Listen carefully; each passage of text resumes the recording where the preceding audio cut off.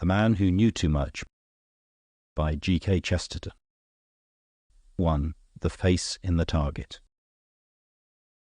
Harold March, the rising reviewer and social critic, abruptly, in the middle of those sunny and windy flats, he came upon a sort of cleft, almost narrow enough to be called a crack in the land. It was just large enough to be the watercourse for a small stream which vanished at intervals under green tunnels of undergrowth, as if in a dwarfish forest. Indeed, he had an odd feeling, as if he were a giant looking over the valley of the pygmies. When he dropped into the hollow, however, the impression was lost. The rocky banks, though hardly above the height of a cottage, hung over and had the profile of a precipice. As he began to wander down the course of the stream in idle but romantic curiosity, and saw the water shining in short strips between the great grey boulders and bushes as soft as great green mosses, he fell into quite an opposite vein of fantasy. It was rather as if the earth had opened and swallowed him into a sort of underworld of dreams. And when he became conscious of a human figure dark against the silver stream, sitting on a large boulder and looking rather like a large bird, it was perhaps with some of the premonitions proper to a man who meets the strangest friendship of his life. The man was apparently fishing, or at least was fixed in a fisherman's attitude with more than a fisherman's immobility. March was able to examine the man almost as if he had been a statue for some minutes before the statue spoke. He was a tall, fair man, cadaverous and a little lackadaisical, with heavy eyelids and a high-bridged nose. When his face was shaded with his wide white hat, his light moustache and lithe figure gave him a look of youth. But the Panama lay on the moss beside him, and the spectator could see that his brow was prematurely bald, and this, combined with a certain hollowness about the eyes, had an air of headwork or even headache. But the most curious thing about him, realized after a short scrutiny, was that, though he looked like a fisherman, he was not fishing. He was holding, instead of a rod, something that might have been a landing net which some fishermen use, but which was much more like the ordinary toy net which children carry and which they generally use indifferently for shrimps or butterflies. He was dipping this into the water at intervals, gravely regarding its harvest of weed or mud and emptying it out again.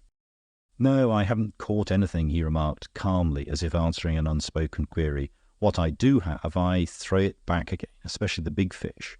But some of the little beasts interest me when I get 'em." "A scientific interest, I suppose," observed March. "Of a rather amateurish sort, I fear," answered the strange fisherman. "I have a sort of hobby about what they call phenomena of phosphorescence. But it would be rather awkward to go about in society carrying stinking fish." "I suppose it would," said March with a smile. "Rather odd to enter a drawing-room carrying a large luminous cod," continued the stranger in his listless way. "How quaint it would be if one could carry it about like a lantern, or have little sprats for candles. Some of the sea beasts would really be very pretty, like lampshades, the blue sea snail that glitters all over like starlight, and some of the red starfish really shine like red stars. But actually I'm not looking for them here." March thought of asking him what he was looking for, but, feeling unequal to a technical discussion, at least as deep as the deep-sea fishes, he returned to more ordinary topics. "Delightful sort of hole this is," he said, "this little dell and river here. It's like those places Stevenson talks about where something ought to happen." "I know," answered the other. "I think it's because the place itself, so to speak, seems to happen and not merely to exist. Perhaps that's what old Picasso and some of the Cubists are trying to express by angles and jagged lines. Look at that wall, like low cliffs that juts forward just at right angles to the slope of turf sweeping up to it. That's like a silent collision. It's like a breaker or the backwash of a wave." March looked at the low-browed crag overhanging the green slope and nodded. He was interested in a man who turned so easily from the technicalities of science to those of art, and asked him if he admired the new angular artists. "As I feel it, the Cubists are not Cubist enough," replied the stranger. "I mean, they're not thick enough. By making things mathematical, they make them thin. Take the living lines out of that landscape, simplify it to a right angle, and you flatten it out to a mere diagram on paper. Diagrams have their own beauty, but it is of just the other sort. They stand for the unalterable things, the calm, eternal, mathematical sort of truths, what somebody calls the white radiance of—" He stopped, and before the next word came, something had happened almost too quickly and completely to be realized. From behind the overhanging rock came a noise and rush like that of a railway train, and a great motor car appeared. It topped the crest of the cliff, black against the sun like a battle chariot rushing to destruction in some wild epic. March automatically put out his hand in one futile gesture, as if to catch a falling teacup in a drawing-room. For the fraction of a flash it seemed to leave the ledge of rock like a flying ship. Then the very sky seemed to turn over like a wheel, and it lay a ruin amid the tall grasses below, a line of grey smoke going up slowly from it into the silent air. A little lower, the figure of a man with grey hair tumbled down the steep green slope, his limbs lying all at random, and his face turned away. The eccentric fisherman dropped his net and walked swiftly toward the spot, his new acquaintance following him. As they drew near, there seemed a sort of monstrous irony in the fact that the dead machine was still throbbing and thundering as busily as a factory, while the man lay so still. He was unquestionably dead. The blood flowed in the grass from a hopelessly fatal fracture at the back of the skull. But the face, which was turned to the sun, was uninjured and strangely arresting in itself. It was one of those cases of a strange face so unmistakable as to feel familiar. We feel somehow that we ought to recognize it, even though we do not. It was of the broad, square sort, with great jaws, almost like that of a highly intellectual ape. The wide mouth shut so tight as to be traced by a mere line, the nose short, with the sort of nostrils that seemed to gape with an appetite for the air. The oddest thing about the face was that one of the eyebrows was cocked up at a much sharper angle than the other. March thought he had never seen a face so naturally alive as that dead one, and its ugly energy seemed all the stranger for its halo of hoary hair. Some papers lay half fallen out of the pocket, and from among them March extracted a card case. He read the name on the card aloud. Sir Humphrey Turnbull. I'm sure I've heard that name somewhere. His companion only gave a sort of little sigh and was silent for a moment as if ruminating. Then he merely said, "The poor fellow is quite gone," and added some scientific terms in which his auditor once more found himself out of his depth. "As things are," continued the same curiously well-informed person, "it will be more legal for us to leave the body as it is until the police are informed. In fact, I think it will be well if nobody except the police is informed. Don't be surprised if I seem to be keeping it dark from some of our neighbours round here." Then, as if prompted to regularize his rather abrupt confidence, he said, "I've come down to see my cousin at Torwood. My name is Horne Fisher. Might be a pun on my pottering about here, mightn't it?" "Is Sir Howard Horne your cousin?" asked March. "I'm going to Torwood Park to see him myself. Only about his public work, of course, and the wonderful stand he is making for his principles. I think this budget is the greatest thing in English history. If it fails, it will be the most heroic failure in English history. Are you an admirer of your great kinsman, Mr. Fisher?" "Rather," said Mr. Fisher. "He's the best shot I know." Then, as if sincerely repentant of his nonchalance, he added with a sort of enthusiasm, "No, but really he's a beautiful shot." As if fired by his own words, he took a sort of leap at the ledges of the rock above him, and scaled them with a sudden agility in startling contrast to his general lassitude. He had stood for some seconds on the headland above, with his aquiline profile under the Panama hat relieved against the sky, and peering over the countryside, before his companion had collected himself sufficiently to scramble up after him. The level above was a stretch of common turf on which the tracks of the fated car were ploughed plainly enough. But the brink of it was broken as with rocky teeth. Broken boulders of all shapes and sizes lay near the edge.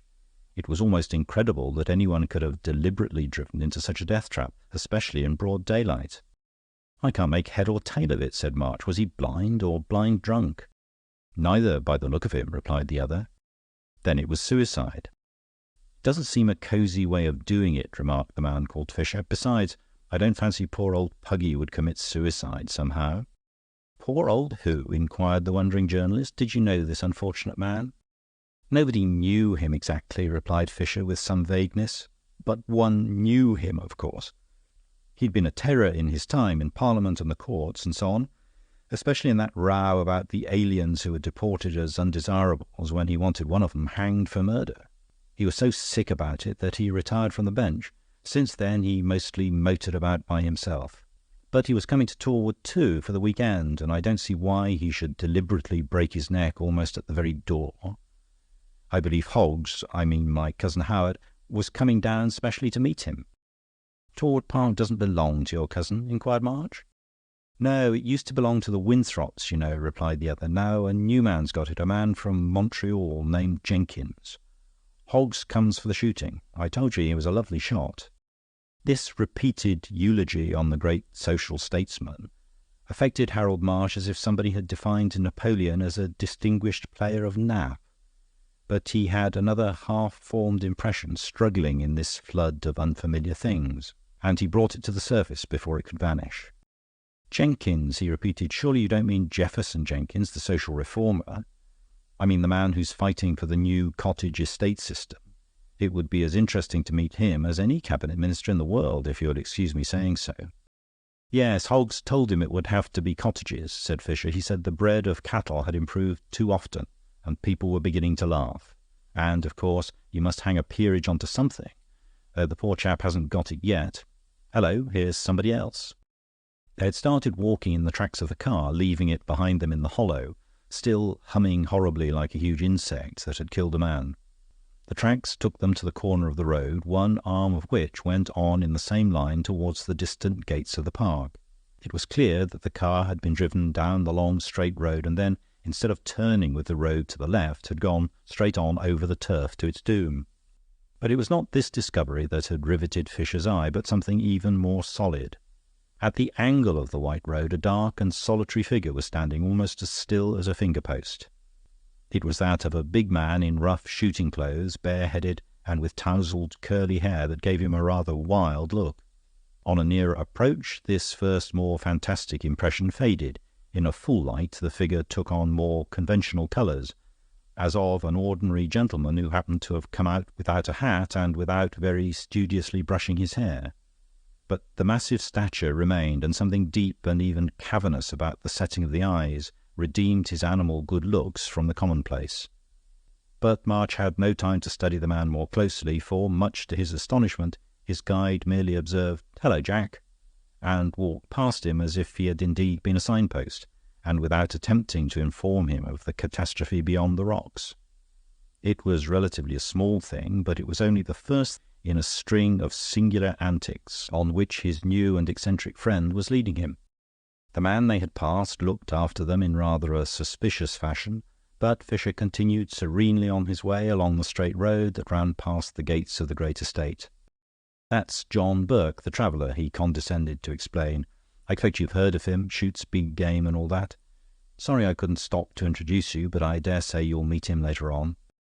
"I know his book, of course," said March with renewed interest. "That is certainly a fine piece of description about their being only conscious of the closeness of the elephant when the colossal head blocked out the moon." "Yes, young Halkett writes jolly well, I think." "What, didn't you know Halkett wrote Burke's books for him? Burke can't use anything except a gun, and you can't write with that." "Oh, he's genuine enough in his way, as brave as a lion, or a good deal braver by all accounts." "You seem to know all about him," observed March with a rather bewildered laugh, "and about a good many other people." Fisher's bald brow became abruptly corrugated, and a curious expression came into his eyes. "I know too much," he said. "That's what's the matter with me. That's what's the matter with all of us, and the whole show. We know too much about one another, too much about ourselves. That's why I'm really interested just now about one thing that I don't know." "And that is?" inquired the other. "Why that poor fellow is dead." They had walked along the straight road for nearly a mile, conversing at intervals in this fashion, and March had a singular sense of the whole world being turned inside out. Mr. Horne Fisher did not especially abuse his friends and relatives in fashionable society. Of some of them he spoke with affection, but they seemed to be an entirely new set of men and women who happened to have the same nerves as the men and women mentioned most often in the newspapers. Yet no fury of revolt could have seemed to him more utterly revolutionary than this cold familiarity. It was like daylight on the other side of stage scenery. They reached the great lodge gates of the park, and, to March's surprise, passed them and continued along the interminable white straight road. But he was himself too early for his appointment with Sir Howard, and was not disinclined to see the end of his new friend's experiment, whatever it might be. They had long left the moorland behind them, and half the white road was grey in the great shadow of the tallwood pine forests, themselves like grey bars shuttered against the sunshine, and within, amid that clear noon, manufacturing their own midnight. Soon, however, rifts began to appear in them like gleams of coloured windows. The trees thinned and fell away as the road went forward, showing the wild, irregular copses in which, as Fisher said, the house party had been blazing away all day. And about 200 yards farther on they came to the first turn of the road. At the corner stood a sort of decayed inn with the dingy sign of The Grapes. The signboard was dark and indecipherable by now, and hung back against the sky and the grey moorland beyond, about as inviting as a gallows. March remarked that it looked like a tavern for vinegar instead of wine. "A good phrase," said Fisher, "and so it would be if you were silly enough to drink wine in it, but the beer is very good, and so is the brandy."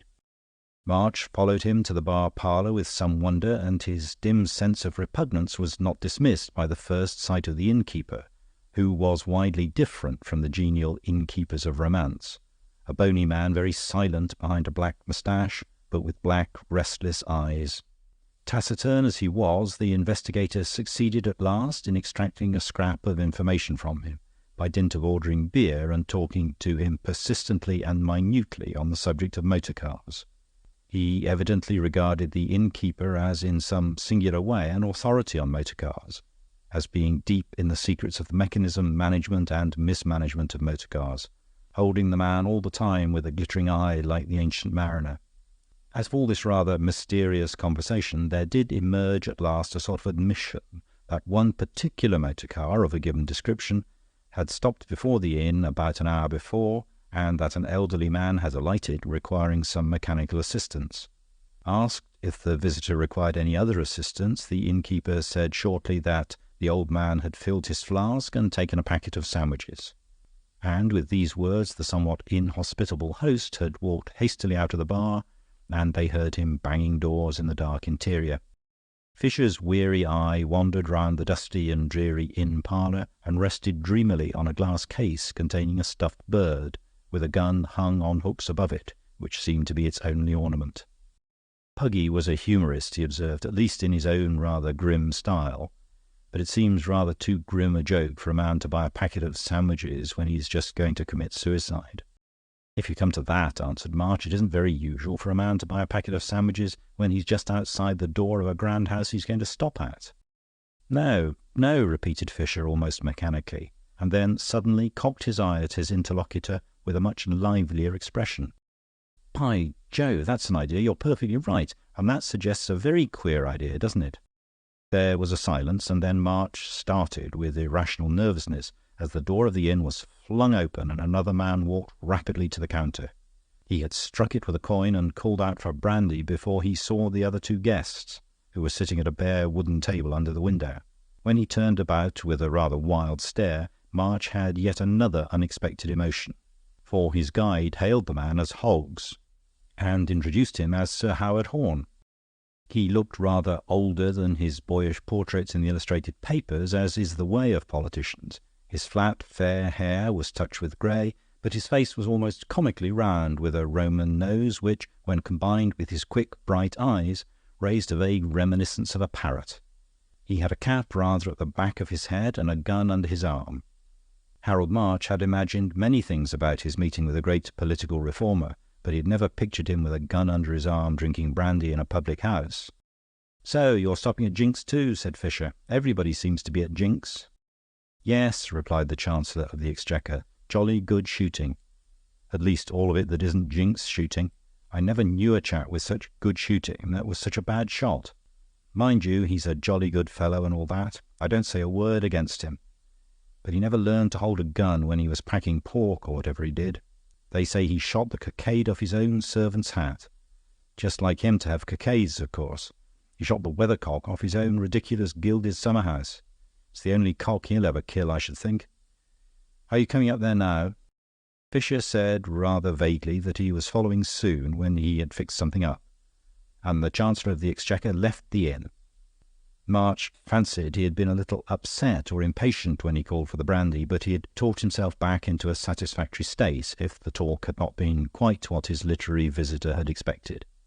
Fisher, a few minutes afterward, slowly led the way out of the tavern and stood in the middle of the road, looking down in the direction from which they had travelled. Then he walked back about 200 yards in that direction and stood still again. "I should think this is about the place," he said. "What place?" asked his companion. "The place where the poor fellow was killed," said Fisher sadly. "What do you mean?" demanded March. "He was smashed up on the rocks 1.5 miles from here." "No, he wasn't," replied Fisher. "He didn't fall on the rocks at all. Didn't you notice that he only fell on the slope of soft grass underneath? But I saw that he had a bullet in him already." Then, after a pause, he added, "He was alive at the inn, but he was dead long before he came to the rocks. So he was shot as he drove his car down this strip of straight road, and I should think somewhere about here. After that, of course, the car went straight on with nobody to stop or turn it. It's really a very cunning dodge in its way, for the body would be found far away, and most people would say, as you do, that it was an accident to a motorist. The murderer must have been a clever brute." "But wouldn't the shot be heard at the inn or somewhere?" asked March. "It would be heard, but it would not be noticed. That," continued the investigator, "is where he was clever again. Shooting was going on all over the place all day. Very likely he timed his shot so as to drown it in a number of others. Certainly he was a first-class criminal, and he was something else as well." "What do you mean?" asked his companion, with a creepy premonition of something coming, he knew not why. "He was a first-class shot," said Fisher. He had turned his back abruptly and was walking down a narrow, grassy lane, little more than a cart-track, which lay opposite the inn and marked the end of the great estate and the beginning of the open moors. March plodded after him with the same idle perseverance, and found him staring through a gap in giant weeds and thorns at the flat face of a painted paling. From behind the paling rose the great grey columns of a row of poplars, which filled the heavens above them with dark green shadow, and shook faintly in a wind which had sunk slowly into a breeze. The afternoon was already deepening into evening, and the titanic shadows of the poplars lengthened over a third of the landscape. "Are you a first-class criminal?" asked Fisher in a friendly tone. "I'm afraid I'm not, but I think I can manage to be a sort of fourth-rate burglar." And before his companion could reply, he managed to swing himself up and over the fence. March followed without much bodily effort, but with considerable mental disturbance. The poplars grew so close against the fence that they had some difficulty in slipping past them, and beyond the poplars they could see only a high hedge of laurel, green and lustrous in the level sun. Something in this limitation by a series of living walls made him feel as if he were really entering a shattered house instead of an open field. It was as if he came in by a disused door or window and found the way blocked by furniture. When they had circumvented the laurel hedge, they came out on a sort of terrace of turf, which fell by one green step to an oblong lawn like a bowling green. Beyond this was the only building in sight, a low conservatory, which seemed far away from anywhere, like a glass cottage standing in its own fields in fairyland. Fisher knew that lonely look of the outlying parts of a great house well enough. He realized that it is more of a satire on aristocracy than if it were choked with weeds and littered with ruins. For it is not neglected, and yet it is deserted. At any rate, it is disused. It is regularly swept and garnished for a master who never comes. Looking over the lawn, however, he saw one object which he had not apparently expected. It was a sort of tripod supporting a large disc like the round top of a table tipped sideways, and it was not until they had dropped onto the lawn and walked across to look at it that March realized that it was a target. It was worn and weather-stained. The gay colours of its concentric rings were faded. Possibly it had been set up in those far-off Victorian days when there was a fashion for archery. March had one of his vague visions of ladies in cloudy crinolines and gentlemen in outlandish hats and whiskers, revisiting that lost garden like ghosts. Fisher, who was peering more closely at the target, startled him by an explanation. "Hello," he said, "somebody's been peppering this thing with shot, after all, and quite lately, too. Why, I believe old Jink's been trying to improve his bad shooting here." "Yes, and it looks as if it still wanted improving," answered March, laughing. "Not one of these shots is anywhere near the bull's-eye. They seem just scattered about in the wildest way." "In the wildest way," repeated Fisher, still peering intently at the target. He seemed merely to assent, but March fancied his eye was shining under its sleepy lid, and that he straightened his stooping figure with a strange effort. "Excuse me a moment," he said, feeling in his pockets. "I think I've got some of my chemicals, and after that we'll go up to the house." And he stooped again over the target, putting something with his finger over each of the shot holes. So far as March could see, merely a dull grey smear. Then they went through the gathering twilight, up the long green avenues to the great house. Here again, however, the eccentric investigator did not enter by the front door. He walked round the house until he found a window open, and, leaping into it, introduced his friend to what appeared to be the gun-room. Rows of the regular instruments for bringing down birds stood against the wall, but across a table in the window lay one or two weapons of heavier and more formidable pattern. "Hello, these are Burke's big game rifles," said Fisher. "I never knew he kept them here." He lifted one of them, examined it briefly, and put it down again, frowning heavily. Almost as he did so, a strange young man came hurriedly into the room. He was dark and sturdy, with a bumpy forehead and a bulldog jaw, and he spoke with a curt apology. "I left Major Burke's guns here," he said, "and he wants them packed up. He's going away tonight." And he carried off the two rifles without casting a glance at the stranger. Through the open window they could see his short, dark figure walking away across the glimmering garden. Fisher got out of the window again and stood looking after him. "That's Halkett, whom I told you about," he said. "I knew he was a sort of secretary and had to do with Burke's papers, but I never knew he had anything to do with his guns. But he's just the sort of silent, sensible little devil who might be very good at anything, the sort of man you know for years before you find he's a chess champion." He had begun to walk in the direction of the disappearing secretary, and they soon came within sight of the rest of the house party, talking and laughing on the lawn. They could see the tall figure and loose mane of the lion hunter dominating the little group. "By the way," observed Fisher, "when we were talking about Burke and Halkett, I said that a man couldn't very well write with a gun. Well, I'm not so sure now. Did you ever hear of an artist so clever that he could draw with a gun? There's a wonderful chap loose about here." Sir Howard hailed Fisher and his friend the journalist with almost boisterous amiability.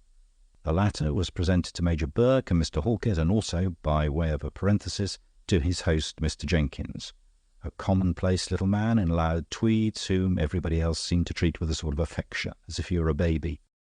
The irrepressible Chancellor of the Exchequer was still talking about the birds he'd brought down, the birds that Burke and Halkett had brought down, and the birds that Jenkins, their host, had failed to bring down. It seemed to be a sort of sociable monomania. "You and your big game," he ejaculated aggressively to Burke. "Why, anybody could shoot big game. You want to be a shot to shoot small game." "Quite so," interposed Horne Fisher. "Now, if only a hippopotamus could fly up in the air out of that bush, or you preserved flying elephants on the estate, why, then—" "Why, even Jink might hit that sort of a bird," cried Sir Howard, hilariously slapping his host on the back. "Even he might hit a haystack or a hippopotamus." "Look here, you fellows," said Fisher. "I want you to come along with me for a minute and shoot at something else. Not a hippopotamus. Another kind of queer animal I found on the estate. It's an animal with 3 legs and 1 eye, and it's all the colours of the rainbow." "What the deuce are you talking about?" asked Burke. "Come along and see," replied Fisher cheerfully. Such people seldom reject anything nonsensical, for they're always seeking for something new. They gravely rearmed themselves from the gun-room and trooped along at the tail of their guide, Sir Howard only pausing in a sort of ecstasy to point out the celebrated gilt summer-house on which the gilt weathercock still stood crooked. It was dusk, turning to dark, by the time they reached the remote green by the poplars and accepted the new and aimless game of shooting at the old mark. The last light seemed to fade from the lawn, and the poplars against the sunset were like great plumes upon a purple hearse, when the futile procession finally curved round and came out in front of the target.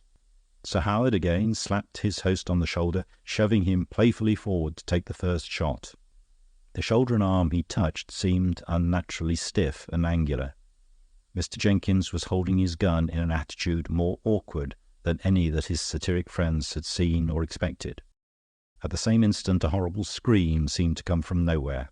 It was so unnatural and so unsuited to the scene that it might have been made by some inhuman thing flying on wings above them, or eavesdropping in the dark woods beyond. But Fisher knew that it had started and stopped on the pale lips of Jefferson Jenkins of Montreal, and no one at that moment, catching sight of Jefferson Jenkins' face, would have complained that it was commonplace.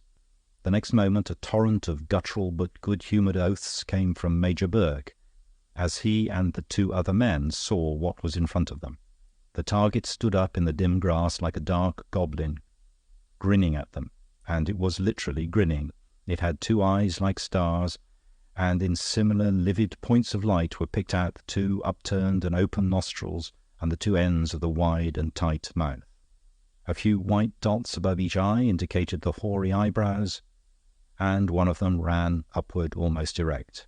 It was a brilliant caricature done in bright dotted lines, and March knew of whom. It shone in the shadowy grass, smeared with sea fire, as if one of the submarine monsters had crawled into the twilight garden. But it had the head of a dead man. "It's only luminous paint," said Burke. "Old Fisher's been having a joke with that phosphorescent stuff of his." "Seems to be meant for old Puggy," observed Sir Howard. "Hits him off very well." With that they all laughed, except Jenkins. When they had all done, he made a noise like the first effort of an animal to laugh, and Horne Fisher suddenly strode across to him and said, "Mr. Jenkins, I must speak to you at once, in private." It was by the little watercourse in the moors, on the slopes under the hanging rock, that March met his new friend Fisher by appointment, shortly after the ugly and almost grotesque scene that had broken up the group in the garden. "It was a monkey trick of mine," observed Fisher, gloomily, putting phosphorus on the target. "But the only chance to make him jump was to give him the horrors suddenly, and when he saw the face he had shot at shining on the target he practised on, all lit up with an infernal light, he did jump. Quite enough for my own intellectual satisfaction." "I'm afraid I don't quite understand, even now," said March, "exactly what he did, or why he did it."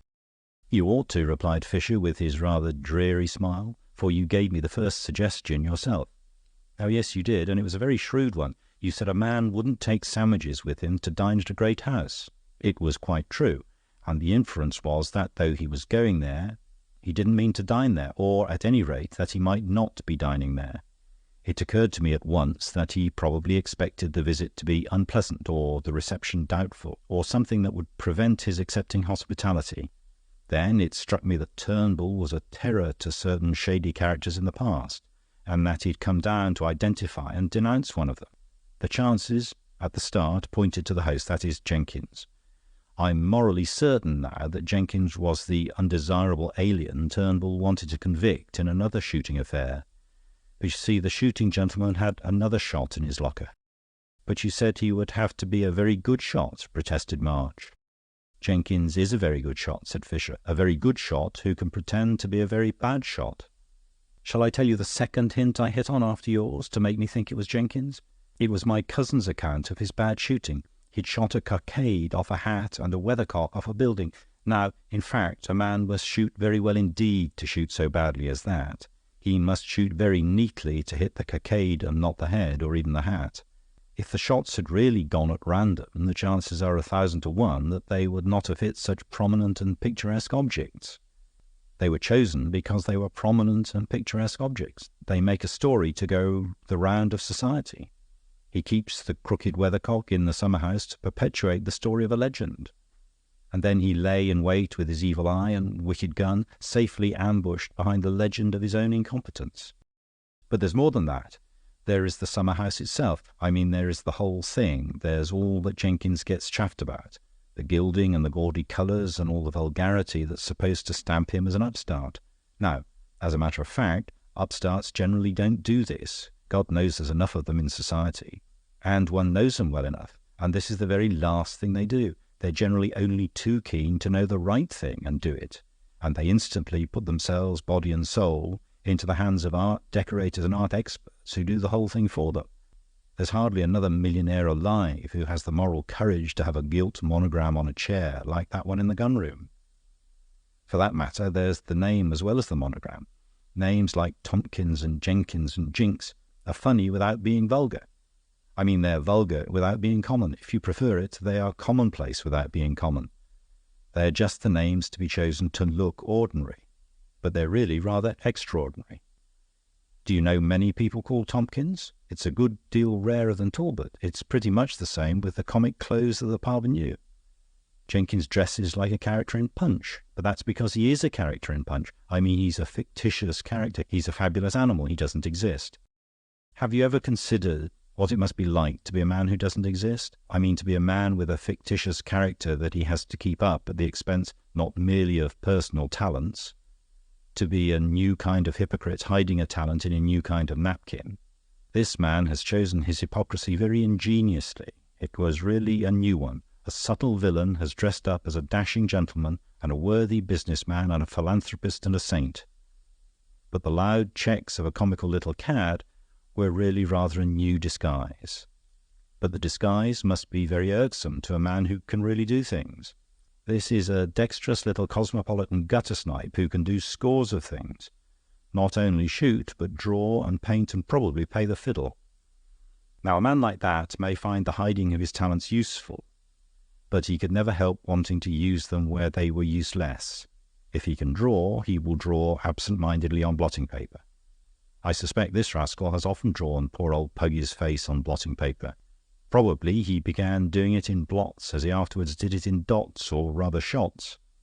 It was the same sort of thing. He found a disused target in a deserted yard and couldn't resist indulging in a little secret shooting, like secret drinking. You thought the shots all scattered and irregular, and so they were, but not accidental. No two distances were alike, but the different points were exactly where he wanted to put them, as nothing needs so much mathematical precision as a wild caricature.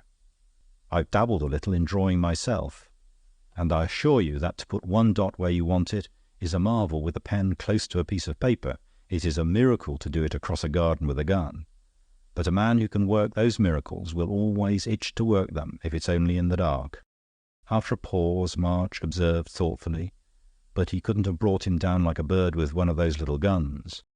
"No, that was why I went into the gun-room," replied Fisher. "He did it with one of Burke's rifles, and Burke thought he knew the sound of it. That's why he rushed out without a hat, looking so wild. He saw nothing but a car passing quickly, which he followed for a little way, and then concluded he'd made a mistake."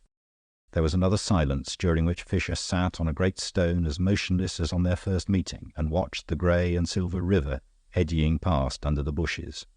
Then March said abruptly, "Of course he knows the truth now." "Nobody knows the truth but you and I," answered Fisher with a certain softening in his voice, "and I don't think you and I will ever quarrel." "What do you mean?" asked March in an altered accent. "What have you done about it?" Horne Fisher continued to gaze steadily at the eddying stream.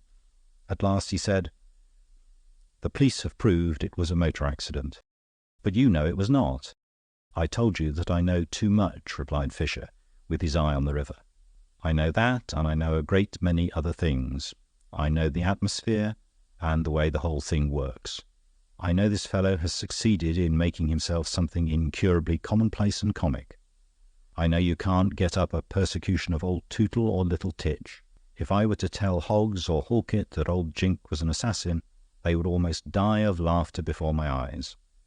Oh, I don't say their laughter's quite innocent, though it's genuine in its way. They want old Jink, and they couldn't do without him. I don't say I'm quite innocent. I like Hoggs. I don't want him to be down and out, and he'd be done for if Jink can't pay for his coronet. They were devilish near the line at the last election. But the only real objection to it is that it's impossible. Nobody would believe it. It's not in the picture. The crooked weathercock would always turn it into a joke." "Don't you think this is infamous?" asked March quietly. "I think a good many things," replied the other. "If you people ever happen to blow the whole tangle of society to hell with dynamite, I don't know that the human race will be much the worse. But don't be too hard on me merely because I know what society is. That's why I moon away my time over things like stinking fish." There was a pause as he settled himself down again by the stream, and then he added, "I told you before I had to throw back the big fish." Chapter 2. The Vanishing Prince.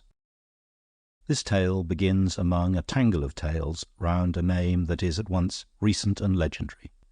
The name is that of Michael O'Neill, popularly called Prince Michael, partly because he claimed descent from ancient Fenian princes, and partly because he was credited with a plan to make himself Prince President of Ireland, as the last Napoleon did of France. He was undoubtedly a gentleman of honourable pedigree and of many accomplishments, but two of his accomplishments emerged from all the rest. He had a talent for appearing when he was not wanted, and a talent for disappearing when he was wanted, especially when he was wanted by the police. It may be added that his disappearances were more dangerous than his appearances.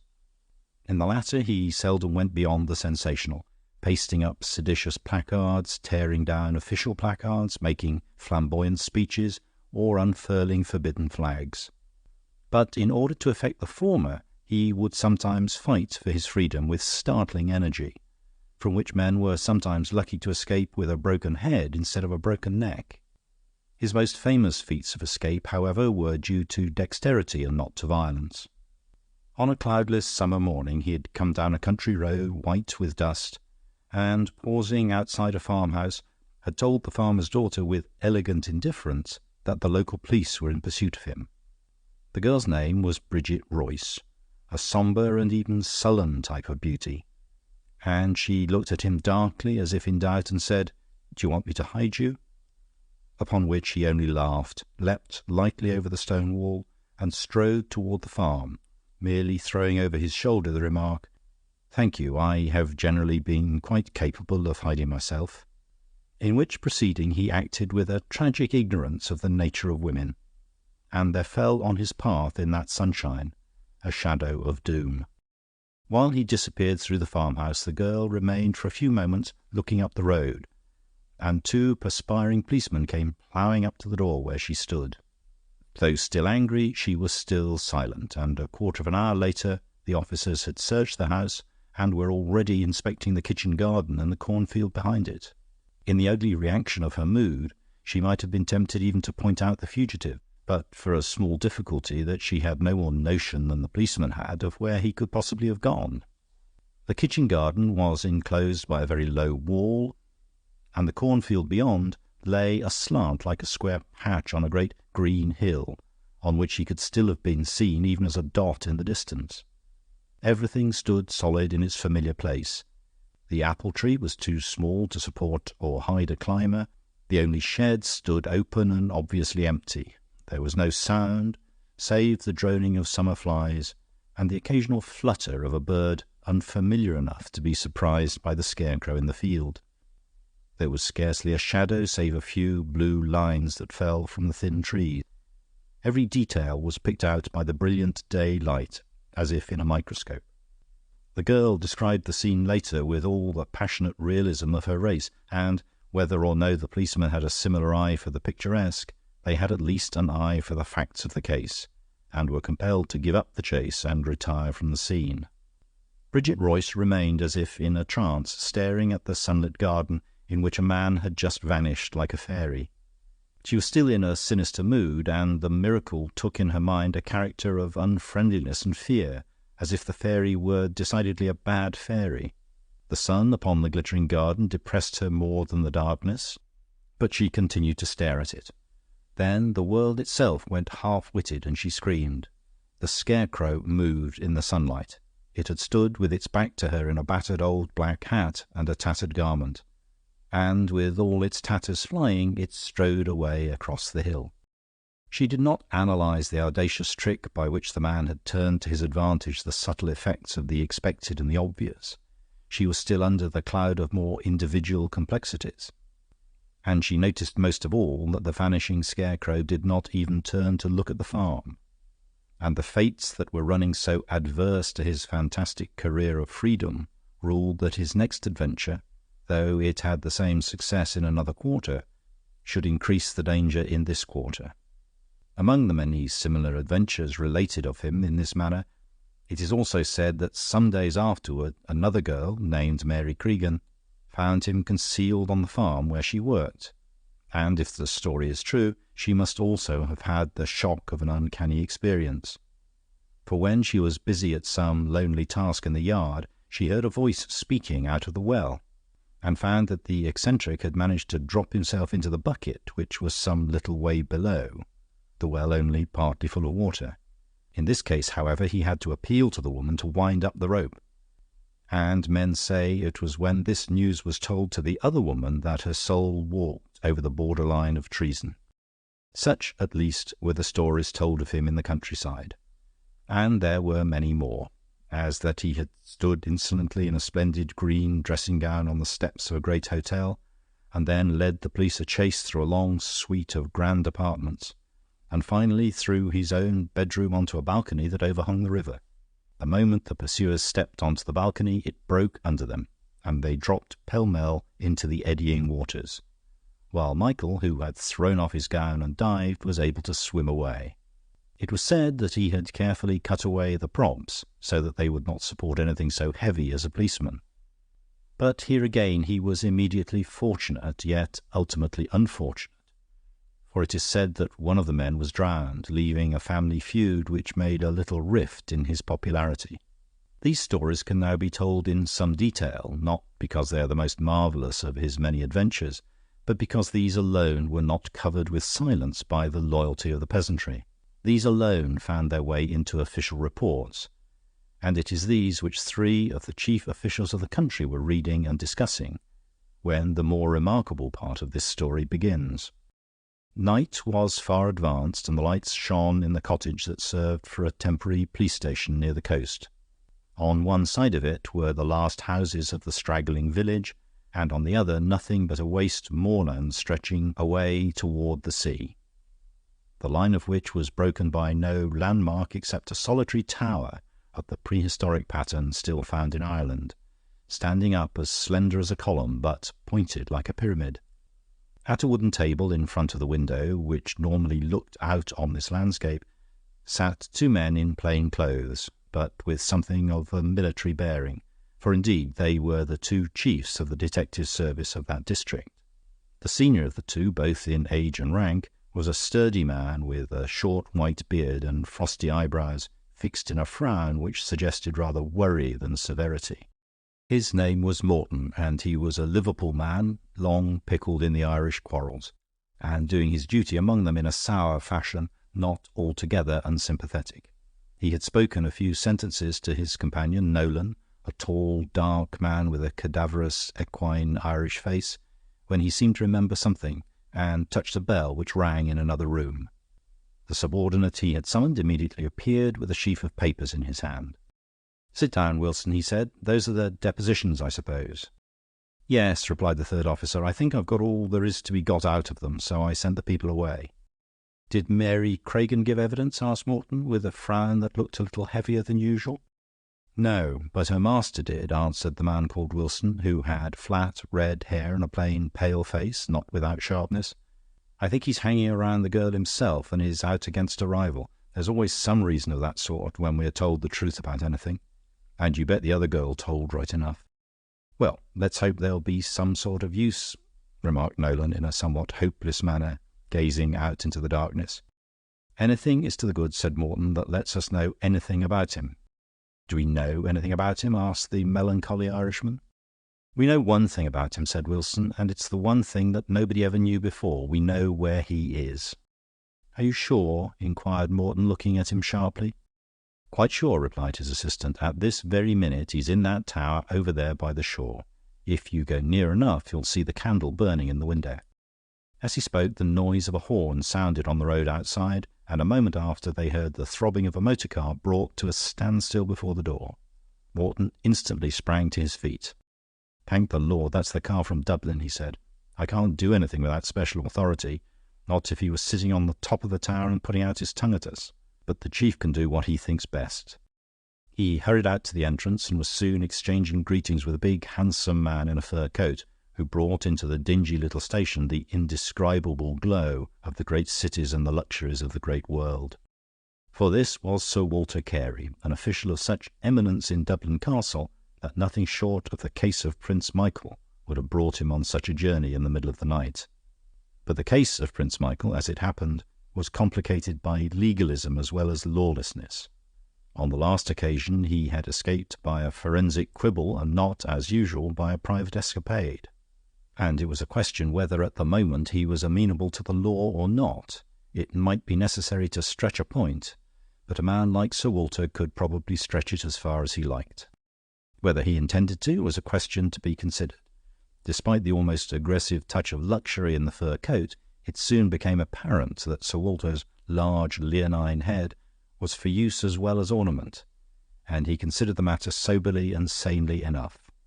5 chairs were set round the plain deal table. for who should Sir Walter bring with him but his young relative and secretary, Horne Fisher? Sir Walter listened with grave attention, and his secretary with polite boredom, to the string of episodes by which the police had traced the flying rebel from the steps of the hotel to the solitary tower beside the sea. There, at least, he was cornered between the Moors and the breakers, and the scout sent by Wilson reported him as writing under a solitary candle, perhaps composing another of his tremendous proclamations. Indeed, it would have been typical of him to choose it as the place in which finally to turn to bay. He had some remote claim on it, as on a family castle, and those who knew him thought him capable of imitating the primitive Irish chieftains who fell fighting against the sea. "I saw some queer-looking people leaving as I came in," said Sir Walter Carey. "I suppose they were your witnesses, but why do they turn up here at this time of night?" Morton smiled grimly. "They come here by night because they would be dead men if they came here by day. They are criminals committing a crime that is more horrible here than theft or murder." "What crime do you mean?" asked the other with some curiosity. "They're helping the law," said Morton.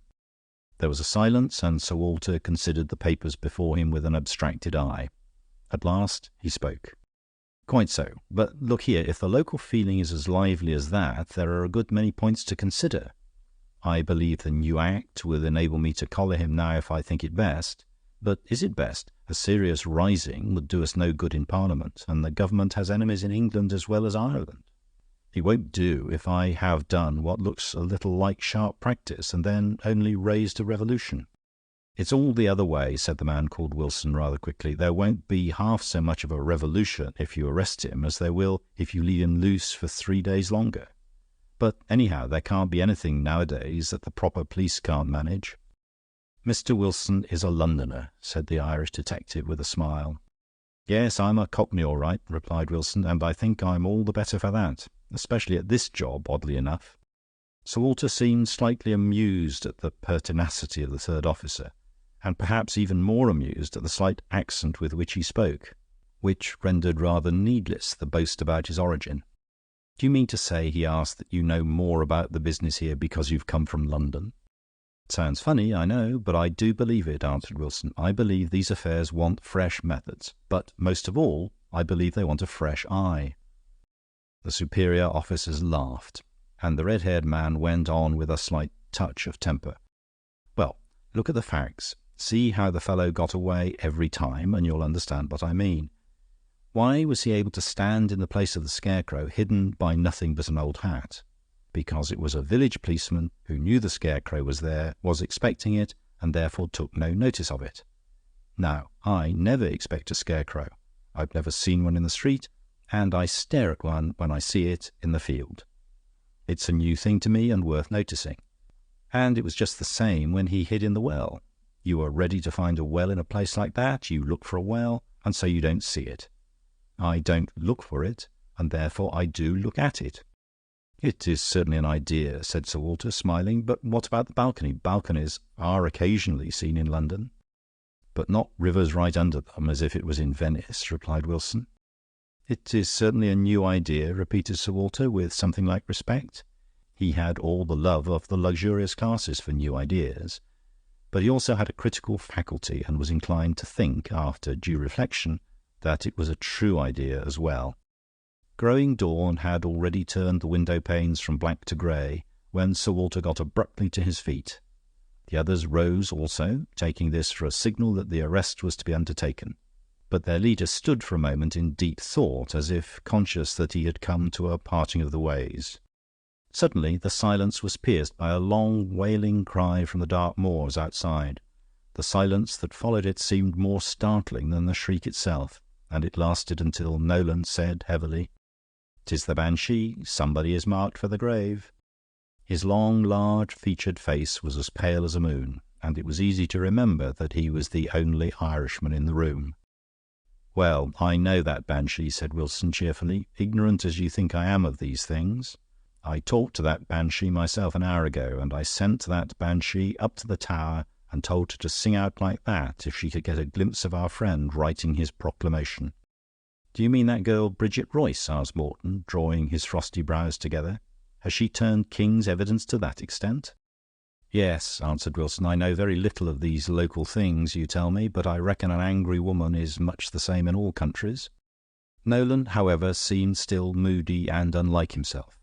"It's an ugly noise and an ugly business altogether," he said. "If it's really the end of Prince Michael, it may well be the end of other things as well. When the spirit is on him, he would escape by a ladder of dead men and wade through the sea if it were made of blood."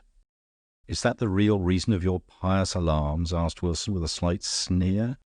The Irishman's face blackened with a new passion. "I've faced as many murders in County Clare as you ever fought with in Clapham Junction, Mr. Cockney," he said.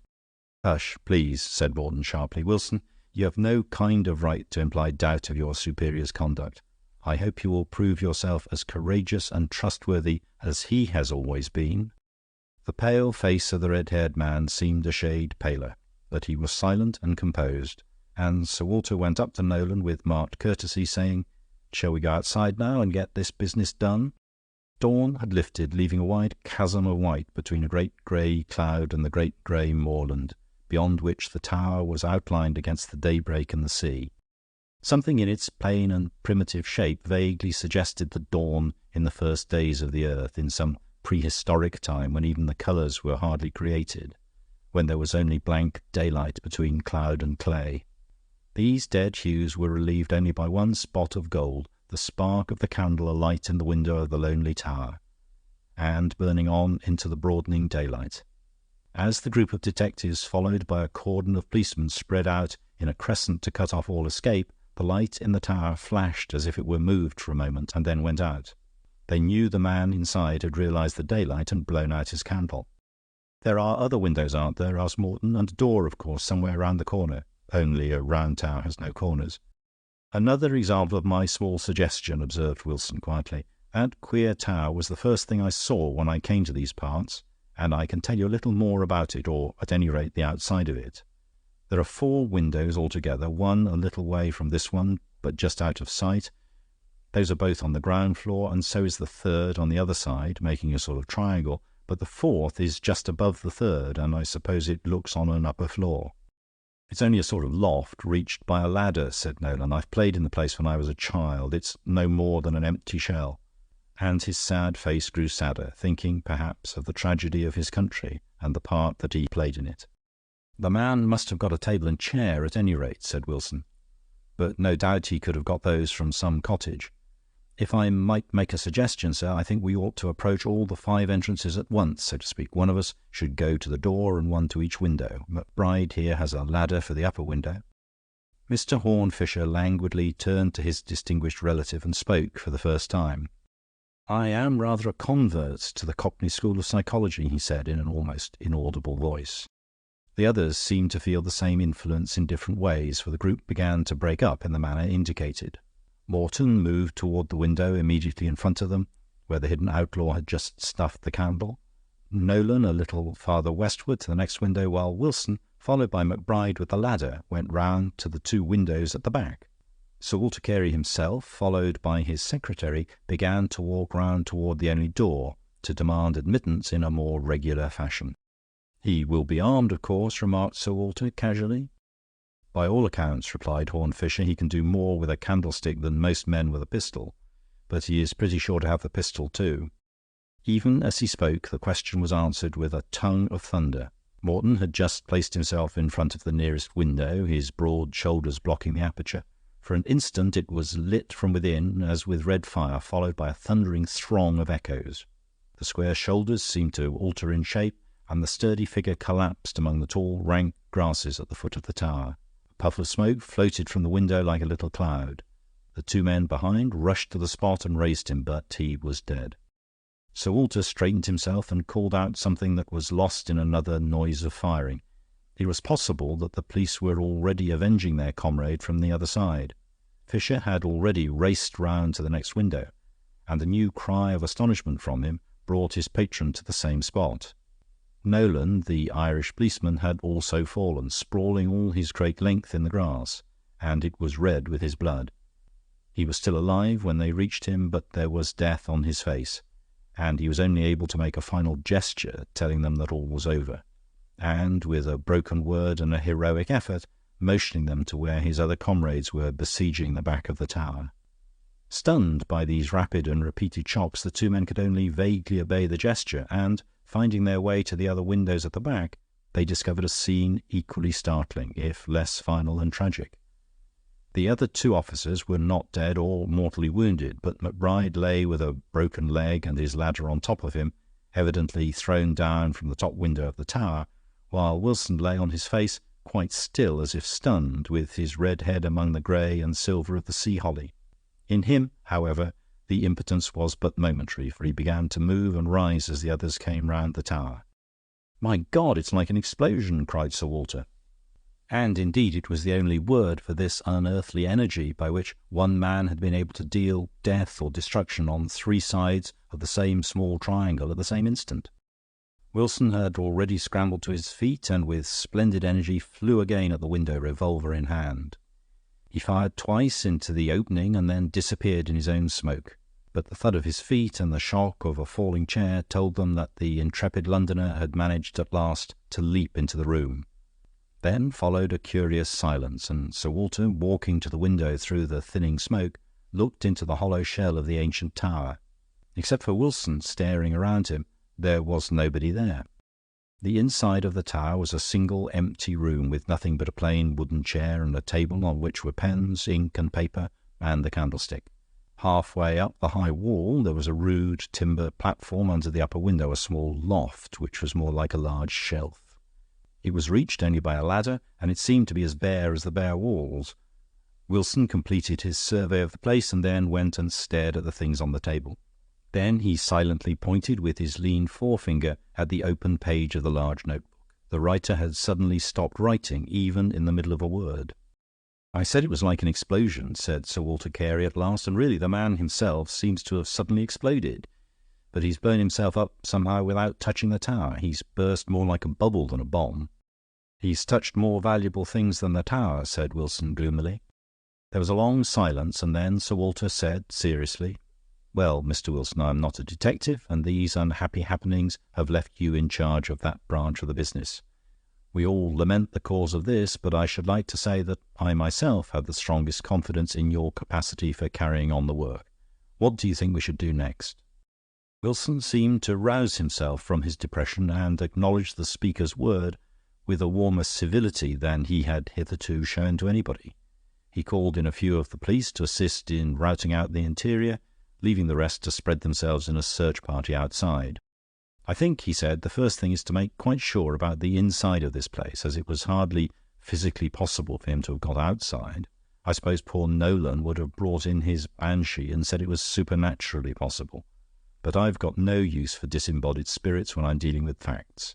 And the facts before me are an empty tower with a ladder, a chair, and a table."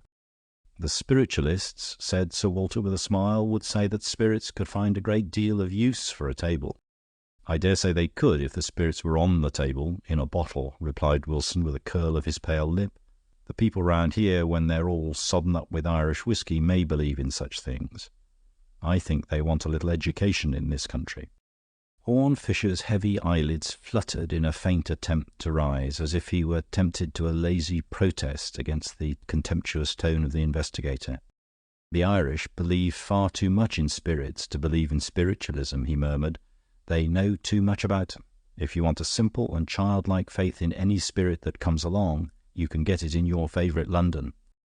"I don't want to get it anywhere," said Wilson shortly. "I say I'm dealing with much simpler things than your simple faith, with a table and a chair and a ladder. Now, what I want to say about them at the start is this. They are all three made roughly enough of plain wood, but the table and the chair are fairly new and comparatively clean. The ladder is covered with dust, and there is a cobweb under the top rung of it. That means that he borrowed the first two quite recently, from some cottage, as we supposed, but the ladder has been a long time in this rotten old dustbin. Probably it was part of the original furniture, an heirloom in this magnificent palace of the Irish kings." Again Fisher looked at him under his eyelids, but seemed too sleepy to speak, and Wilson went on with his argument. "Now, it's quite clear that something very odd has just happened in this place. The chances are 10 to 1, it seems to me, that it has something specially to do with this place. Probably he came here because he could do it only here. Doesn't seem very inviting otherwise. But the man knew it of old. They say it belonged to his family, so that, altogether, I think, everything points to something in the construction of the tower itself." "Your reasoning seems to me excellent," said Sir Walter, who was listening attentively. "But what could it be?" "You see now what I mean about the ladder," went on the detective. "It's the only old piece of furniture here, and the first thing that caught that Cockney eye of mine. But there is something else. That loft up there is a sort of lumber room without any lumber. So far as I can see, it's as empty as everything else. And as things are, I don't see the use of the ladder leading to it. It seems to me, as I can't find anything unusual down here, that it might pay us to look up there." He got briskly off the table on which he was sitting, for the only chair was allocated to Sir Walter, and ran rapidly up the ladder to the platform above. He was soon followed by the others, Mr. Fisher going last, however, with an appearance of considerable nonchalance. At this stage, however, they were destined to disappointment. Wilson nosed in every corner like a terrier and examined the roof almost in the posture of a fly. But half an hour afterward they had to confess that they were still without a clue. Sir Walter's private secretary seemed more and more threatened with inappropriate slumber, and, having been the last to climb up the ladder, seemed now to lack the energy even to climb down again. "Come along, Fisher," called out Sir Walter from below, when the others had regained the floor. "We must consider whether we'll pull the whole place to pieces to see what it's made of." "I'm coming in a minute," said the voice from the ledge above their heads, a voice somewhat suggestive of an articulate yawn. "What are you waiting for?" asked Sir Walter impatiently. "Can you see anything there?" "Well, yes, in a way," replied the voice vaguely. "In fact, I see it quite plain now." "What is it?" asked Wilson sharply from the table on which he sat kicking his heels restlessly. "Well, it's a man," said Horne Fisher. Wilson bounded off the table as if he'd been kicked off it. "What do you mean?" he cried. "How can you possibly see a man?" "I can see him through the window," replied the secretary mildly. "I see him coming across the moor. He's making a bee-line across the open country toward this tower. He evidently means to pay us a visit, and, considering who it seems to be, perhaps it would be more polite if we were all at the door to receive him." And in a leisurely manner the secretary came down the ladder. "Who it seems to be?" repeated Sir Walter in astonishment. "Well, I think it's the man you call Prince Michael," observed Mr. Fisher airily. "In fact, I'm sure it is. I've seen the police portraits of him." There was a dead silence, and Sir Walter's usually steady brain seemed to go round like a windmill. "But hang it all," he said at last, "even supposing his own explosion could have thrown him half a mile away, without passing through any of the windows, and left him alive enough for a country walk, even then, why the devil should he walk in this direction? The murderer does not generally revisit the scene of his crime so rapidly as all that." "He doesn't know yet that it is the scene of his crime," answered Horne Fisher. "What on earth do you mean? You credit him with rather singular absence of mind." "Well, the truth is, it isn't the scene of his crime," said Fisher, and went and looked out of the window. There was another silence, and then Sir Walter said quietly, "What sort of notion have you really got in your head, Fisher? Have you developed a new theory about how this fellow escaped out of the ring around him?" "He never escaped at all," answered the man at the window without turning round. "He never escaped out of the ring because he was never inside the ring. He was not in this tower at all, at least not when we were surrounding it." He turned and leaned back against the window, but, in spite of his usual listless manner, they almost fancied that the face in shadow was a little pale. "I began to guess something of the sort when we were some way from the tower," he said. "Did you notice that sort of flash or flicker the candle gave before it was extinguished? I was almost certain it was only the last leap the flame gives when a candle burns itself out. And then I came into this room and I saw that." He pointed at the table, and Sir Walter caught his breath with a sort of curse at his own blindness, for the candle in the candlestick had obviously burned itself away to nothing and left him, mentally at least, very completely in the dark. "Then there is a sort of mathematical question," went on Fisher, leaning back in his limp way and looking up at the bare walls as if tracing imaginary diagrams there. "It's not so easy for a man in the third angle to face the other two at the same moment, especially if they're at the base of an isosceles. I'm sorry if this sounds like a lecture on geometry, but—" "I'm afraid we have no time for it," said Wilson coldly. "If this man is really coming back, I must give my orders at once." "I think I'll go on with it, though," observed Fisher, staring at the roof with insolent serenity. "I must ask you, Mr. Fisher, to let me conduct my inquiry on my own lines," said Wilson firmly. "I am the officer in charge now." "Yes," remarked Horne Fisher softly, but with an accent that somehow chilled the hearer. "Yes, but why?" Sir Walter was staring, for he had never seen his rather lackadaisical young friend look like that before. Fisher was looking at Wilson with lifted lids, and the eyes under them seemed to have shed or lifted a film, as do the eyes of an eagle. "Why are you the officer in charge now?" he asked. "Why can you conduct the inquiry on your own lines now? How did it come about, I wonder, that the elder officers are not here to interfere with anything you do?" Nobody spoke, and nobody can say how soon any one would have collected his wits to speak when a noise came from without. It was the heavy and hollow sound of a blow upon the door of the tower, and to their shaken spirits it sounded strangely like the hammer of doom. The wooden door of the tower moved on its rusty hinges under the hand that struck it, and Prince Michael came into the room. Nobody had the smallest doubt about his identity. His light clothes, though frayed with his adventures, were of fine and almost foppish cut, and he wore a pointed beard or imperial, perhaps as a further reminiscence of Louis Napoleon. But he was a much taller and more graceful man than his prototype. Before anyone could speak, he had silenced everyone for an instant with a slight but splendid gesture of hospitality. "Gentlemen," he said, "this is a poor place now, but you are heartily welcome." Wilson was the first to recover, and he took a stride toward the newcomer.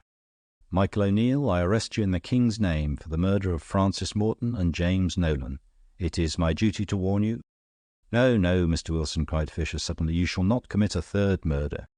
Sir Walter Carey rose from his chair, which fell over with a crash behind him. "What does all this mean?" he called out in an authoritative manner. "It means," said Fisher, "that this man, Hooker Wilson, as soon as he had put his head in at that window, killed his two comrades who had put their heads in at the other windows, by firing across the empty room. That is what it means. And if you want to know, count how many times he is supposed to have fired, and then count the charges left in his revolver." Wilson, who was still sitting on the table, abruptly put a hand out for the weapon that lay beside him. But the next movement was the most unexpected of all, for the prince, standing in the doorway, passed suddenly from the dignity of a statue to the swiftness of an acrobat, and rent the revolver out of the detective's hand. "You dog," he cried, "so you are the type of English truth as I am of Irish tragedy. You who come to kill me, wading through the blood of your brethren. If they had fallen in a feud on the hillside, it would be called murder, and yet your sin might be forgiven you. But I, who am innocent, I was to be slain with ceremony. There would be long speeches and patient judges listening to my vain plea of innocence, noting down my despair and disregarding it. Yes, that is what I call assassination. But killing may be no murder. There is one shot left in this little gun, and I know where it should go." Wilson turned quickly on the table, and even as he turned he twisted in agony, for Michael shot him through the body where he sat, so that he tumbled off the table like lumber. The police rushed to lift him. Sir Walter stood speechless, and then, with a strange and weary gesture, Horne Fisher spoke. "You are indeed a type of the Irish tragedy," he said. "You were entirely in the right, and you have put yourself in the wrong." The prince's face was like marble for a space, then there dawned in his eyes a light not unlike that of despair. He laughed suddenly and flung the smoking pistol on the ground. "I am indeed in the wrong," he said. "I have committed a crime that may justly bring a curse on me and my children." Horne Fisher did not seem entirely satisfied with this very sudden repentance. He kept his eyes on the man and only said in a low voice, "What crime do you mean?" "I have helped English justice," replied Prince Michael. "I have avenged your king's officers. I have done the work of his hangman. For that, truly, I deserve to be hanged." And he turned to the police with a gesture that did not so much surrender to them, but rather command them to arrest him. This was the story that Horne Fisher told to Harold March, the journalist, many years after, in a little but luxurious restaurant near Piccadilly. He had invited March to dinner some time after the affair he called the Face in the Target, and the conversation had naturally turned on that mystery, and afterward on early memories of Fisher's life, and the way in which he was led to study such problems as those of Prince Michael. Horne Fisher was 15 years older. His thin hair had faded to frontal baldness, and his long, thin hands dropped less with affectation and more with fatigue. And he told the story of the Irish adventure of his youth because it recorded the first occasion on which he had ever come in contact with crime, or discovered how darkly and how terribly crime can be entangled with law. Hooker Wilson was the first criminal I ever knew, and he was a policeman, explained Fisher, twirling his wine-glass. And all my life has been a mixed-up business of the sort. He was a man of very real talent and perhaps genius, and well worth studying both as a detective and a criminal. His white face and red hair were typical of him, for he was one of those who are cold and yet on fire for fame. And he could control anger, but not ambition. He swallowed the snubs of his superiors in that first quarrel, though he boiled with resentment. But when he suddenly saw the two heads dark against the dawn and framed in the two windows, he could not miss the chance, not only of revenge, but of the removal of the two obstacles to his promotion. He was a dead shot and counted on silencing both, though proof against him would have been hard in any case. But as a matter of fact, he had a narrow escape in the case of Nolan, who lived just long enough to say Wilson and point. We thought he was summoning help for his comrade, but he was really denouncing his murderer. After that, it was easy to throw down the ladder above him, for a man up a ladder cannot see clearly what is below and behind, and to throw himself on the ground as another victim of the catastrophe. But there was mixed up with his murderous ambition a real belief not only in his own talents, but in his own theories. He did believe in what he called a fresh eye, and he did want scope for fresh methods. There was something in his view, but it failed where such things commonly fail, because the fresh eye cannot see the unseen. It is true about the ladder and the scarecrow, but not about the life and the soul, and he made a bad mistake about what a man like Michael would do when he heard a woman scream. All Michael's very vanity and vainglory made him rush out at once. He would have walked into Dublin Castle for a lady's glove. Call it his pose or what you will, but he would have done it. What happened when he met her is another story, and one we may never know. But from tales I've heard since, they must have been reconciled.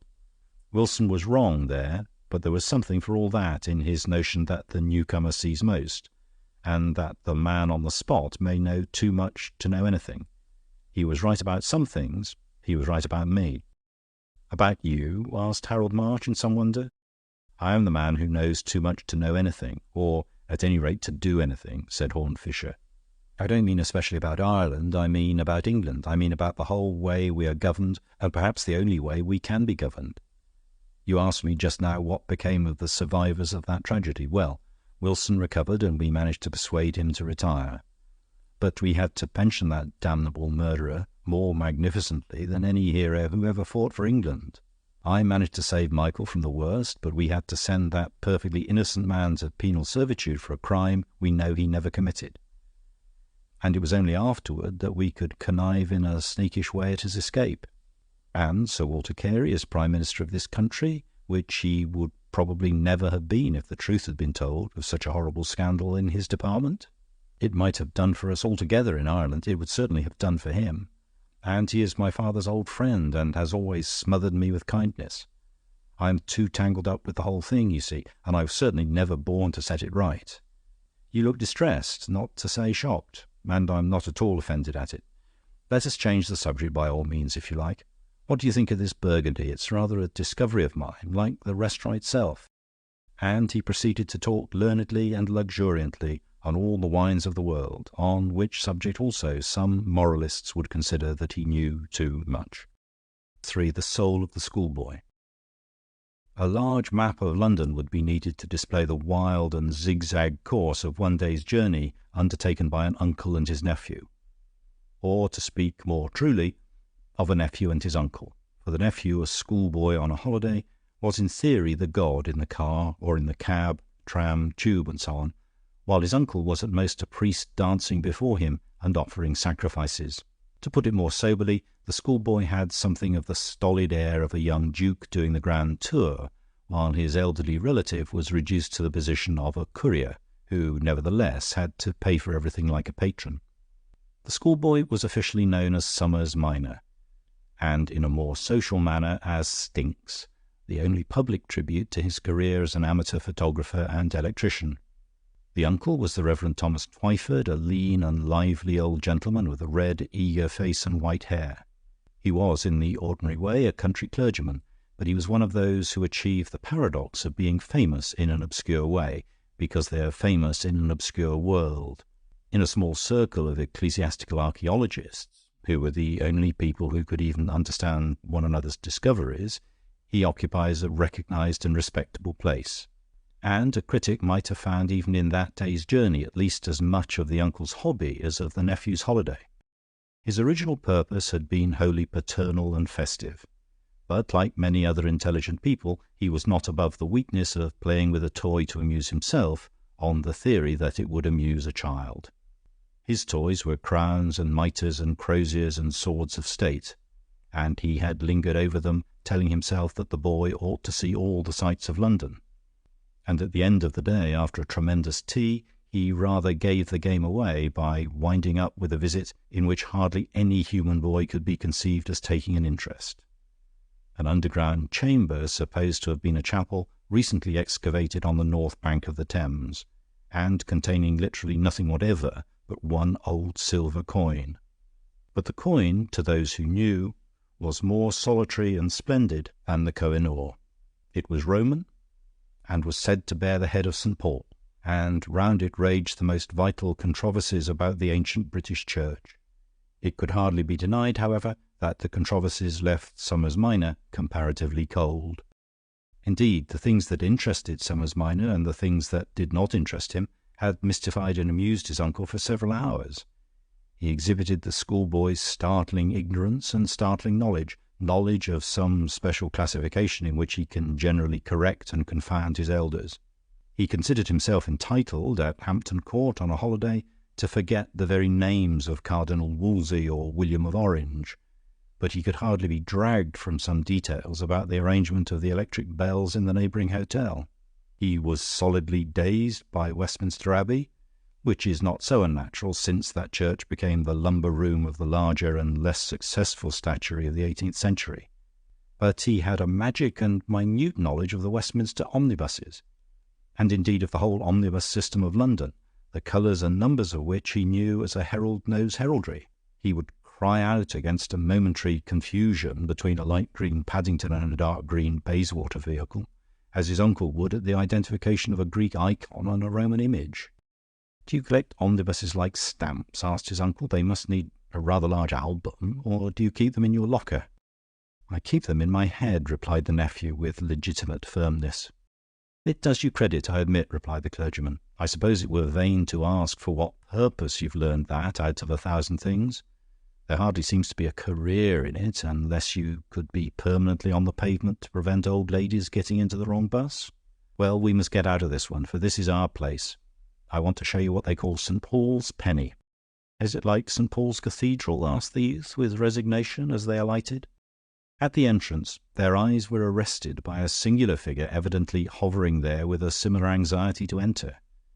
It was that of a dark, thin man in a long black robe, rather like a cassock, but the black cap on his head was of too strange a shape to be a biretta.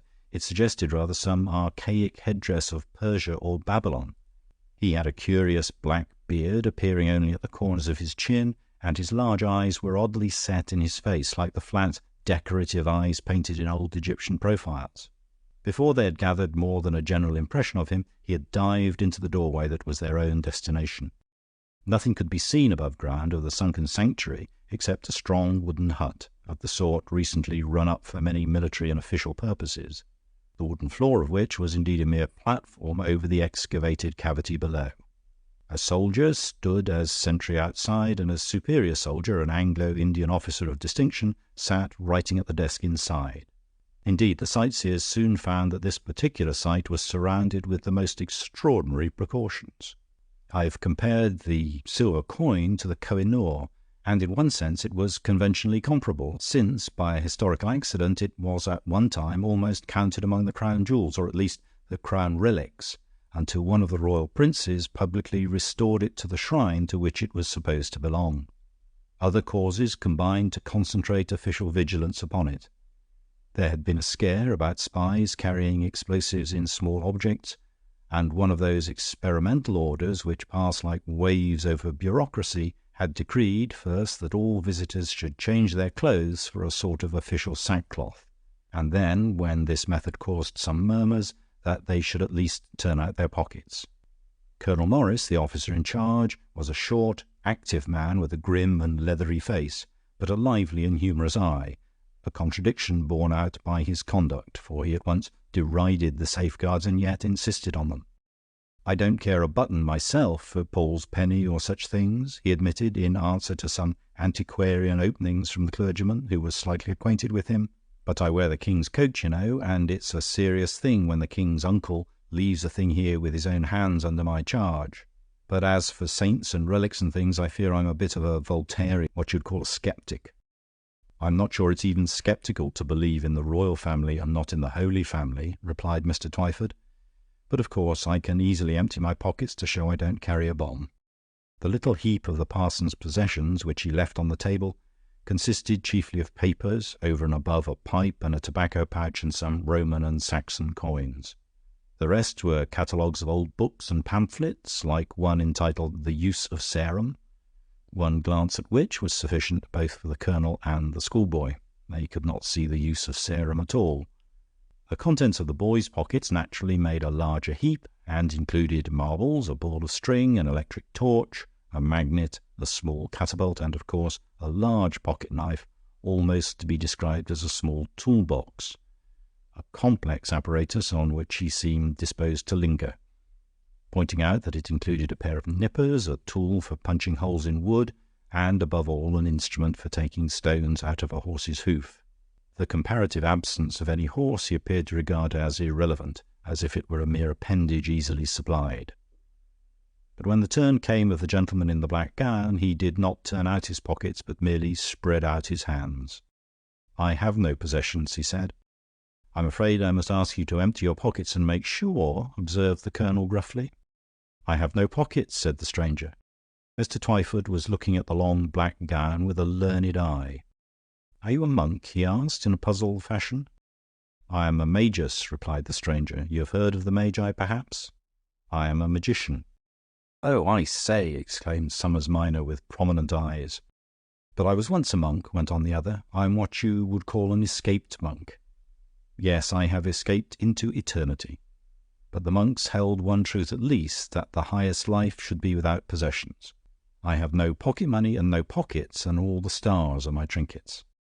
"They are out of reach anyhow," observed Colonel Morris, in a tone which suggested that it was well for them. "I've known a good many magicians myself in India, mango plant and all. But the Indian ones are all frauds, I'll swear. In fact, I had a good deal of fun showing them up. More fun than I have over this dreary job, anyhow. But here comes Mr. Simon, who will show you over the old cellar downstairs." Mr. Simon, the official guardian and guide, was a young man, prematurely grey, with a grave mouth which contrasted curiously with a very small, dark moustache with waxed points that seemed somehow separate from it, as if a black fly had settled on his face. He spoke with the accent of Oxford and the permanent official, but in as dead a fashion as the most indifferent hired guide. They descended a dark stone staircase, at the floor of which Simon pressed a button, and a door opened on a dark room, or rather a room which had an instant before been dark. For almost as the heavy iron door swung open, an almost blinding blaze of electric lights filled the whole interior. The fitful enthusiasm of Stinks at once caught fire, and he eagerly asked if the lights and the door worked together. "Yes, it's all one system," replied Simon. "It was all fitted up for the day His Royal Highness deposited the thing here. You see, it's locked up behind a glass case, exactly as he left it."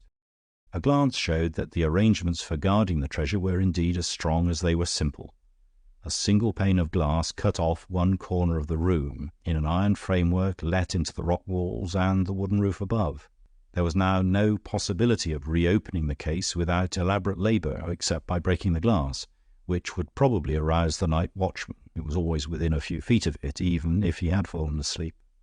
A close examination would have shown many more ingenious safeguards, but the eye of the Reverend Thomas Twyford, at least, was already riveted on what interested him much more, the dull silver disc which shone in the white light against a plain background of black velvet. St. Paul's penny, said to commemorate the visit of St. Paul to Britain, was probably preserved in this chapel until the 8th century, Simon was saying in his clear but colourless voice.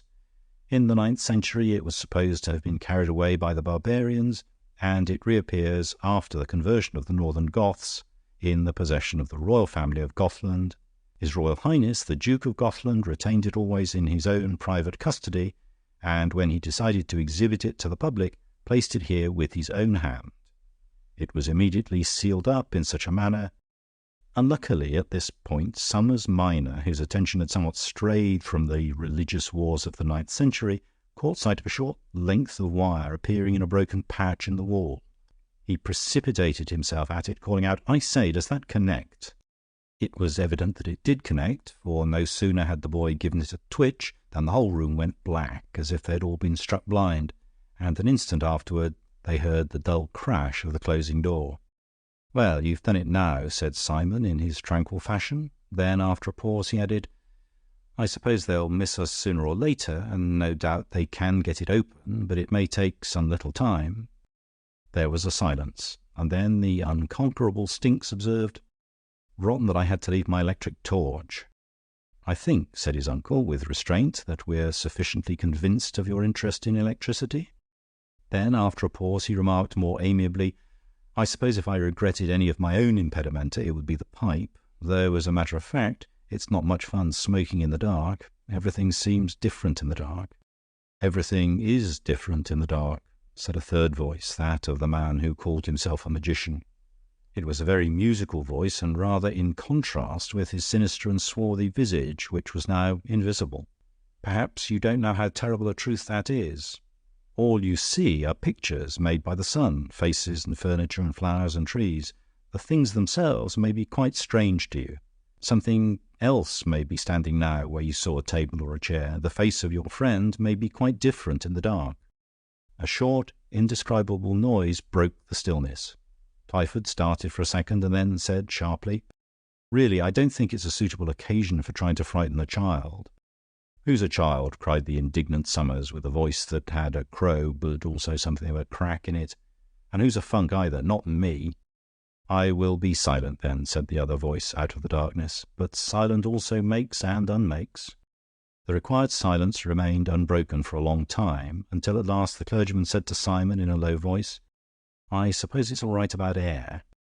"Oh, yes," replied the other aloud. "There's a fireplace and a chimney in the office just by the door."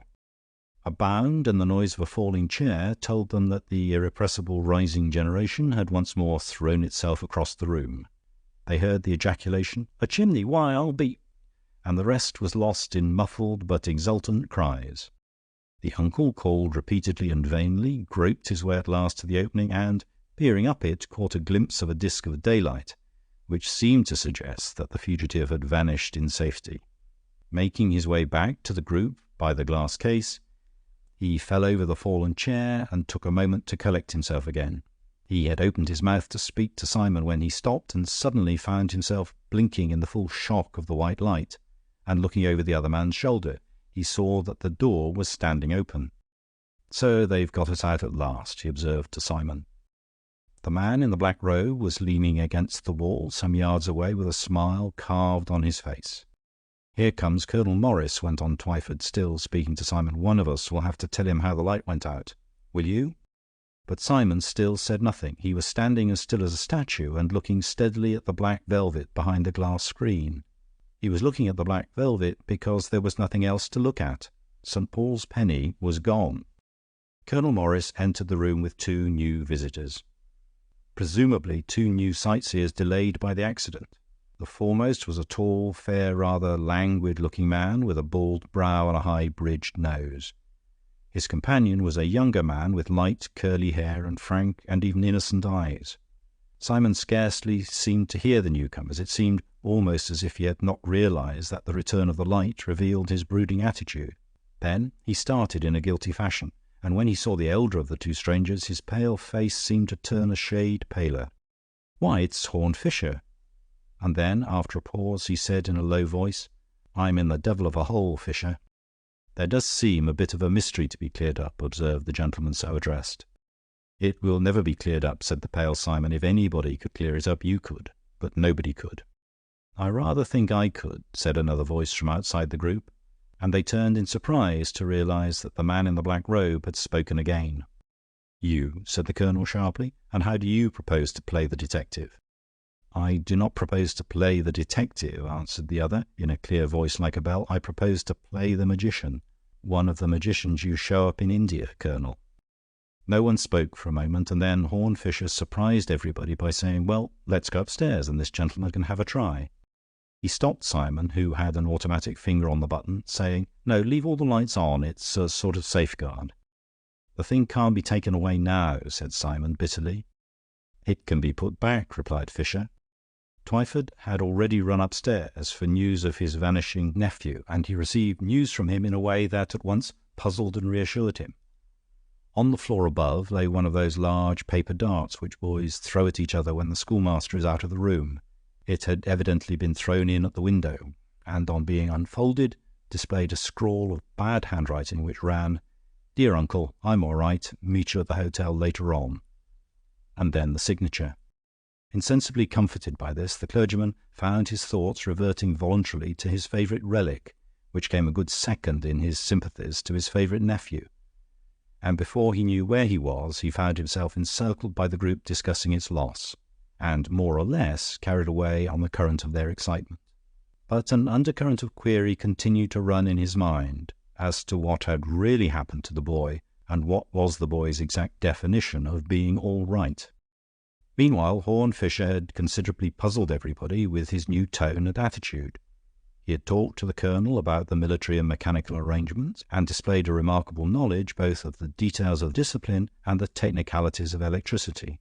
He had talked to the clergyman and shown an equally surprising knowledge of the religious and historical interests involved in the relic. He had talked to the man who called himself a magician, and not only surprised but scandalized the company by an equally sympathetic familiarity with the most fantastic forms of Oriental occultism and psychic experiment. And in this last and least respectable line of inquiry he was evidently prepared to go farthest. He openly encouraged the magician, and was plainly prepared to follow the wildest ways of investigation in which that magus might lead him. "How would you begin now?" he inquired with an anxious politeness that reduced the colonel to a congestion of rage.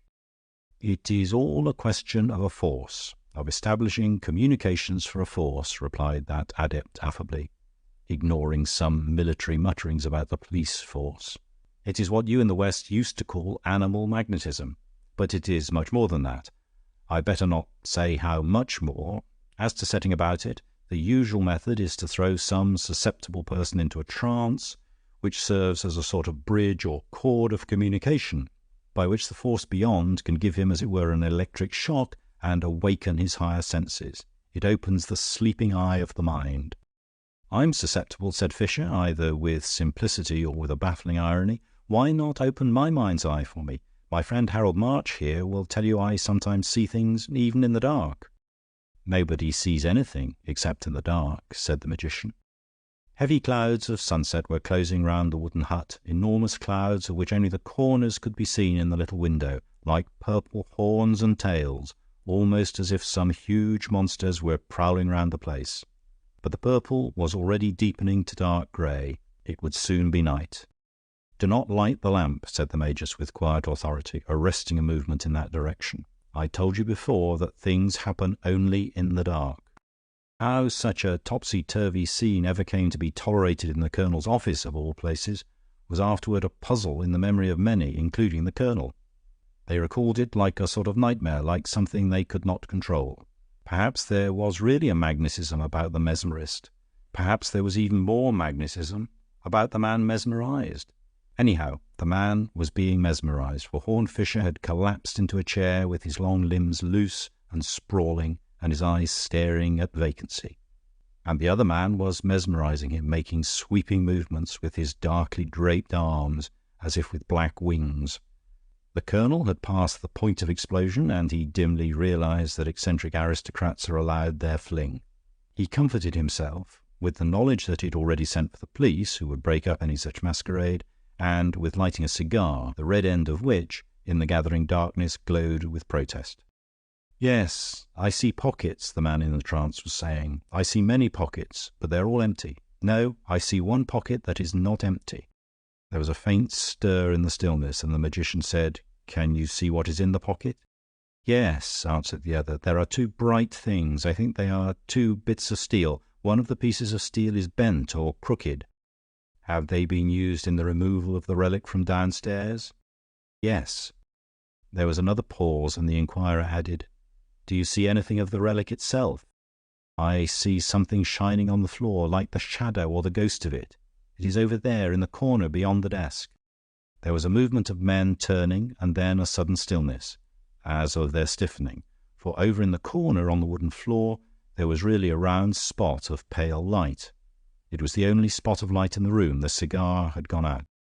It points the way, came the voice of the oracle. The spirits are pointing the way to penitence and urging the thief to restitution. I can see nothing more. His voice trailed off into a silence that lasted solidly for many minutes, like the long silence below when the theft had been committed. Then it was broken by the ring of metal on the floor and the sound of something spinning and falling like a tossed halfpenny. "Light the lamp," cried Fisher in a loud and even jovial voice, leaping to his feet with far less languor than usual. "I must be going now, but I should like to see it before I go." "Why, I came on purpose to see it." The lamp was lit, and he did see it, for St. Paul's penny was lying on the floor at his feet. "Oh, as for that," explained Fisher when he was entertaining March and Twyford at lunch about a month later, "I merely wanted to play with the magician at his own game." "I thought you meant to catch him in his own trap," said Twyford. "I can't make head or tail of anything yet, but to my mind he was always the suspect. I don't think he was necessarily a thief in the vulgar sense. The police always seem to think that silver is stolen for the sake of silver, but a thing like that might well be stolen out of some religious mania. A runaway monk turned mystic might well want it for some mystical purpose." "No," replied Fisher, "the runaway monk is not a thief. At any rate, he's not the thief.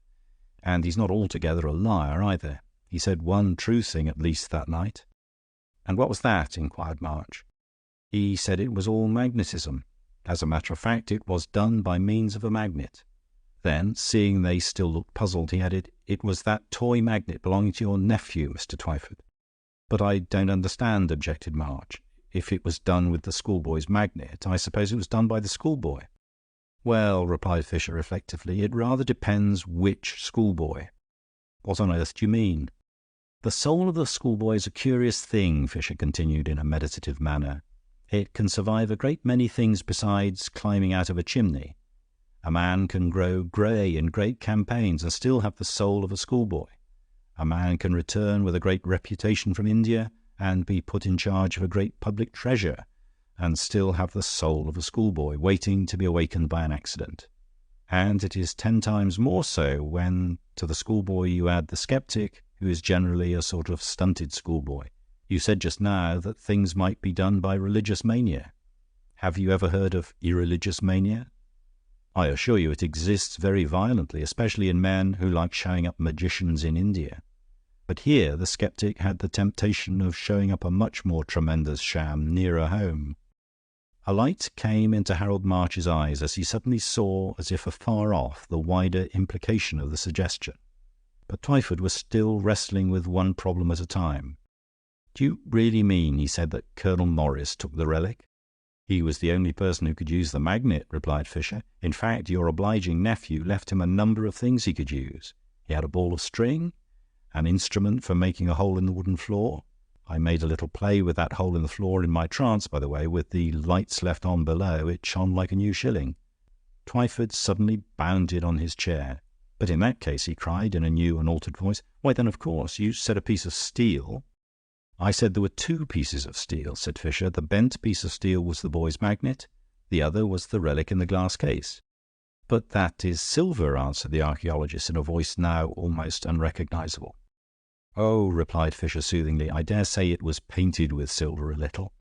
There was a heavy silence, and at last Harold March said, "But where is the real relic?" "Where it has been for 5 years," replied Horne Fisher, "in the possession of a mad millionaire named Van Dam in Nebraska. There was a playful little photograph about him in a society paper the other day, mentioning his delusion and saying he was always being taken in about relics." Harold March frowned at the tablecloth. Then, after an interval, he said, "I think I understand your notion of how the thing was actually done. According to that, Morris just made a hole and fished it up with a magnet at the end of a string. Such a monkey trick looks like mere madness, but I suppose he was mad. partly with the boredom of watching over what he felt was a fraud, though he couldn't prove it. Then came a chance to prove it to himself at least, and he had what he called fun with it. Yes, I think I see a lot of details now, but it's just the whole thing that knocks me. How did it all come to be like that? Fisher was looking at him with level lids and an immovable manner. Every precaution was taken, he said. The Duke carried the relic on his own person and locked it up in the case with his own hands. March was silent, but Twyford stammered, "I don't understand you. You give me the creeps. Why don't you speak plainer?" "If I spoke plainer, you would understand me less," said Horne Fisher. "All the same, I should try," said March, still without lifting his head. "Oh, very well," replied Fisher with a sigh. "The plain truth is, of course, that it's a bad business. Everybody knows it's a bad business who knows anything about it. But it's always happening, and in one way one can hardly blame them. They get stuck onto a foreign princess that's as stiff as a Dutch doll, and they have their fling. In this case it was a pretty big fling." The face of the Reverend Thomas Twyford certainly suggested that he was a little out of his depth in the seas of truth, but as the other went on speaking vaguely, the old gentleman's features sharpened and set. "If it were some decent morganatic affair, I wouldn't say, but he must have been a fool to throw away thousands on a woman like that. At the end it was sheer blackmail, but it's something that the old ass didn't get it out of the taxpayers. He could only get it out of the Yank, and there you are." The Reverend Thomas Twyford had risen to his feet. "Well, I'm glad my nephew had nothing to do with it," he said, "and if that's what the world is like, I hope he will never have anything to do with it." "I hope not," answered Horne Fisher. "No one knows so well as I do that one can have far too much to do with it." For Somers minor had indeed nothing to do with it, and it is part of his higher significance that he has really nothing to do with the story or with any such stories. The boy went like a bullet through the tangle of this tale of crooked politics and crazy mockery, and came out on the other side pursuing his own unspoiled purposes. From the top of the chimney he climbed, he had caught sight of a new omnibus, whose colour and name he had never known, as a naturalist might see a new bird or a botanist a new flower, and he had been sufficiently enraptured in rushing after it and riding away upon that fairy ship. Chapter 4. The Bottomless Well. In an oasis or green island in the red and yellow seas of sand that stretch beyond Europe toward the sunrise, there can be found a rather fantastic contrast, which is none the less typical of such a place, since international treaties have made it an outpost of the British occupation. The site is famous among archaeologists for something that is hardly a monument, but merely a hole in the ground. But it is a round shaft like that of a well, and probably a part of some great irrigation works of remote and disputed date, perhaps more ancient than anything in that ancient land. There is a green fringe of palm and prickly pear round the black mouth of the well, but nothing of the upper masonry remains except two bulky and battered stones, standing like pillars of a gateway of nowhere, in which some of the more transcendental archaeologists, in certain moods at moonrise or sunset, think they can trace the faint lines of figures or features of more than Babylonian monstrosity, while the more rationalistic archaeologists, in the more rational hours of daylight, see nothing but two shapeless rocks.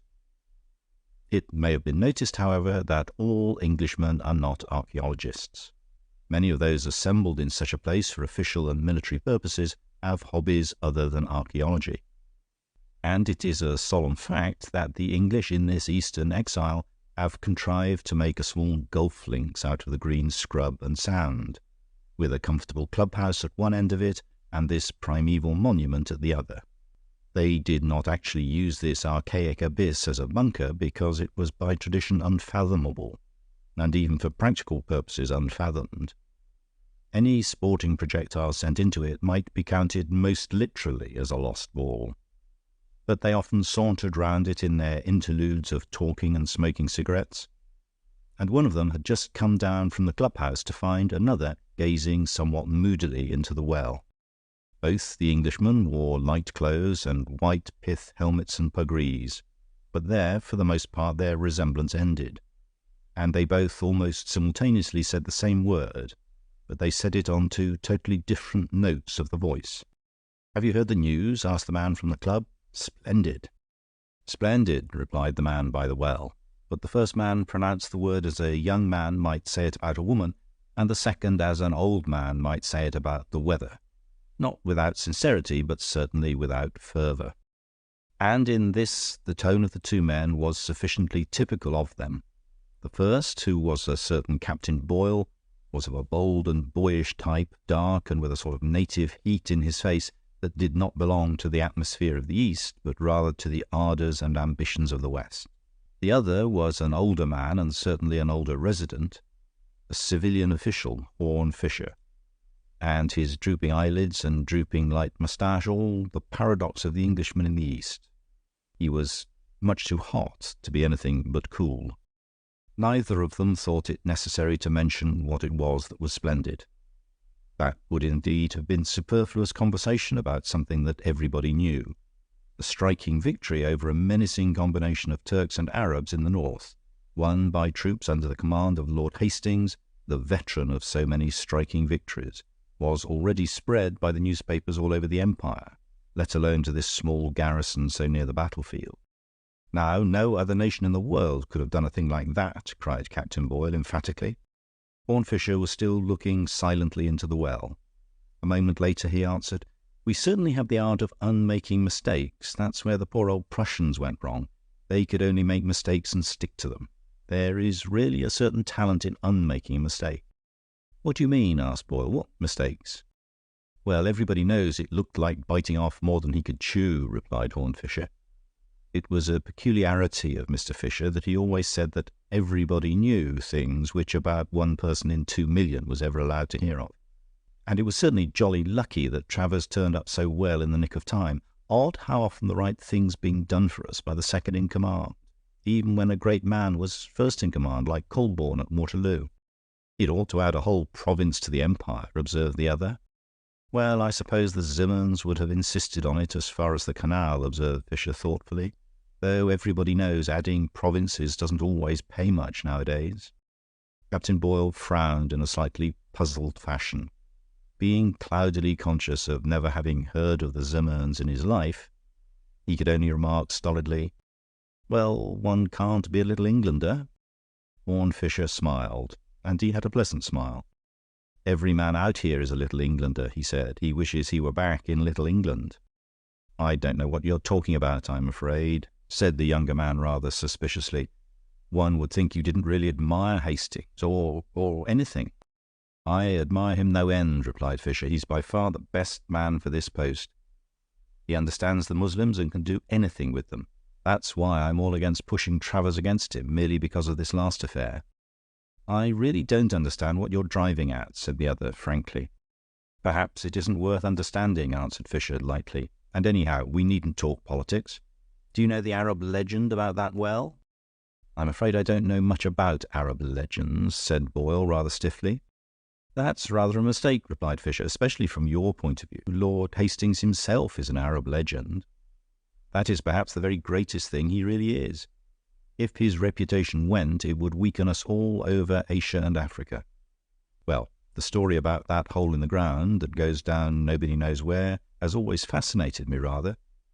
It's Mohammedan in form now, but I shouldn't wonder if the tale is a long way older than Mohammed.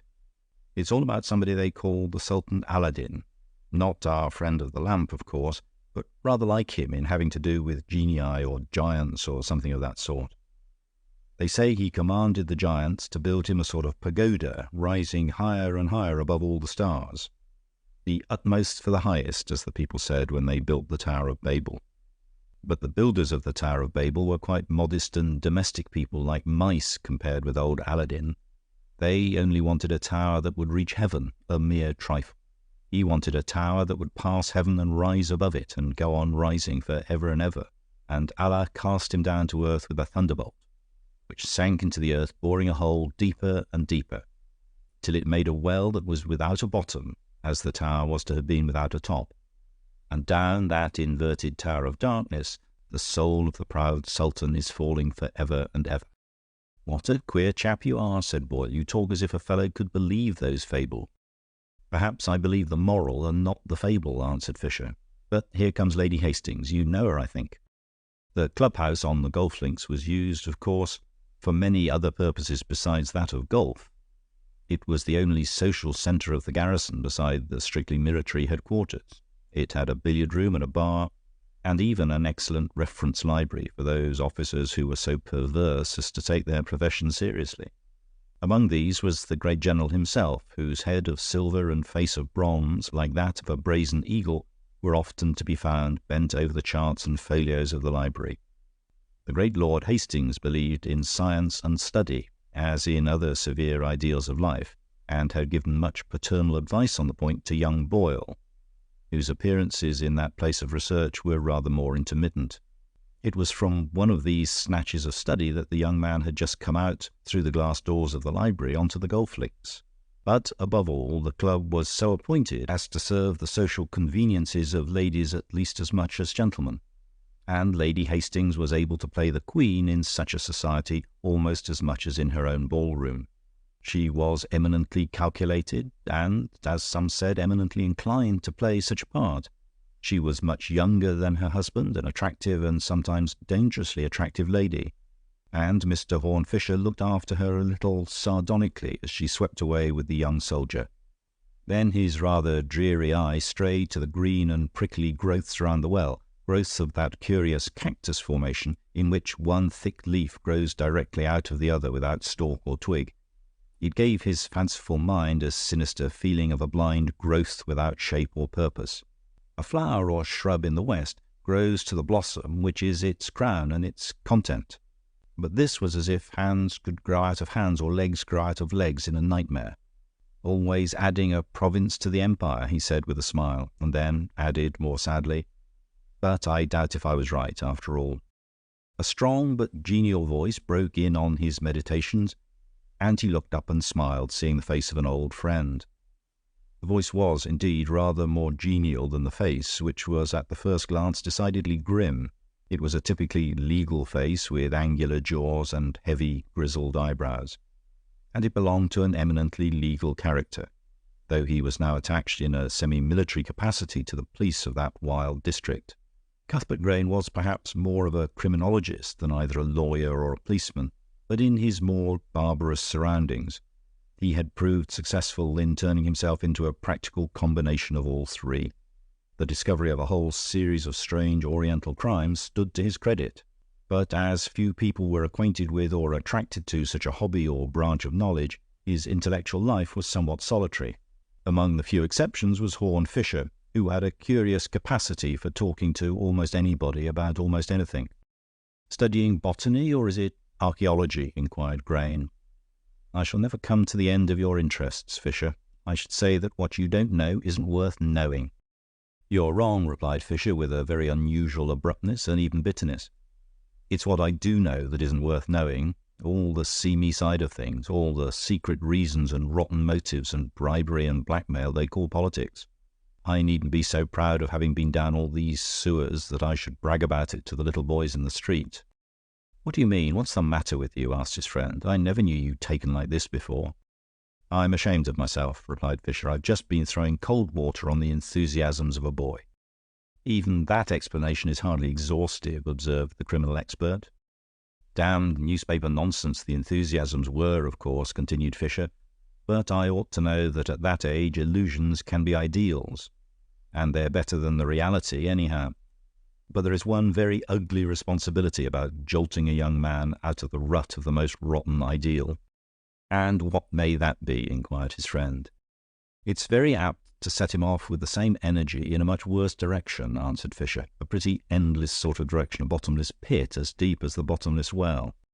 Fisher did not see his friend until a fortnight later, when he found himself in the garden at the back of the clubhouse on the opposite side from the links. The garden heavily coloured and scented with sweet semi-tropical plants in the glow of a desert sunset.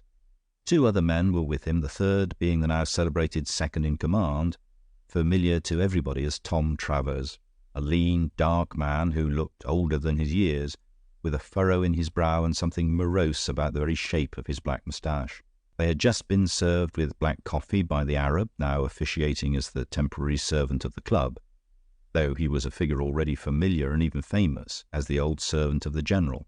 He went by the name of Saeed, and was notable among other Semites for that unnatural length of his yellow face and height of his narrow forehead which is sometimes seen among them, and gave an irrational impression of something sinister, in spite of his agreeable smile. "I never felt as if I could quite trust that fellow," said Grain, when the man had gone away. "It's very unjust, I take it, for he was certainly devoted to Hastings and saved his life, they say. But Arabs are often like that, loyal to one man. I can't help feeling he might cut anybody else's throat, and even do it treacherously." "Well," said Travers with a rather sour smile, "so long as he leaves Hastings alone, the world won't mind much." There was a rather embarrassing silence, full of memories of the great battle, and then Horne Fisher said quietly, "The newspapers aren't the world, Tom. Don't worry about them. Everybody in your world knows the truth well enough." "I think we'd better not talk about the General just now," remarked Grain, "for he's just coming out of the club." "He's not coming here," said Fisher. "He's only seeing his wife to the car." As he spoke, indeed, the lady came out to the steps of the club, followed by her husband, who then went swiftly in front of her to open the garden gate. As he did so, she turned back and spoke for a moment to a solitary man still sitting in a cane chair in the shadow of the doorway, the only man left in the deserted club, save for the three that lingered in the garden. Fisher peered for a moment into the shadow and saw that it was Captain Boyle. The next moment, rather to their surprise, the General reappeared and, remounting the steps, spoke a word or two to Boyle in his turn. Then he signalled to Said, who hurried up with 2 cups of coffee, and the 2 men re-entered the club, each carrying his cup in his hand. The next moment a gleam of white light in the growing darkness showed that the electric lamps had been turned on in the library beyond. "Coffee and scientific researches," said Travers grimly. "All the luxuries of learning and theoretical research. Well, I must be going, for I have my work to do as well." And he got up rather stiffly, saluted his companions, and strode away into the dusk. "I only hope Boyle is sticking to scientific researches," said Horne Fisher. "I'm not very comfortable about him myself, but let's talk about something else." They talked about something else longer than they probably imagined, until the tropical night had come and a splendid moon painted the whole scene with silver. But before it was bright enough to see by, Fisher had already noted that the lights in the library had been abruptly extinguished. He waited for the 2 men to come out by the garden entrance, but nobody came. "They must have gone for a stroll on the links," he said. "Very possibly," replied Grain. "It's going to be a beautiful night." A moment or 2 after he had spoken, they heard a voice hailing them out of the shadow of the clubhouse, and were astonished to perceive Travers hurrying toward them. Calling out as he came, "I shall want your help, you fellows," he cried. "There's something pretty bad out on the links." They found themselves plunging through the club smoking room and the library beyond, in complete darkness, mental as well as material. But Horne Fisher, in spite of his affectation of indifference, was a person of a curious and almost transcendental sensibility to atmospheres, and he already felt the presence of something more than an accident. He collided with a piece of furniture in the library and almost shuddered with the shock, for the thing moved as he could never have fancied a piece of furniture moving. It seemed to move like a living thing, yielding and yet striking back. The next moment Grain had turned on the lights, and he saw he had only stumbled against one of the revolving bookstands that had swung round and struck him. But his involuntary recoil had revealed to him his own subconscious sense of something mysterious and monstrous. There were several of these revolving bookcases standing here and there about the library. On one of them stood the 2 cups of coffee, and on another a large open book. It was Budge's book on Egyptian hieroglyphics, with coloured plates of strange birds and gods, and even as he rushed past he was conscious of something odd about the fact that this, and not any work of military science, should be open in that place at that moment. He was even conscious of the gap in the well-lined bookshelf from which it had been taken, and it seemed almost to gape at him in an ugly fashion, like a gap in the teeth of some sinister face. A run brought them in a few minutes to the other side of the ground, in front of the bottomless well, and a few yards from it, in a moonlight almost as broad as daylight, they saw what they had come to see. The great Lord Hastings lay prone on his face in a posture in which there was a touch of something strange and stiff, with one elbow erect above his body, the arm being doubled, and his big bony hand clutching the rank and ragged glass. A few feet away was Boyle, almost as motionless, supported on his hands and knees, and staring at the body. It might have been no more than shock and accident, but there was something ungainly and unnatural about the quadrupedal posture and the gaping face. It was as if his reason had fled from him. Behind there was nothing but the clear blue southern sky and the beginning of the desert. except for the two great broken stones in front of the well. And it was in such a light and atmosphere that men could fancy they traced in them enormous and evil faces looking down. Horne Fisher stooped and touched the strong hand that was still clutching the grass, and it was as cold as a stone. He knelt by the body and was busy for a moment applying other tests. Then he rose again and said with a sort of confident despair, "Lord Hastings is dead." There was a stony silence, and then Travers remarked gruffly, "This is your department, Grain. I'll leave you to question Captain Boyle. I can make no sense of what he says." Boyle had pulled himself together and risen to his feet, but his face still wore an awful expression, making it like a new mask or the face of another man. "I was looking at the well," he said, "and when I turned he'd fallen down." Grain's face was very dark. "As you say, this is my affair," he said. "I must first ask you to help me carry him to the library and let me examine things thoroughly." When they had deposited the body in the library, Grain turned to Fisher and said, in a voice that had recovered its fullness and confidence, "I'm going to lock myself in and make a thorough examination first. I look to you to keep in touch with the others and make a preliminary examination of Boyle. I will talk to him later. And just telephone to headquarters for a policeman and let him come here at once and stand by till I want him." Without more words, the great criminal investigator went into the lighted library, shutting the door behind him, and Fisher, without replying, turned and began to talk quietly to Travers. "It is curious," he said, "that the thing should happen just in front of that place." "It would certainly be very curious," replied Travers, "if the place played any part in it." "I think," replied Fisher, "that the part it didn't play is more curious still." And with these apparently meaningless words he turned to the shaken Boyle and, taking his arm, began to walk him up and down in the moonlight, talking in low tones. Dawn had begun to break abrupt and white when Cuthbert Grain turned out the lights in the library and came out onto the links. Fisher was lounging about alone in his listless fashion, but the police messenger for whom he had sent was standing at attention in the background. "I sent Boyle off with Travers," observed Fisher carelessly.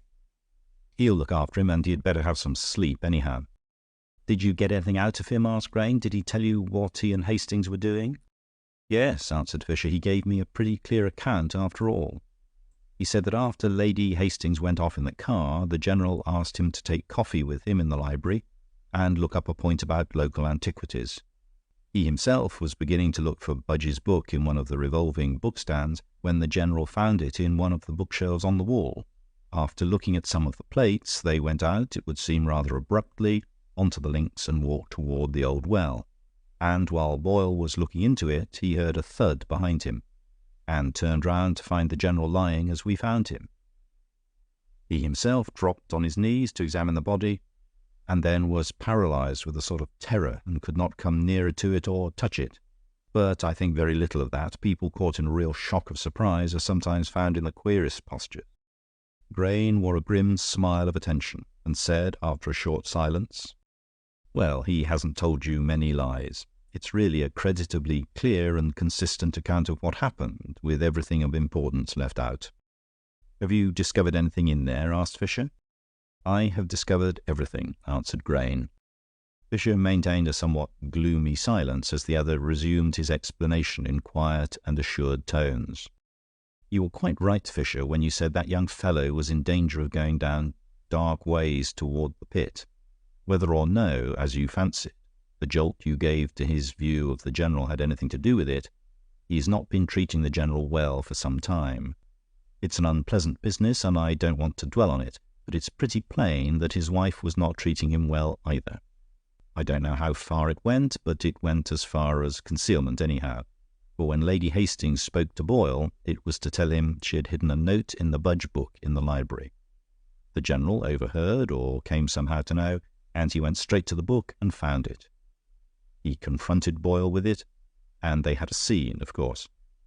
And Boyle was confronted with something else. He was confronted with an awful alternative, in which the life of one old man meant ruin, and his death meant triumph and even happiness. "Well," observed Fisher at last, "I don't blame him for not telling you the woman's part of the story. But how do you know about the letter?" "I found it on the General's body," answered Grain. "But I found worse things than that. The body had stiffened in the way rather peculiar to poisons of a certain Asiatic sort. Then I examined the coffee cups, and I knew enough chemistry to find poison in the dregs of one of them. Now, the General went straight to the bookcase, leaving his cup of coffee on the bookstand in the middle of the room. While his back was turned and Boyle was pretending to examine the bookstand, he was left alone with the coffee cup. The poison takes about 10 minutes to act, and 10 minutes' walk would bring them to the bottomless well. "Yes," remarked Fisher, "and what about the bottomless well?" "What has the bottomless well got to do with it?" asked his friend. "It has nothing to do with it," replied Fisher. "That is what I find utterly confounding and incredible." "And why should that particular hole in the ground have anything to do with it?" "It is a particular hole in your case," said Fisher, "but I won't insist on that just now. By the way, there is another thing I ought to tell you. I said I sent Boyle away in charge of Travers. It would be just as true to say I sent Travers in charge of Boyle." "You don't mean to say you suspect Tom Travers?" cried the other.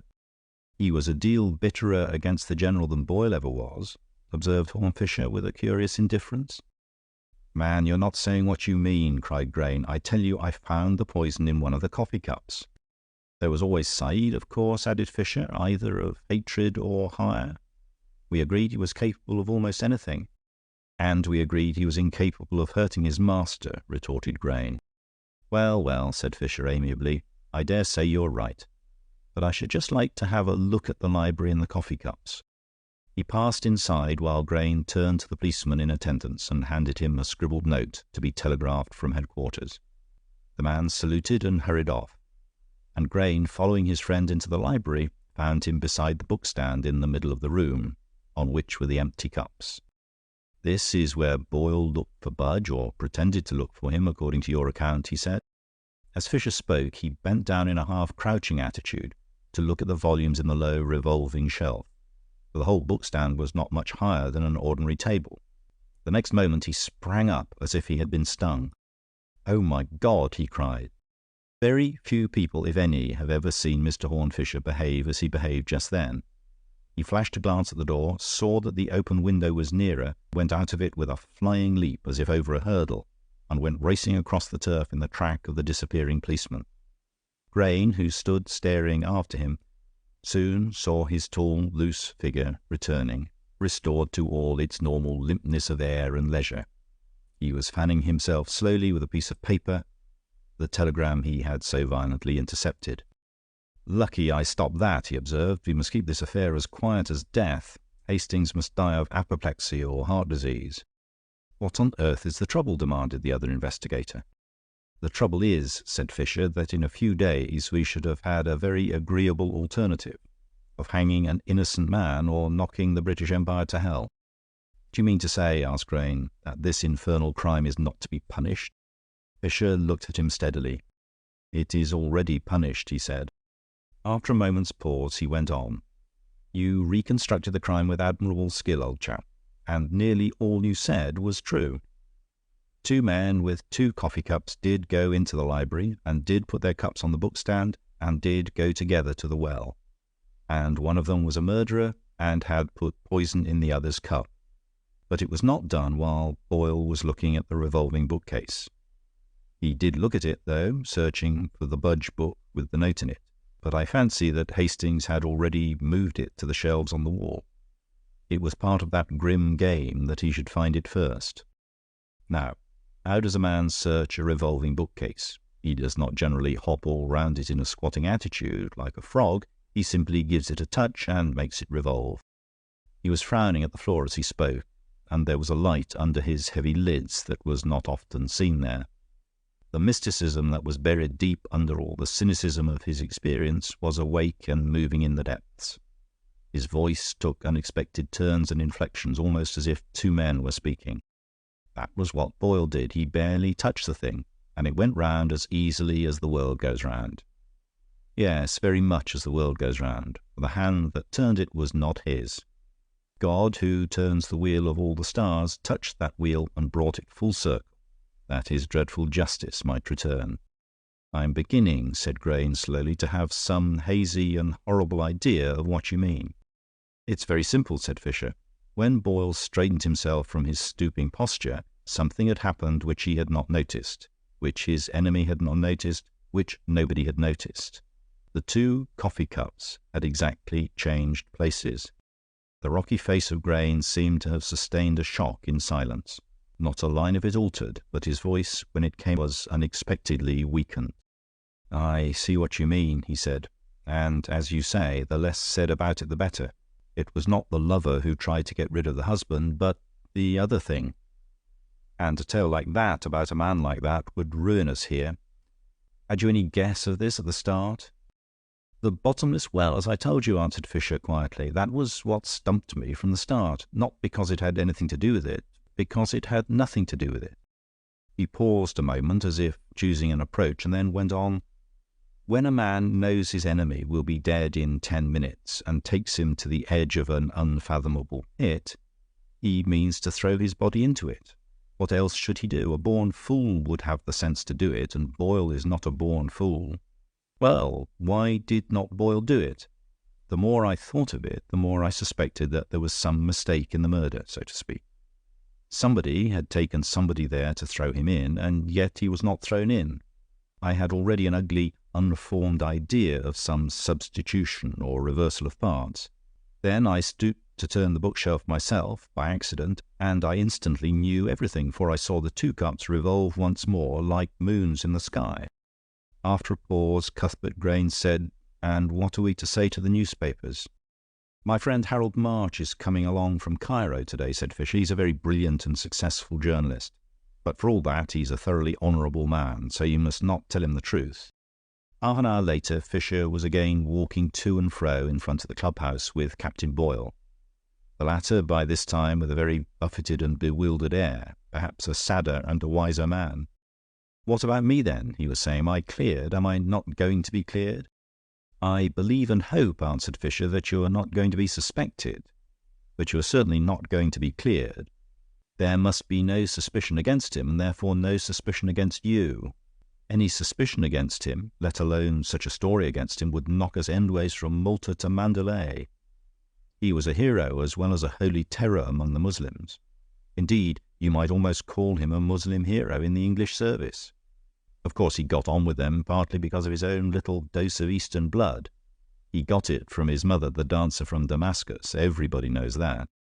"Oh," repeated Boyle mechanically, staring at him with round eyes. "Everybody knows that." "I dare say there was a touch of it in his jealousy and ferocious vengeance," went on Fisher. "But for all that, the crime would ruin us among the Arabs, all the more because it was something like a crime against hospitality. It's been hateful for you, and it's pretty horrid for me. But there are some things that damn well can't be done, and while I'm alive, that's one of them."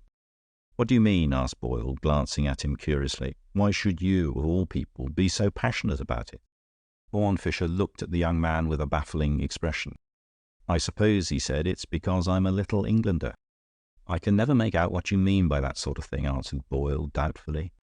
"Do you think England is so little as all that," said Fisher, with a warmth in his cold voice, "that it can't hold a man across a few thousand miles? You lectured me with a lot of ideal patriotism, my young friend, but it's practical patriotism now for you and me, with no lies to help it. You talked as if everything always went right with us, all over the world, in a triumphant crescendo culminating in Hastings. I tell you, everything has gone wrong with us here, except Hastings. He was the one name we had left to conjure with, and that mustn't go as well. No, by God, it's bad enough that a gang of infernal Jews should plant us here, where there's no earthly English interest to serve, and all hell beating up against us, simply because Nosey Zimmern has lent money to half the cabinet. It's bad enough that an old pawnbroker from Baghdad should make us fight his battles. We can't fight with our right hand cut off. Our one score was Hastings and his victory, which was really somebody else's victory. Tom Travers has to suffer, and so have you." Then, after a moment's silence, he pointed toward the bottomless well and said, in a quieter tone, "I told you that I didn't believe in the philosophy of the Tower of Aladdin. I don't believe in the empire growing until it reaches the sky. I don't believe in the Union Jack going up eternally like the tower. But if you think I'm going to let the Union Jack go down and down eternally like the bottomless well, down into the blackness of the bottomless pit, down in defeat and derision, amid the jeers of the very Jews who have sucked us dry, no, I won't, and that's flat. Not if the Chancellor were blackmailed by 20 millionaires with their gutter rags. not if the Prime Minister married 20 Yankee Jewesses, not if Woodville and Carstairs had shares in 20 swindling mines. If the thing is really tottering, God help it, it mustn't be we who tip it over. Boyle was regarding him with a bewilderment that was almost fear, and had even a touch of distaste. "Somehow," he said, "there seems to be something rather horrid about the things you know." "There is," replied Horne Fisher. "I am not at all pleased with my small stock of knowledge and reflection. But as it is partly responsible for your not being hanged, I don't know that you need complain of it." And as if a little ashamed of his first boast, he turned and strolled away toward the bottomless well. 5. The fad of the fisherman. A thing can sometimes be too extraordinary to be remembered. If it is clean out of the course of things, and has apparently no causes and no consequences, subsequent events do not recall it, and it remains only a subconscious thing, to be stirred by some accident long after. It drifts apart like a forgotten dream. And it was in the hour of many dreams, at daybreak and very soon after the end of dark, that such a strange sight was given to a man sculling a boat down a river in the West Country. The man was awake. Indeed, he considered himself rather wide awake, being the political journalist Harold March, on his way to interview various political celebrities in their country seats. But the thing he saw was so inconsequent that it might have been imaginary. It simply slipped past his mind and was lost in later and utterly different events. Nor did he even recover the memory till he had long afterward discovered the meaning. Pale mists of morning lay on the fields and the rushes along one margin of the river. Along the other side ran a wall of tawny brick almost overhanging the water. He had shipped his oars and was drifting for a moment with the stream, when he turned his head and saw that the monotony of the long brick wall was broken by a bridge, rather an elegant 18th century sort of bridge with little columns of white stone turning grey. There had been floods, and the river still stood very high, with dwarfish trees waist deep in it, and rather a narrow arc of white dawn gleamed under the curve of the bridge. As his own boat went under the dark archway, he saw another boat coming toward him, rowed by a man as solitary as himself. His posture prevented much being seen of him, but as he neared the bridge, he stood up in the boat and turned round. He was already so close to the dark entry, however, that his whole figure was black against the morning light, and March could see nothing of his face except the end of 2 long whiskers or moustaches that gave something sinister to the silhouette, like horns in the wrong place. Even these details March would never have noticed but for what happened in the same instant. As the man came under the low bridge, he made a leap at it and hung with his legs dangling, letting the boat float away from under him. March had a momentary vision of 2 black kicking legs, then of 1 black kicking leg, and then of nothing except the eddying stream and the long perspective of the wall. But whenever he thought of it again, long afterwards, when he understood the story in which it figured, it always fixed in that one fantastic shape, as if those wild legs were a grotesque graven ornament of the bridge itself in the manner of a gargoyle. At the moment he merely passed, staring down the stream. He could see no flying figure on the bridge, so it must have already fled. But he was half conscious of some faint significance in the fact that among the trees round the bridgehead opposite the wall he saw a lamp-post, and, beside the lamp-post, the broad blue back of an unconscious policeman. Even before reaching the shrine of his political pilgrimage, he had many other things to think of besides the odd incident of the bridge. The management of a boat by a solitary man was not always easy, even on such a solitary stream. And indeed it was only by an unforeseen accident that he was solitary. The boat had been purchased and the whole expedition planned in conjunction with a friend, who had at the last moment been forced to alter all his arrangements. Harold March was to have travelled with his friend Horne Fisher on that inland voyage to Willowwood Place, where the Prime Minister was a guest at the moment. More and more people were hearing of Harold March, for his striking political articles were opening to him the doors of larger and larger salons. But he had never met the Prime Minister yet. Scarcely anybody among the general public had ever heard of Horne Fisher, but he had known the Prime Minister all his life. For these reasons, had the two taken the projected journey together, March might have been slightly disposed to hasten it, and Fisher vaguely content to lengthen it out. For Fisher was one of those people who are born knowing the Prime Minister. The knowledge seemed to have no very exhilarant effect, and in his case bore some resemblance to being born tired. But he was distinctly annoyed to receive, just as he was doing a little light packing of fishing tackle and cigars for the journey, the telegram from Willowwood asking him to come down at once by train, as the Prime Minister had to leave that night. Fisher knew that his friend the journalist could not possibly start till the next day, and he liked his friend the journalist and had looked forward to a few days on the river.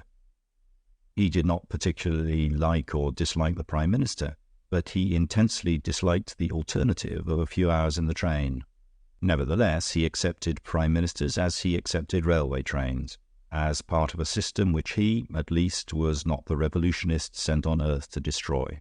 So he telephoned to March, asking him, with many apologetic courses and faint downs, to take the boat down the river as arranged, that they might meet at Willowwood by the time settled. Then he went outside and hailed a taxicab to take him to the railway station. There he paused at the bookstall to add to his light luggage a number of cheap murder stories, which he read with great pleasure, and without any premonition that he was about to walk into as strange a story in real life. A little before sunset he arrived, with his light suitcase in hand, before the gate of the long riverside gardens of Willowwood Place, one of the smaller seats of Sir Isaac Hook, the master of much shipping and many newspapers. He entered by the gate giving on the road at the opposite side to the river, but there was a mixed quality in all that watery landscape which perpetually reminded a traveller that the river was near. White gleams of water would shine suddenly like swords or spears in the green thickets, and even in the garden itself, divided into courts and curtained with hedges and high garden trees, there hung everywhere in the air the music of water. The first of the green courts which he entered appeared to be a somewhat neglected croquet lawn, in which was a solitary young man playing croquet against himself. Yet he was not an enthusiast for the game, or even for the garden, and his sallow but well-featured face looked rather sullen than otherwise. He was only one of those young men who cannot support the burden of consciousness unless they're doing something, and whose conceptions of doing something are limited to a game of some kind. He was dark and well-dressed in a light holiday fashion, and Fisher recognized him at once as a young man named James Bullen, called for some unknown reason Bunker. He was the nephew of Sir Isaac, but what was much more important at that moment, he was also the private secretary of the Prime Minister. "Hello, Bunker," observed Horne Fisher. "You're the sort of man I wanted to see. Has your chief come down yet?" "He's only staying for dinner," replied Bullen, with his eye on the yellow ball. "He's got a great speech tomorrow at Birmingham, and he's going straight through tonight. He's motoring himself there, driving the car, I mean. It's the one thing he's really proud of." "You mean you're staying here with your uncle, like a good boy," replied Fisher. "But what will the chief do at Birmingham without the epigrams whispered to him by his brilliant secretary?" "Don't you start ragging me," said the young man called Bunker. "I'm only too glad not to go trailing after him. He doesn't know a thing about maps or money or hotels or anything, and I have to dance about like a courier. As for my uncle, as I'm supposed to come into the estate, it's only decent to be here sometimes." "Very proper," replied the other. "Well, I shall see you later on."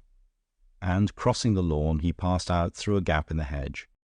He was walking across the lawn toward the landing stage on the river, and still felt all around him, under the dome of golden evening, an old-world savour and reverberation in that river-haunted garden.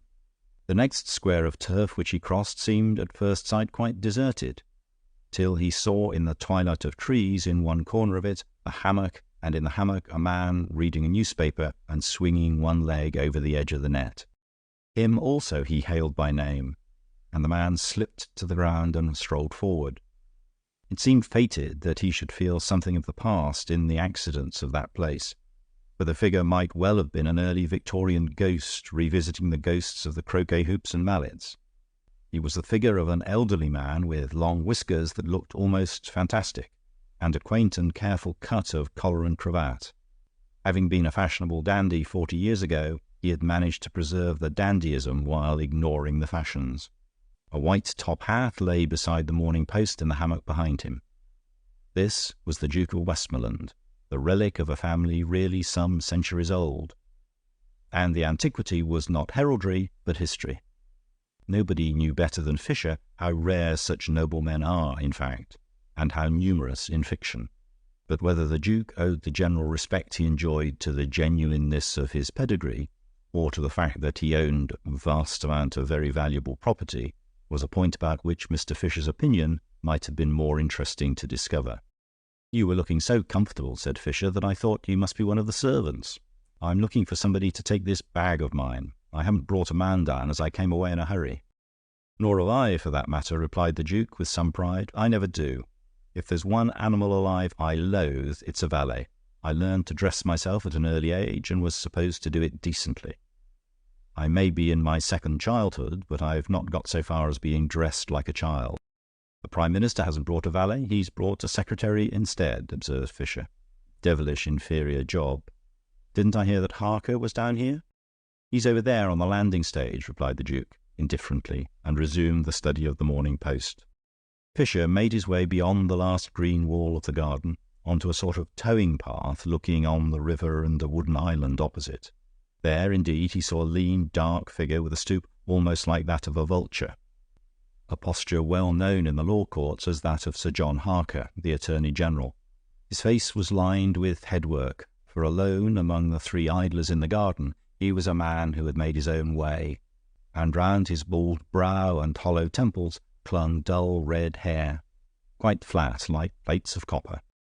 "I haven't seen my host yet," said Horne Fisher in a slightly more serious tone than he had used to the others. "But I suppose I shall meet him at dinner." "You can see him now, but you can't meet him," answered Harker.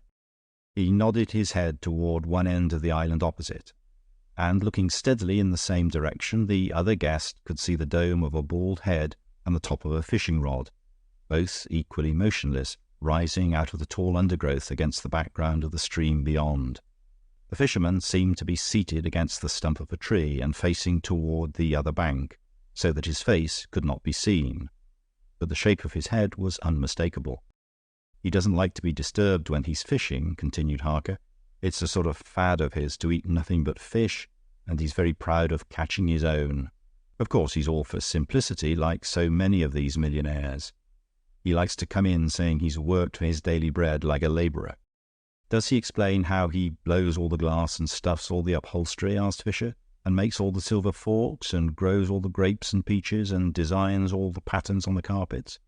I've always heard he was a busy man." "I don't think he mentioned it," answered the lawyer. "What is the meaning of this social satire?" "Well, I'm a trifle tired," said Fisher, "of the simple life and the strenuous life as lived by our little set. We're all really dependent in nearly everything, and we all make a fuss about being independent in something. The Prime Minister prides himself on doing without a chauffeur, but he can't do without a factotum and jack-of-all-trades. And poor old Bunker has to play the part of a universal genius, which God knows he was never meant for. The Duke prides himself on doing without a valet, but for all that he must give a lot of people an infernal lot of trouble to collect such extraordinary old clothes as he wears. He must have them looked up in the British Museum or excavated out of the tombs. That white hat alone must require a sort of expedition fitted out to find it, like the North Pole. And here we have old Hook pretending to produce his own fish when he couldn't produce his own fish knives or fish forks to eat it with. He may be simple about simple things like food, but you bet he's luxurious about luxurious things, especially little things. I don't include you. You've worked too hard to enjoy playing at work." "I sometimes think," said Harker, "that you conceal a horrid secret of being useful sometimes. Haven't you come down here to see number one before he goes to Birmingham?" Horne Fisher answered in a lower voice, "Yes, and I hope to be lucky enough to catch him before dinner. He's got to see Sir Isaac about something just afterward." "Hello," exclaimed Harker, "Sir Isaac's finished his fishing. I know he prides himself on getting up at sunrise and going in at sunset." The old man on the island had indeed risen to his feet, facing round and showing a bush of grey beard with rather small, sunken features, but fierce eyebrows and keen, choleric eyes.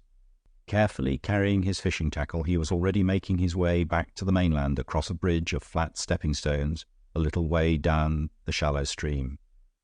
Then he veered round, coming toward his guests and civilly saluting them. There were several fish in his basket, and he was in a good temper. "Yes," he said, acknowledging Fisher's polite expression of surprise, "I get up before anybody else in the house, I think. The early bird catches the worm." "Unfortunately," said Harker, "it is the early fish that catches the worm." "But the early man catches the fish," replied the old man gruffly. "But from what I hear, Sir Isaac, you're the late man too," interposed Fisher. "You do with very little sleep." "I never had much time for sleeping," answered Hook, "and I shall have to be the late man tonight anyhow. The Prime Minister wants to have a talk, he tells me, and all things considered, I think we'd better be dressing for dinner."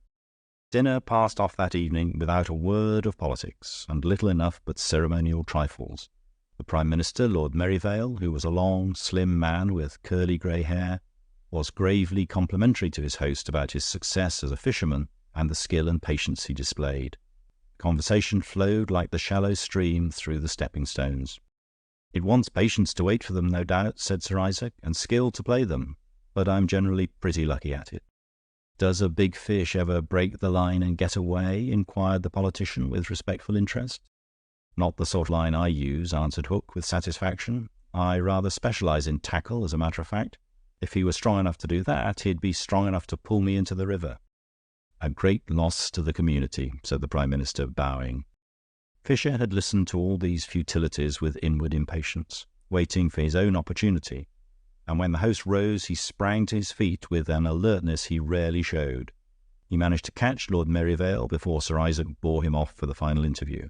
He had only a few words to say, but he wanted to get them said. He said, in a low voice as he opened the door for the Premier, "I've seen Montmirail. He says that unless we protest immediately on behalf of Denmark, Sweden will certainly seize the ports." Lord Merivale nodded. "I'm just going to hear what Hook has to say about it," he said. "I imagine," said Fisher with a faint smile, "that there is very little doubt what he will say about it."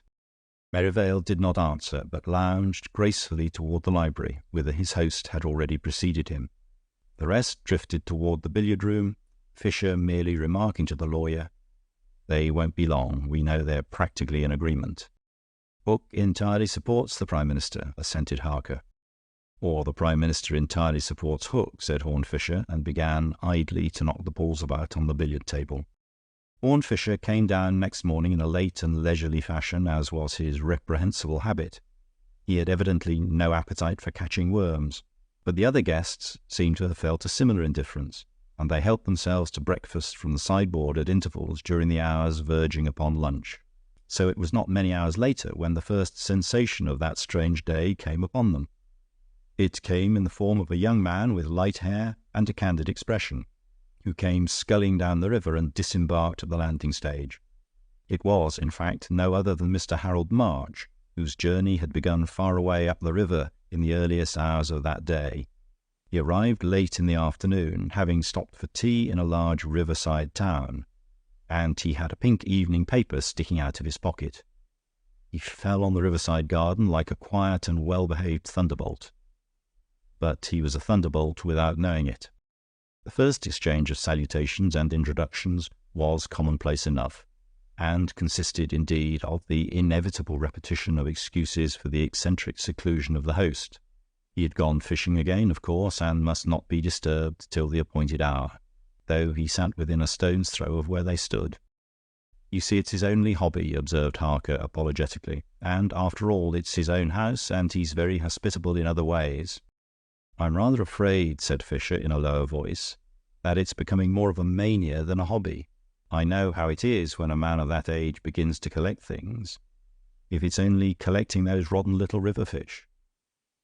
You remember Talbot's uncle with his toothpicks, and poor old Buzzy and the waste of cigar ashes. Hook has done a lot of big things in his time, the great deal in the Swedish timber trade and the peace conference at Chicago, but I doubt whether he cares now for any of those big things as he cares for those little fish." "Oh, come, come," protested the Attorney General. "You'll make Mr. March think he's come to call on a lunatic. Believe me, Hook only does it for fun, like any other sport, only he's of the kind that takes his fun sadly. But I bet if there were big news about timber or shipping, he would drop his fun and his fish all right." "Well, I wonder," said Horne Fisher, looking sleepily at the island in the river. "By the way, is there any news of anything?" asked Harker of Harold March. "I see you've got an evening paper, one of those enterprising evening papers that come out in the morning." "The beginning of Lord Merivale's Birmingham speech," replied March, handing him the paper. "It's only a paragraph, but it seemed to me rather good." Harker took the paper, flapped and refolded it, and looked at the stop-press news. It was, as March had said, only a paragraph, but it was a paragraph that had a peculiar effect on Sir John Harker. His lowering brows lifted with a flicker, and his eyes blinked, and for a moment his leathery jaw was loosened. He looked in some odd fashion like a very old man. Then, hardening his voice and handing the paper to Fisher without a tremor, he simply said, "Well, here's a chance for the bet. You've got your big news to disturb the old man's fishing." Horne Fisher was looking at the paper, and over his more languid and less expressive features a change also seemed to pass.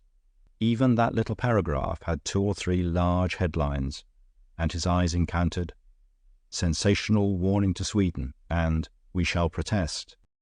"What the devil?" he said, and his words softened first to a whisper and then a whistle. "We must tell old Hook at once, or he'll never forgive us," said Harker. "He'll probably want to see number 1 instantly, though it may be too late now. I'm going across to him at once. I bet I'll make him forget his fish, anyhow." And turning his back, he made his way hurriedly along the riverside to the causeway of flat stones. March was staring at Fisher in amazement at the effect his pink paper had produced. "What does it all mean?" he cried. "I always supposed we should protest in defence of the Danish ports, for their sakes and our own. What is all this botheration about Sir Isaac and the rest of you? Do you think it bad news?" "Bad news," repeated Fisher with a sort of soft emphasis beyond expression. "Is it as bad as all that?" asked his friend at last. "As bad as all that," repeated Fisher. "Why, of course it's as good as it can be. It's great news. It's glorious news. That's where the devil of it comes in, to knock us all silly. It's admirable. It's inestimable. It's also quite incredible." He gazed again at the grey and green colours of the island and the river, and his rather dreary eye travelled slowly round to the hedges and the lawns. "I felt this garden was a sort of dream," he said, "and I suppose I must be dreaming. But there is grass growing and water moving, and something impossible has happened." Even as he spoke, the dark figure with a stoop like a vulture appeared in the gap of the hedge just above him. "You've won your bet," said Harker in a harsh and almost croaking voice. "The old fool cares for nothing but fishing. He cursed me and told me he would talk no politics." "I thought it might be so," said Fisher modestly. "What are you going to do next?" "I shall use the old idiot's telephone anyhow," replied the lawyer. "I must find out exactly what has happened. I've got to speak for the government myself tomorrow." And he hurried away toward the house. In the silence that followed, a very bewildering silence so far as March was concerned, they saw the quaint figure of the Duke of Westmoreland with his white hat and whiskers approaching them across the garden. Fisher instantly stepped toward him with the pink paper in his hand, and with a few words pointed out the apocalyptic paragraph. The Duke, who had been walking slowly, stood quite still, and for some seconds he looked like a tailor's dummy standing and staring outside some antiquated shop. Then March heard his voice, and it was high and almost hysterical. "But he must see it. He must be made to understand. It cannot have been put to him properly." Then, with a certain recovery of fullness and even pomposity in the voice, "I shall go and tell him myself."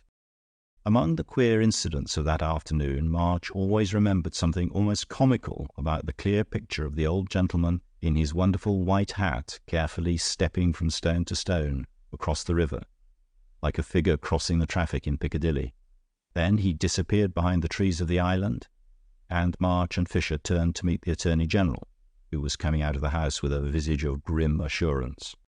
"Everybody is saying," he said, "that the Prime Minister has made the greatest speech of his life. Peroration and loud and prolonged cheers. Corrupt financiers and heroic peasants, we will not desert Denmark again." Fisher nodded and turned away toward the towing path, where he saw the Duke returning with a rather dazed expression. In answer to questions, he said in a husky and confidential voice, "I really think our poor friend cannot be himself. He refused to listen. He suggested that I might frighten the fish." A keen ear might have detected a murmur from Mr. Fisher on the subject of a white hat, but Sir John Harker struck it more decisively. "Fisher was quite right. I didn't believe it myself, but it's quite clear that the old fellow is fixed on his fishing notion by now. If the house caught fire behind him, he would hardly move till sunset." Fisher had continued his stroll toward the higher embanked ground of the towing path, and he now swept a long and searching gaze not toward the island, but toward the distant wooded heights that were the walls of the valley. An evening sky as clear as that of the previous day was settling down all over the dim landscape, but toward the west it was now red rather than gold. There was scarcely any sound but the monotonous music of the river. Then came the sound of a half-stifled exclamation from Horne Fisher, and Harold March looked up at him in wonder. "You spoke of bad news," said Fisher. "Well, there is really bad news now. I'm afraid this is a bad business." "What bad news do you mean?" asked his friend, conscious of something strange and sinister in his voice. "The sun has set," answered Fisher. He went on with the air of one conscious of having said something fatal. "We must get somebody to go across whom he will really listen to. He may be mad, but there's method in his madness. There nearly always is method in madness. It's what drives men mad, being methodical. And he never goes on sitting there after sunset, with the whole place getting dark. Where's his nephew? I believe he's really fond of his nephew." "Look," cried March abruptly. "Why, he's been across already. There he is coming back." And looking up the river once more, they saw, dark against the sunset reflections, the figure of James Bullen stepping hastily and rather clumsily from stone to stone. Once he slipped on a stone with a slight splash. When he rejoined the group on the bank, his olive face was unnaturally pale. The other 4 men had already gathered on the same spot, and almost simultaneously were calling out to him. "What does he say now?" "Nothing. He says nothing." Fisher looked at the young man steadily for a moment. Then he started from his immobility, and, making a motion to March to follow him, himself strode down to the river crossing. In a few moments they were on the little beaten track that ran round the wooded island to the other side of it, where the fishermen sat. Then they stood and looked at him, without a word. Sir Isaac Hook was still sitting propped up against the stump of the tree, and that for the best of reasons. A length of his own infallible fishing line was twisted and tightened, twice round his throat, then twice round the wooden prop behind him. The leading investigator ran forward and touched the fisherman's hand, and it was as cold as a fish. "The sun has set," said Horne Fisher in the same terrible tones, "and he will never see it rise again." 10 minutes afterwards the 5 men, shaken by such a shock, were again together in the garden, looking at one another with white but watchful faces. The lawyer seemed the most alert of the group. He was articulate, if somewhat abrupt.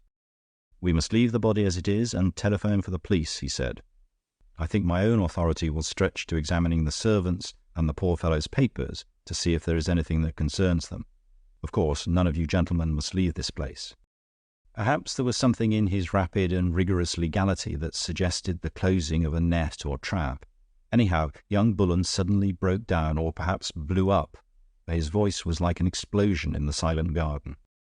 "I never touched him," he cried. "I swear I had nothing to do with it."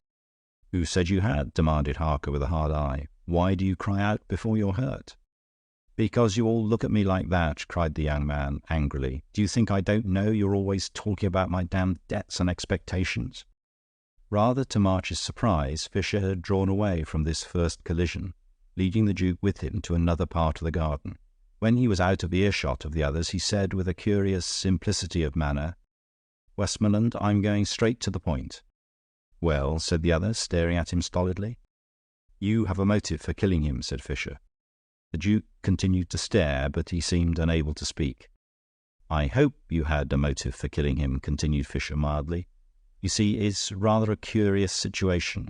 If you have a motive for murdering, you probably didn't murder. But if you hadn't any motive, why then perhaps you did."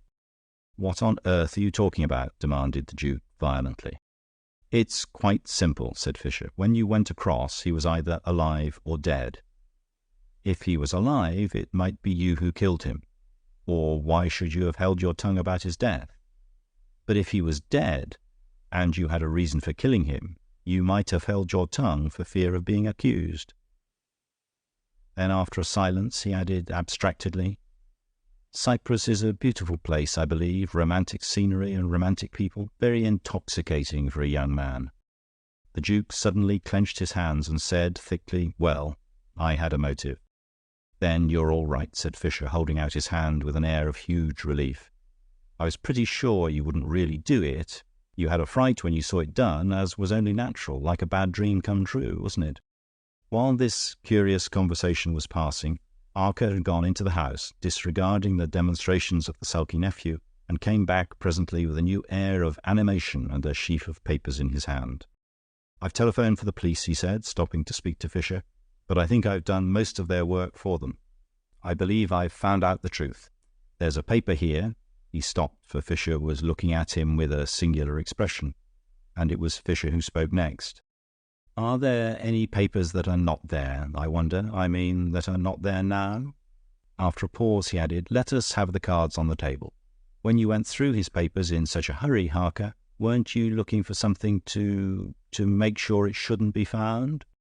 Harker did not turn a red hair on his hard head, but he looked at the other out of the corners of his eyes. "And I suppose," went on Fisher smoothly, "that is why you, too, told us lies about having found Hook alive. You knew there was something to show that you might have killed him, and you didn't dare tell us he was killed. But believe me, it's much better to be honest now." Harker's haggard face suddenly lit up as if with infernal flames. "Honest," he cried, "it's not so damn fine of you fellows to be honest. You're all born with silver spoons in your mouths, and then you swagger about with everlasting virtue because you haven't got other people's spoons in your pockets. But I was born in a Pimlico lodging-house, and I had to make my spoon, and there'd be plenty to say I only spoiled a horn or an honest man. And if a struggling man staggers a bit over the line in his youth, in the lower parts of the law, which are pretty dingy anyhow, there's always some old vampire to hang on to him all his life for it." "Guatemalan Golcondas, wasn't it?" said Fisher sympathetically. Harker suddenly shuddered. Then he said, "I believe you must know everything, like God Almighty." "I know too much," said Horne Fisher, "and all the wrong things." The other three men were drawing nearer to them, but before they came too near, Harker said in a voice that had recovered all its firmness, "Yes, I did destroy a paper, but I really did find a paper too, and I believe that it clears us all." "Very well," said Fisher in a louder and more cheerful tone, "let us all have the benefit of it." "On the very top of Sir Isaac's papers," explained Harker, "there was a threatening letter from a man named Hugo. It threatens to kill our unfortunate friend very much in the way that he was actually killed. It is a wild letter full of taunts, you can see it for yourselves, but it makes a particular point of poor Hook's habit of fishing from the island.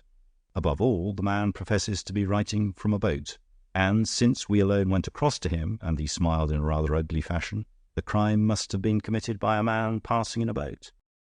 "Why, dear me," cried the Duke, with something almost amounting to animation. "Why, I remember the man called Hugo quite well. He was a sort of body-servant and bodyguard of Sir Isaac. You see, Sir Isaac was in some fear of assault. He was not very popular with several people. Hugo was discharged after some row or other, but I remember him well. He was a great big Hungarian fellow with great moustaches that stood out on each side of his face."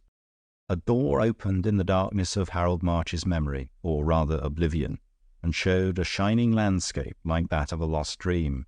It was rather a waterscape than a landscape, a thing of flooded meadows and low trees and the dark archway of a bridge. And for one instant he saw again the man with moustaches like dark horns leap up onto the bridge and disappear. "Good heavens!" he cried. "Why, I met the murderer this morning." Horne Fisher and Harold March had their day on the river after all. The little group broke up when the police arrived. They declared that the coincidence of March's evidence had cleared the whole company and clinched the case against the flying Hugo.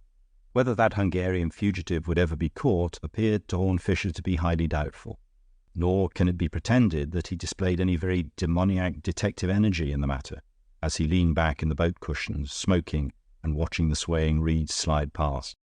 "It was a very good notion to hop up onto the bridge," he said. "An empty boat means very little. He hasn't been seen to land on either bank, and he's walked off the bridge without walking onto it, so to speak. He's got 24 hours' start, his moustaches will disappear, and then he will disappear. I think there is every hope of his escape." "Hope," repeated March, and stopped sculling for an instant. "Yes, hope," repeated the other. "To begin with, I'm not going to be exactly consumed with Corsican revenge because somebody has killed Hook. Perhaps you may guess by this time what Hook was. A damned blood-sucking blackmailer was that simple, strenuous, self-made captain of industry. He had secrets against nearly everybody. One against poor old Westmoreland about an early marriage in Cyprus that might have put the Duchess in a queer position, and one against Harker about some flutter with his client's money when he was a young solicitor. That's why they went to pieces when they found him murdered, of course. They felt as if they'd done it in a dream. But I admit I have another reason for not wanting our Hungarian friend actually hanged for the murder. And what is that? Asked his friend. Only that he didn't commit the murder, answered Fisher. Harold March laid down the oars and let the boat drift for a moment. Do you know, I was half expecting something like that, he said. It was quite irrational, but it was hanging about in the atmosphere like thunder in the air. On the contrary, it's finding Hugo guilty that's irrational, replied Fisher. Don't you see that they're condemning him for the very reason for which they acquit everybody else? Harker and Westmoreland were silent because they found him murdered, and knew there were papers that made them look like the murderers. Well, so did Hugo find him murdered, and so did Hugo know there was a paper that would make him look like the murderer. He had written it himself the day before. But in that case, said March, frowning, at what sort of unearthly hour in the morning was the murder really committed? It was barely daylight when I met him at the bridge, and that's some way above the island. The answer is very simple, replied Fisher. The crime was not committed in the morning. The crime was not committed on the island. March stared at the shining water without replying, but Fisher resumed like one who has been asked a question. Every intelligent murder involves taking advantage of some one uncommon feature in a common situation. The feature here was the fancy of old Hook for being the first man up every morning, his fixed routine as an angler, and his annoyance at being disturbed. The murderer strangled him in his own house after dinner on the night before, carried his corpse with all his fishing tackle, crossed the stream in the dead of night, tied him to the tree, and left him there under the stars. It was a dead man who sat fishing there all day. Then the murderer went back to the house, or rather to the garage, and went off in his motor car. The murderer drove his own motor car. Fisher glanced at his friend's face and went on, "You look horrified, and the thing is horrible, but other things are horrible too. If some obscure man had been hag-ridden by a blackmailer and had his family life ruined, you wouldn't think the murder of his persecutor the most inexcusable of murders. Is it any worse when a whole great nation is set free as well as a family? By this warning to Sweden, we shall probably prevent war and not precipitate it, and save many thousand lives, rather more valuable than the life of that viper. Oh, I'm not talking sophistry or seriously justifying the thing, but the slavery that held him and his country was 1,000 times less justifiable. If I'd really been sharp, I should have guessed it from his smooth, deadly smiling at dinner that night. Do you remember that silly talk about how old Isaac could always play his fish? In a pretty hellish sense, he was a fisher of men. Harold March took the oars and began to row again. I remember, he said, and about how a big fish might break the line and get away. 6. The hole in the wall. Two men, the one an architect and the other an archaeologist, met on the steps of the great house at Prior's Park, and their host, Lord Bulmer, in his breezy way, thought it natural to introduce them. It must be confessed that he was hazy as well as breezy, and had no very clear connection in his mind beyond the sense that an architect and an archaeologist begin with the same series of letters. The world must remain in a reverent doubt as to whether he would, on the same principles, have presented a diplomatist to a dipsomaniac or a ratiocinator to a rat-catcher. He was a big, fair, bull-necked young man, abounding in outward gestures, unconsciously flapping his gloves and flourishing his stick. "You two ought to have something to talk about," he said cheerfully, "old buildings and all that sort of thing. This is rather an old building, by the way, though I say it who shouldn't. I must ask you to excuse me a moment. I've got to go and see about the cards for this Christmas romp my sister's arranging. We hope to see you all there, of course. Juliet wants it to be a fancy dress affair, abbots and crusaders and all that. My ancestors, I suppose, after all." "I trust the abbot was not an ancestor," said the archaeological gentleman with a smile. "Only a sort of great-uncle, I imagine," answered the other, laughing. Then his rather rambling eye rolled round the ordered landscape in front of the house. An artificial sheet of water, ornamented with an antiquated nymph in the centre, and surrounded by a park of tall trees, now grey and black and frosty, for it was in the depth of a severe winter. "It's getting jolly cold," his lordship continued. "My sister hopes we shall have some skating as well as dancing." "If the Crusaders come in full armour," said the other, "you must be careful not to drown your ancestors." "Oh, there's no fear of that," answered Bulmer. "This precious lake of ours is not 2 feet deep anywhere." And with one of his flourishing gestures, he stuck his stick into the water to demonstrate its shallowness. They could see the short end bent in the water, so that he seemed for a moment to lean his large weight on a breaking staff. "The worst you can expect is to see an abbot sit down rather suddenly," he added, turning away. "Well, au revoir. I'll let you know about it later." The archaeologist and the architect were left on the great stone steps, smiling at each other. But whatever their common interests, they presented a considerable personal contrast, and the fanciful might even have found some contradiction in each considered individually. The former, a Mr. James Haddo, came from a drowsy den in the Inns of Court, full of leather and parchment, for the law was his profession and history only his hobby. He was, indeed, among other things, the solicitor and agent of the Prior's Park estate, but he himself was far from drowsy, and seemed remarkably wide awake, with shrewd and prominent blue eyes, and red hair brushed as neatly as his very neat costume. The latter, whose name was Leonard Crane, came straight from a crude and almost cockney office of builders and house agents in the neighbouring suburb, sunning itself at the end of a new row of jerry-built houses, with plans in very bright colours and notices in very large letters. But a serious observer, at a second glance, might have seen in his eyes something of that shining sleep that is called vision. And his yellow hair, while not affectedly long, was unaffectedly untidy. It was a manifest, if melancholy, truth that the architect was an artist. But the artistic temperament was far from explaining him. There was something else about him that was not definable, but which some even felt to be dangerous. Despite his dreaminess, he would sometimes surprise his friends with arts and even sports apart from his ordinary life, like memories of some previous existence. On this occasion, nevertheless, he hastened to disclaim any authority on the other man's hobby. "I mustn't appear on false pretences," he said with a smile. "I hardly even know what an archaeologist is, except that a rather rusty remnant of Greek suggested that he is a man who studies old things." "Yes," replied Haddo grimly, "an archaeologist is a man who studies old things and finds they are new." Crane looked at him steadily for a moment and then smiled again. "Dare one suggest," he said, "that some of the things we have been talking about are among the old things that turn out not to be old?" His companion also was silent for a moment, and the smile on his rugged face was fainter as he replied quietly, "The wall round the park is really old. The one gate in it is Gothic, and I cannot find any trace of destruction or restoration. But the house and the estate generally, well, the romantic ideas read into these things are often rather recent romances, things almost like fashionable novels. For instance, the very name of this place, Prior's Park, makes everybody think of it as a moonlit medieval abbey. I dare say the spiritualists by this time have discovered the ghost of a monk there, but according to the only authoritative study of the matter I can find, the place was simply called Prior's as any rural place is called Podger's. It was the house of a Mr. Prior, a farmhouse probably, that stood here at some time or other, and was a local landmark. Oh, there are a great many examples of the same thing, here and everywhere else.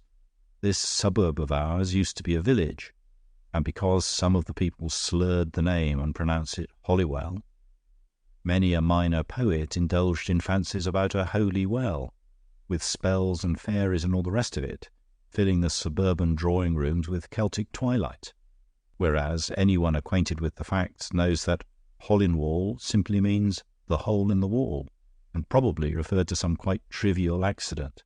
That's what I mean when I say that we don't so much find old things as we find new ones." Crane seemed to have grown somewhat inattentive to the little lecture on antiquities and novelties, and the cause of his restlessness was soon apparent, and indeed approaching. Lord Bulmer's sister, Juliet Bray, was coming slowly across the lawn, accompanied by one gentleman and followed by two others. The young architect was in the illogical condition of mind in which he preferred 3 to 1. The man walking with the lady was no other than the eminent Prince Borodino, who was at least as famous as a distinguished diplomatist ought to be, in the interests of what is called secret diplomacy. He had been paying a round of visits at various English country houses, and exactly what he was doing for diplomacy at Prior's Park was as much a secret as any diplomatist could desire. The obvious thing to say of his appearance was that he would have been extremely handsome if he had not been entirely bald. But indeed that would itself be a rather bald way of putting it. Fantastic as it sounds, it would fit the case better to say that people would have been surprised to see hair growing on him, as surprised as if they had found hair growing on the bust of a Roman emperor. His tall figure was buttoned up in a tight-waisted fashion that rather accentuated his potential bulk, and he wore a red flower in his buttonhole. Of the 2 men walking behind, one was also bald, but in a more partial and also a more premature fashion, for his drooping moustache was still yellow, and if his eyes were somewhat heavy, it was with languor and not with age. It was Horne Fisher, and he was talking as easily and idly about everything as he always did. His companion was a more striking and even more sinister figure, and he had the added importance of being Lord Bulmer's oldest and most intimate friend. He was generally known with a severe simplicity as Mr. Brain, but it was understood that he had been a judge and police official in India, and that he had enemies who had represented his measures against crime as themselves almost criminal.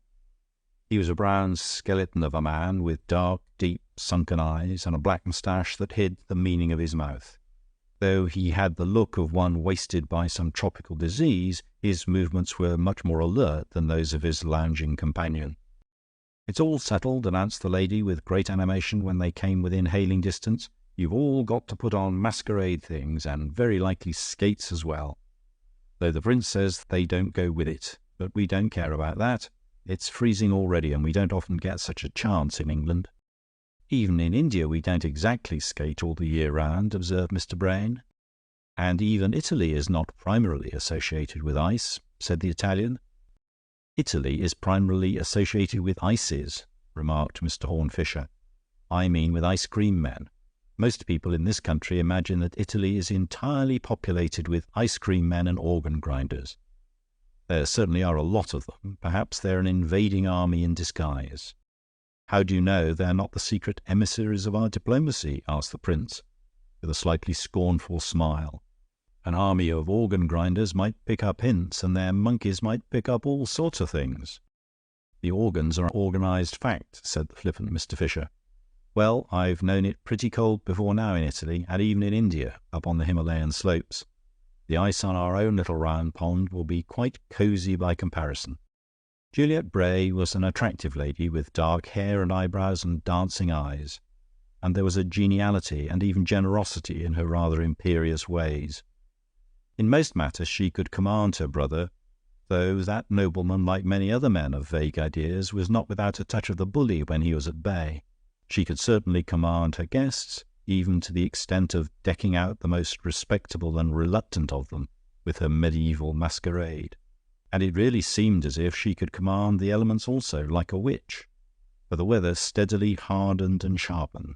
That night the ice of the lake, glimmering in the moonlight, was like a marble floor, and they had begun to dance and skate on it before it was dark. Prior's Park, or more properly the surrounding district of Hollingwall, was a country seat that had become a suburb. Having once had only a dependent village at its doors, it now found outside all its doors the signals of the expansion of London.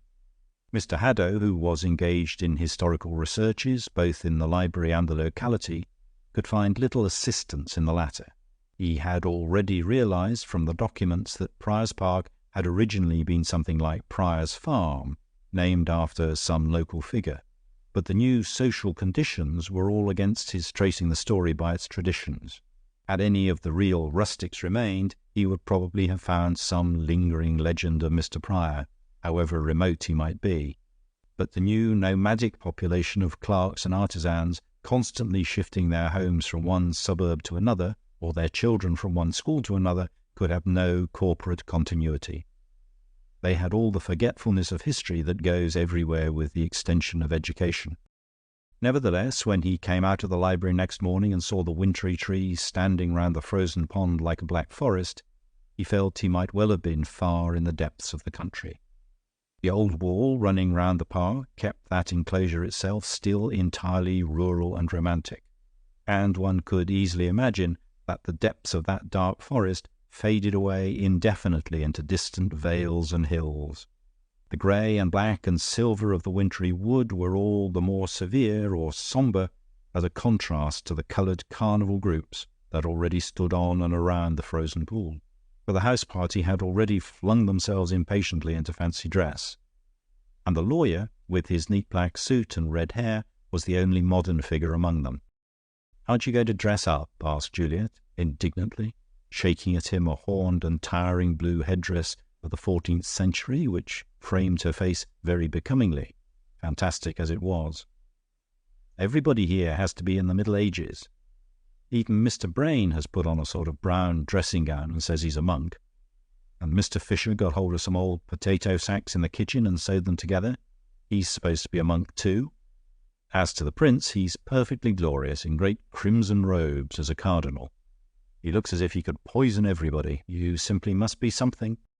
"I will be something later in the day," he replied. "At present I am nothing but an antiquary and an attorney. I have to see your brother presently about some legal business, and also some local investigations he asked me to make. I must look a little like a steward when I give an account of my stewardship." "Oh, but my brother is dressed up," cried the girl. "Very much so.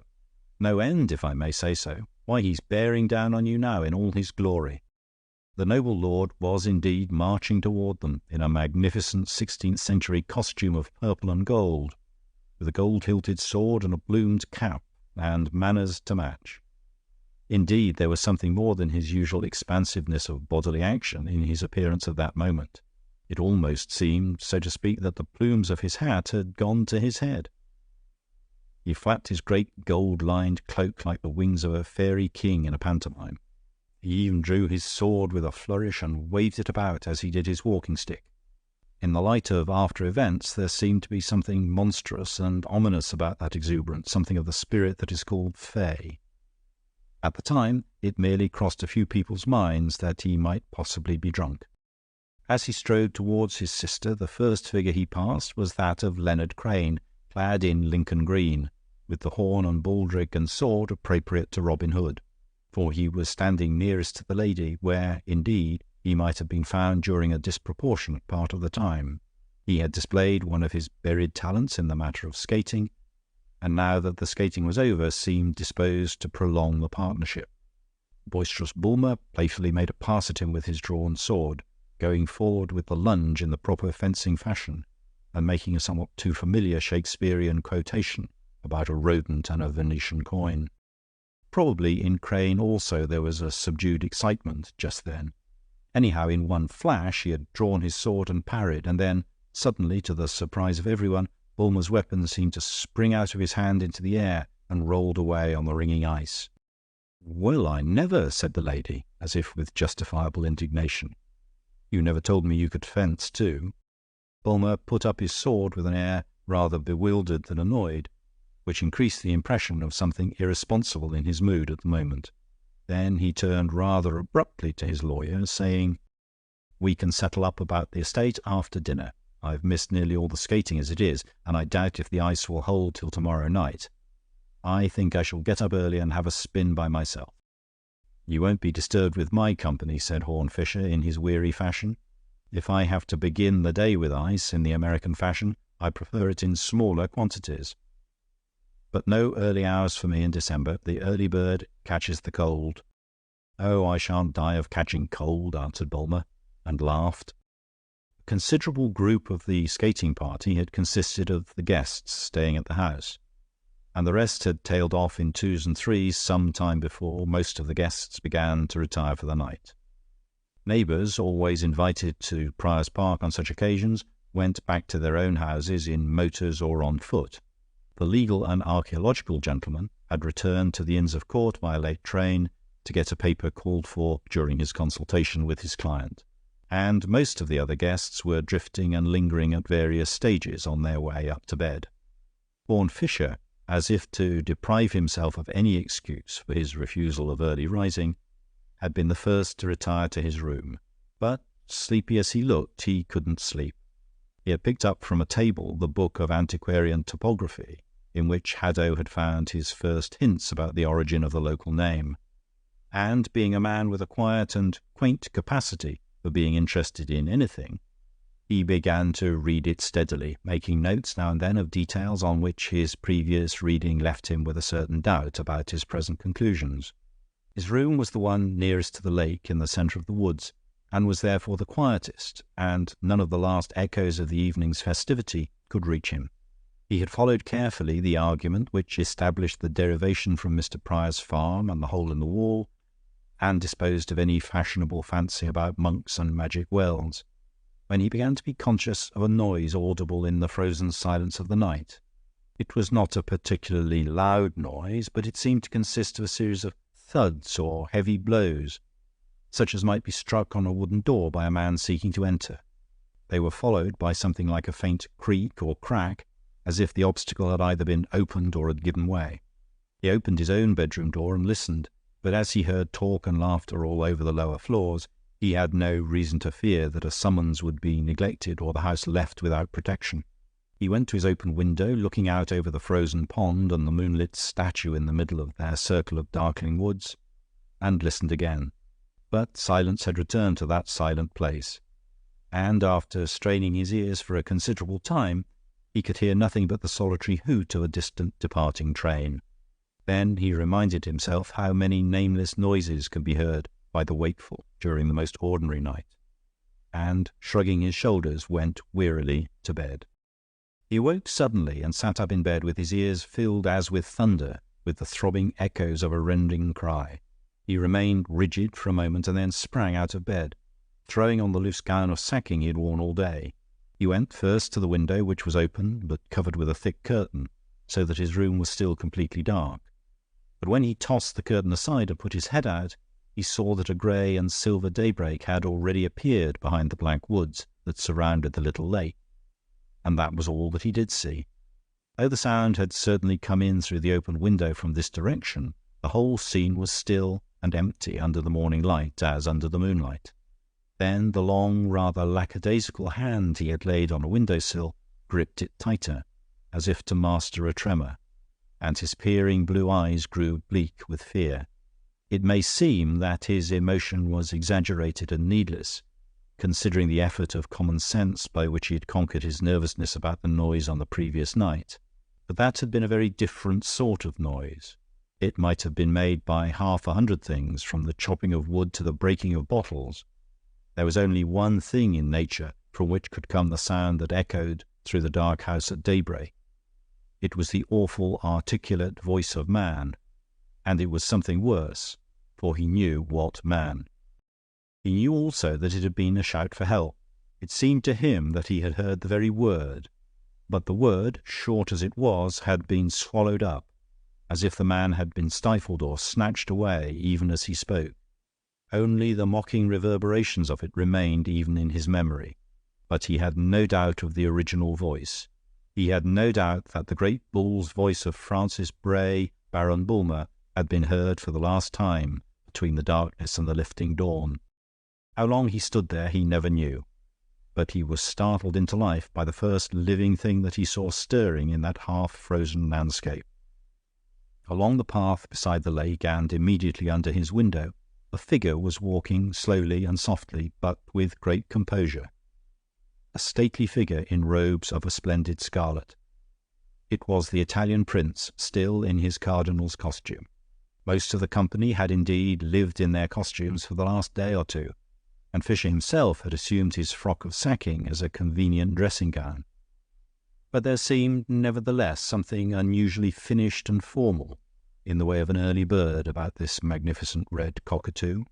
It was as if the early bird had been up all night. "What's the matter?" he called sharply, leaning out of the window, and the Italian turned up his great yellow face like a mask of brass. "We had better discuss it downstairs," said Prince Borodino. Fisher ran downstairs and encountered the great red-robed figure entering the doorway and blocking the entrance with his bulk. "Did you hear that cry?" demanded Fisher.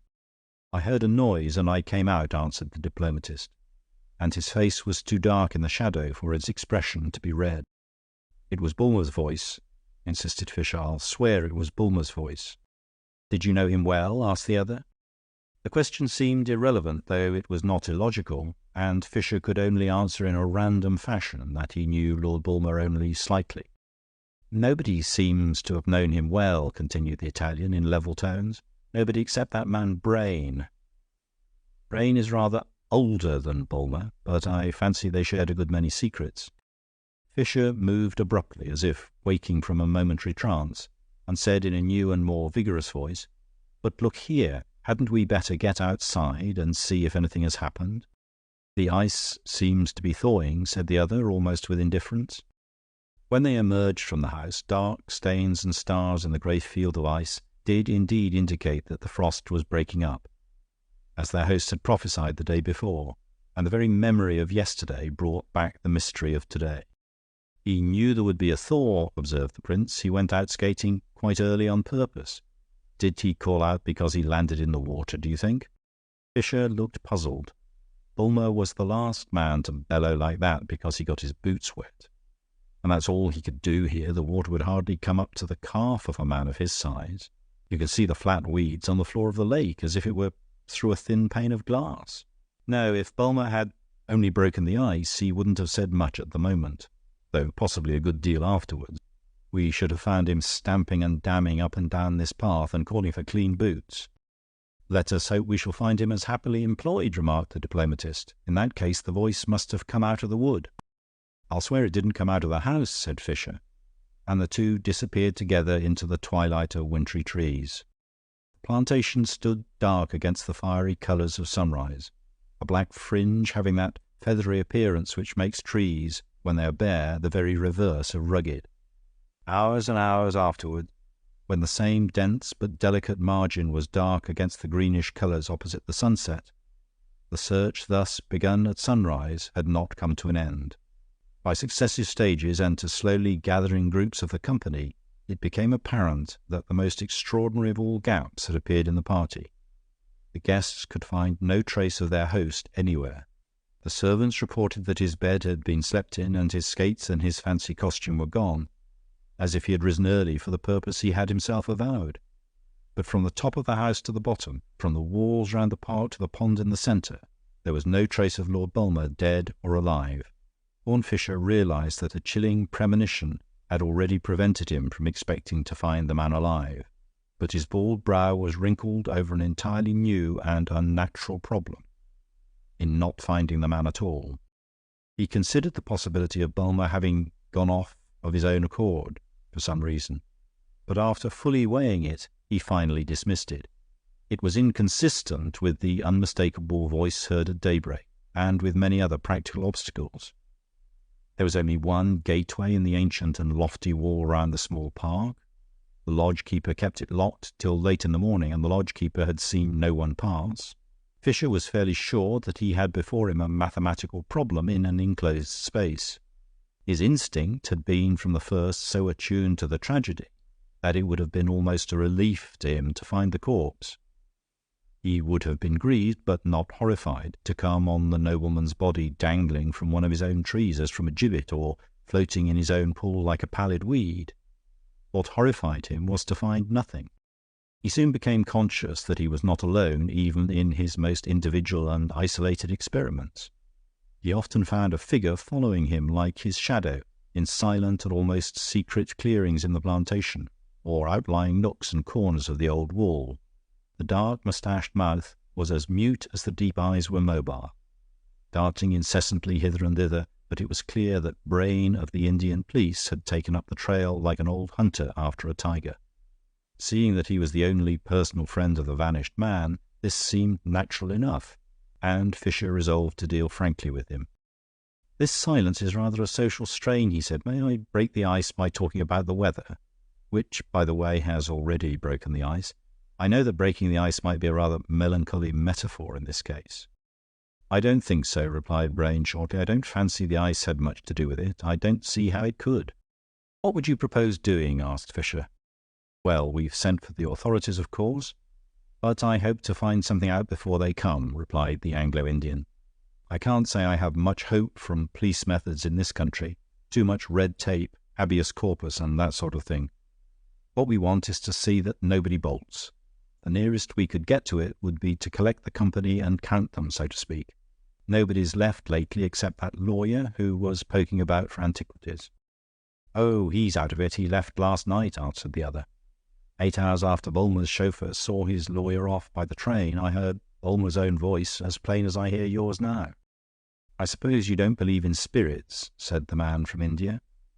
After a pause he added, "There's somebody else I should like to find before we go after a fellow with an alibi in the inner temple." "What's become of that fellow in green, the architect, dressed up as a forester? I haven't seen him about." Mr. Brain managed to secure his assembly of all the distracted company before the arrival of the police. But when he first began to comment once more on the young architect's delay in putting in an appearance, he found himself in the presence of a minor mystery, and a psychological development of an entirely unexpected kind. Juliet Bray had confronted the catastrophe of her brother's disappearance with a sombre stoicism, in which there was, perhaps, more paralysis than pain. But when the other question came to the surface, she was both agitated and angry. "We don't want to jump to any conclusions about anybody," Brain was saying in his staccato style, "but we should like to know a little more about Mr. Crane. Nobody seems to know much about him or where he comes from, and it seems a sort of coincidence that yesterday he actually crossed swords with poor Bulmer, and could have struck him too, since he showed himself the better swordsman. Of course, that may be an accident and couldn't possibly be called a case against anybody. But then we haven't the means to make a real case against anybody. Till the police come, we're only a pack of very amateur sleuth-hounds." "And I think you're a pack of snobs," said Juliet. "Because Mr. Crane is a genius who's made his own way, you try to suggest he's a murderer without daring to say so. Because he wore a toy sword and happened to know how to use it, you want us to believe he used it like a bloodthirsty maniac for no reason in the world. And because he could have hit my brother and didn't, you deduce that he did. That's the sort of way you argue. And as for his having disappeared, you're wrong in that as you are in everything else, for here he comes." And indeed the green figure of the fictitious Robin Hood slowly detached itself from the grey background of the trees and came toward them as she spoke. He approached the group slowly, but with composure.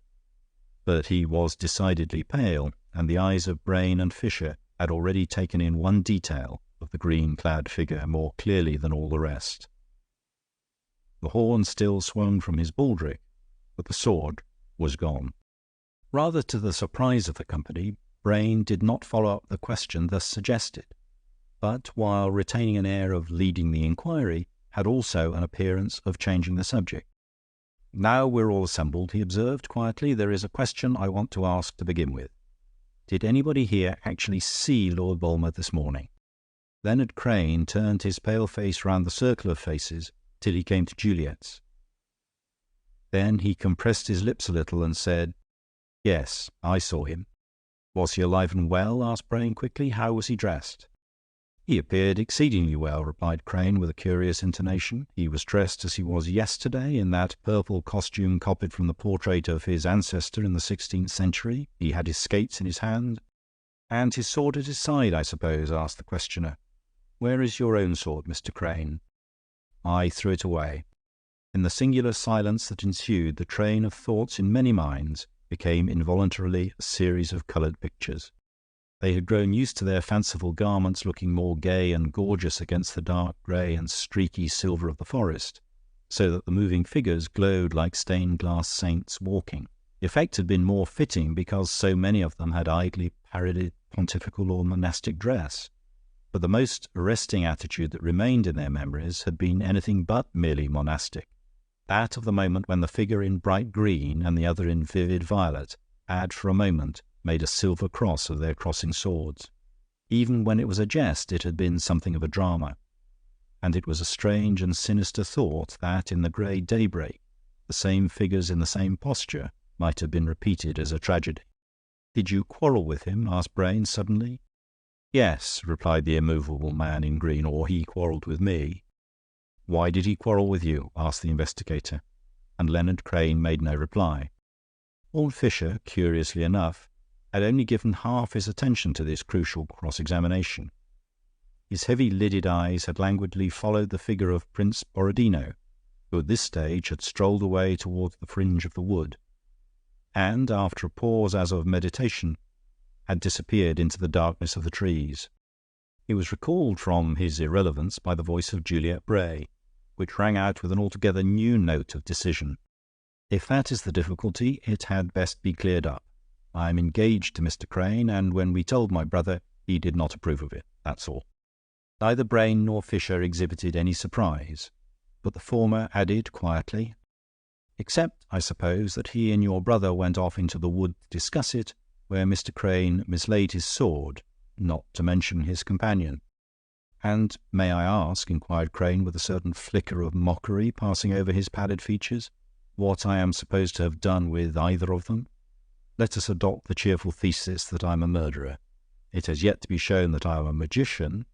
If I ran your unfortunate friend through the body, what did I do with the body? Did I have it carried away by 7 flying dragons, or was it merely a trifling matter of turning it into a milk-white hind?" "It is no occasion for sneering," said the Anglo-Indian judge with abrupt authority. "It doesn't make it look better for you that you can joke about the loss." Fisher's dreamy and even dreary eye was still on the edge of the wood behind, and he became conscious of masses of dark red, like a stormy sunset cloud, glowing through the grey network of the thin trees, and the prince in his cardinal's robes re-emerged onto the pathway. Brain had had half a notion that the prince might have gone to look for the lost rapier, but when he reappeared he was carrying in his hand not a sword, but an axe. The incongruity between the masquerade and the mystery had created a curious psychological atmosphere. At first they had all felt horribly ashamed at being caught in the foolish disguises of a festival by an event that had only too much the character of a funeral. Many of them would have already gone back and dressed in clothes that were more funereal, or at least more formal. But somehow, at the moment, this seemed like a second masquerade, more artificial and frivolous than the first. And as they reconciled themselves to their ridiculous trappings, a curious sensation had come over some of them, notably over the more sensitive, like Crane and Fisher and Juliet, but in some degree over everybody except the practical Mr. Brain. It was almost as if they were the ghosts of their own ancestors haunting that dark wood and dismal lake and playing some old part that they only half remembered. The movements of those coloured figures seemed to mean something that had been settled long before, like a silent heraldry. Acts, attitudes, external objects were accepted as an allegory, even without the key, and they knew when a crisis had come, when they did not know what it was. And somehow they knew subconsciously that the whole tale had taken a new and terrible turn when they saw the prince stand in the gap of the gaunt trees, in his robes of angry crimson, and with his lowering face of bronze, bearing in his hand a new shape of death. They could not have named a reason, but the 2 swords seemed indeed to have become toy swords, and the whole tale of them broken and tossed away like a toy. Borodino looked like the old-world headsman, clad in terrible red, and carrying the axe for the execution of the criminal, and the criminal was not Crane. Mr. Brain of the Indian police was glaring at the new object, and it was a moment or two before he spoke, harshly and almost hoarsely. "What are you doing with that?" he asked. "Seems to be a woodman's chopper." "A natural association of ideas," observed Horne Fisher. "If you meet a cat in the wood, you think it's a wild cat, though it may have just strolled from the drawing-room sofa. As a matter of fact, I happen to know that is not a woodman's chopper. It's the kitchen chopper or meat axe or something like that somebody has thrown away in the wood. I saw it in the kitchen myself when I was getting the potato sacks with which I reconstructed a medieval hermit." "All the same, it's not without interest," remarked the prince, holding out the instrument to Fisher, who took it and examined it carefully. "A butcher's cleaver that has done butcher's work." "It was certainly the instrument of the crime," assented Fisher in a low voice. Brain was staring at the dull blue gleam of the axe-head with fierce and fascinated eyes. "I don't understand you," he said. "There are no marks on it." "It has shed no blood," answered Fisher, "but for all that it has committed a crime. This is as near as the criminal came to the crime when he committed it." "What do you mean?" "He was not there when he did it," explained Fisher. "It's a poor sort of murderer who can't murder people when he isn't there." "You seem to be talking merely for the sake of mystification," said Brain. "If you have any practical advice to give, you might as well make it intelligible." "The only practical advice I can suggest," said Fisher thoughtfully, "is a little research into local topography and nomenclature. They say there used to be a Mr. Pryor who had a farm in this neighbourhood. I think some details about the domestic life of the late Mr. Pryor would throw a light on this terrible business." "And you have nothing more immediate than your topography to offer," said Brain with a sneer, "to help me avenge my friend." "Well," said Fisher, "I should find out the truth about the hole in the wall." That night, at the close of a stormy twilight and under a strong west wind that followed the breaking of the frost, Leonard Crane was wending his way in a wild rotary walk round and round the high, continuous wall that enclosed the little wood. He was driven by a desperate idea of solving for himself the riddle that had clouded his reputation, and already even threatened his liberty. The police authorities, now in charge of the inquiry, had not arrested him, but he knew well enough that if he tried to move far afield, he would be instantly arrested. Horne Fisher's fragmentary hints, though he had refused to expand them as yet, had stirred the artistic temperament of the architect to a sort of wild analysis, and he was resolved to read the hieroglyph upside down and every way until it made sense. If it was something connected with a hole in the wall, he would find the hole in the wall. But as a matter of fact, he was unable to find the faintest crack in the wall. His professional knowledge told him that the masonry was all of one workmanship and one date, and, except for the regular entrance which threw no light on the mystery, he found nothing suggesting any sort of hiding place or means of escape. Walking a narrow path between the winding wall and the wild eastward bend and sweep of the grey and feathery trees, seeing shifting gleams of a lost sunset winking almost like lightning as the clouds of tempest scudded across the sky and mingling with the first faint blue light from a slowly strengthened moon behind him, he began to feel his head going round as his heels were going round and round the blind recurrent barrier. He had thoughts on the border of thought, fancies about a fourth dimension which was itself a hole to hide anything, of seeing everything from a new angle out of a new window in the senses, or of some mystical light and transparency, like the new rays of chemistry, in which he could see Bulmer's body, horrible and glaring, floating in a lurid halo over the woods and the wall. He was haunted also with the hint, which somehow seemed to be equally horrifying, that it all had something to do with Mr. Pryor. There seemed even to be something creepy in the fact that he was always respectfully referred to as Mr. Pryor, and that it was in the domestic life of the dead farmer that he had been bidden to seek the seed of these dreadful things. As a matter of fact, he had found that no local inquiries had revealed anything at all about the Pryor family. The moonlight had broadened and brightened, the wind had driven off the clouds and itself died fitfully away when he came round again to the artificial lake in front of the house. For some reason it looked a very artificial lake. Indeed, the whole scene was like a classical landscape with a touch of Watteau. The Palladian façade of the house pale in the moon, and the same silver touching the very pagan and naked marble nymph in the middle of the pond. Rather to his surprise, he found another figure there beside the statue, sitting almost equally motionless, and the same silver pencil traced the wrinkled brow and patient face of Horne Fisher, still dressed as a hermit and apparently practising something of the solitude of a hermit. Nevertheless, he looked up at Leonard Crane and smiled, almost as if he had expected him.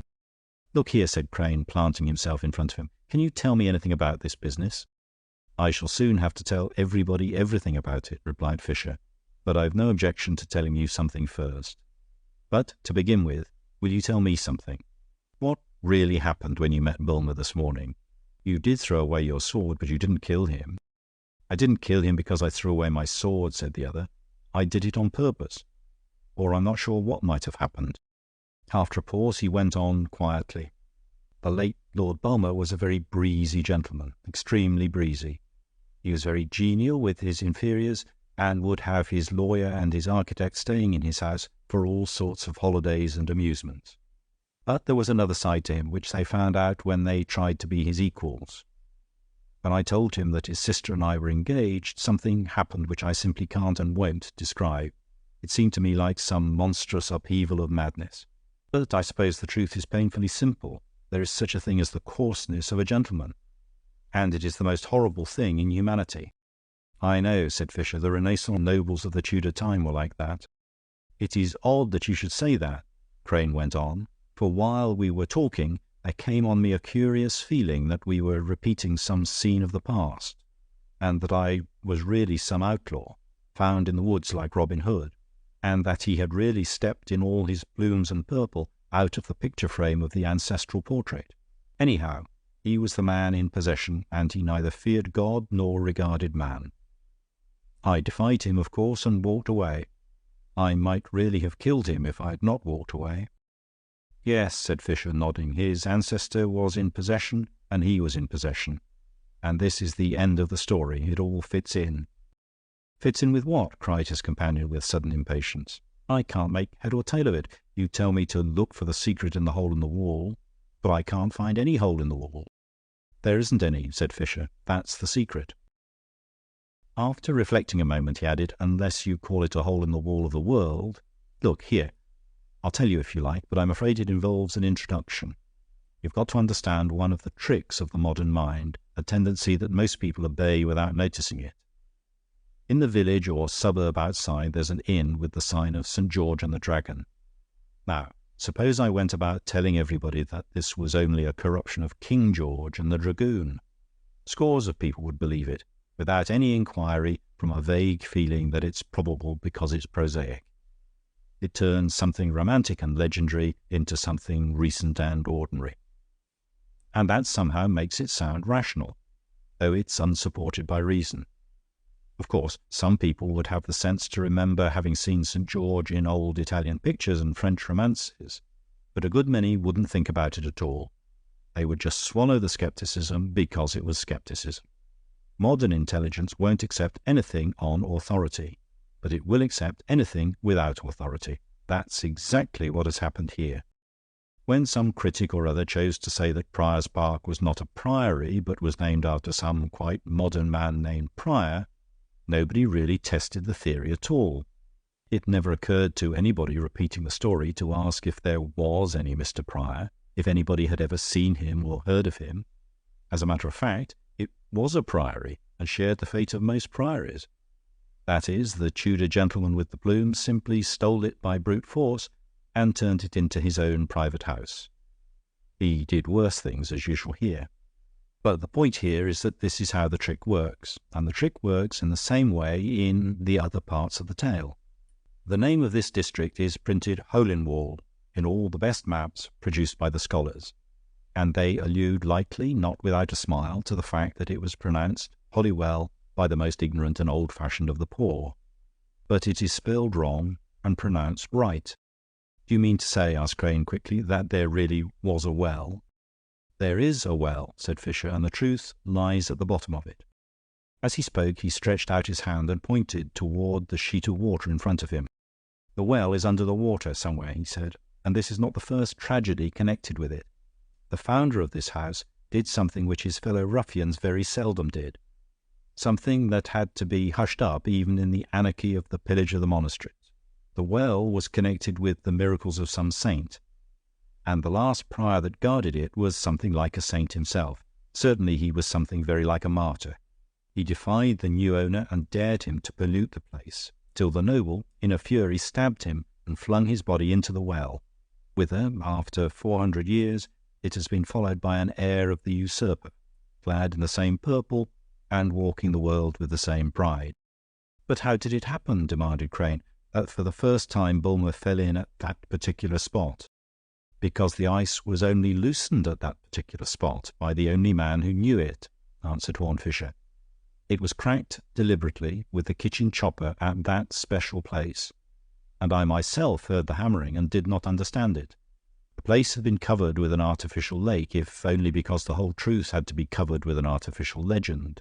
But don't you see that it is exactly what those pagan nobles would have done, to desecrate it with a sort of heathen goddess, as the Roman emperor built a temple to Venus on the Holy Sepulchre? But the truth could still be traced out by any scholarly man determined to trace it, and this man was determined to trace it. "What man?" asked the other, with a shadow of the answer in his mind. "The only man who has an alibi," replied Fisher. "James Haddo, the antiquarian lawyer. Left the night before the fatality, but he left that black star of death on the ice. He left abruptly, having previously proposed to stay, probably, I think, after an ugly scene with Bulmer at their legal interview. As you know yourself, Bulmer could make a man feel pretty murderous, and I rather fancy the lawyer had himself irregularities to confess, and was in danger of exposure by his client. But it's my reading of human nature that a man will cheat in his trade, but not in his hobby. Haddo may have been a dishonest lawyer, but he couldn't help being an honest antiquary. When he got on the track of the truth about the Holy Well, he had to follow it up. He was not to be bamboozled with newspaper anecdotes about Mr. Pryor and a hole in the wall. He found out everything, even to the exact location of the well. And he was rewarded, if being a successful assassin can be regarded as a reward. "And how did you get on the track of all this hidden history?" asked the young architect. A cloud came across the brow of Horne Fisher. "I knew only too much about it already," he said. "And after all, it's shameful for me to be speaking lightly of poor Bulmer, who has paid his penalty. But the rest of us haven't. I dare say every cigar I smoke and every liqueur I drink comes directly or indirectly from the harrying of the holy places and the persecution of the poor. After all, it needs very little poking about in the past to find that hole in the wall, that great breach in the defences of English history. It lies just under the surface of a thin sheet of sham information and instruction, just as the black and blood-stained well lies just under the floor of shallow water and flat weeds. Oh, the ice is thin, but it bears. It is strong enough to support us when we dress up as monks and dance on it, in mockery of the dear, quaint old Middle Ages. They told me I must put on fancy dress, so I did put on fancy dress, according to my own taste and fancy. I put on the only costume I think fit for a man who has inherited the position of a gentleman, and yet has not entirely lost the feelings of one." In answer to a look of inquiry, he rose with a sweeping and downward gesture. "Sackcloth," he said, "and I would wear the ashes as well, if they would stay on my bald head." 7. The Temple of Silence. Harold March and the few who cultivated the friendship of Horne Fisher, especially if they saw something of him in his own social setting, were conscious of a certain solitude in his very sociability. They seemed to be always meeting his relations and never meeting his family. Perhaps it would be truer to say that they saw much of his family and nothing of his home. His cousins and connections ramified like a labyrinth all over the governing class of Great Britain, and he seemed to be on good, or at least good-humoured, terms with most of them.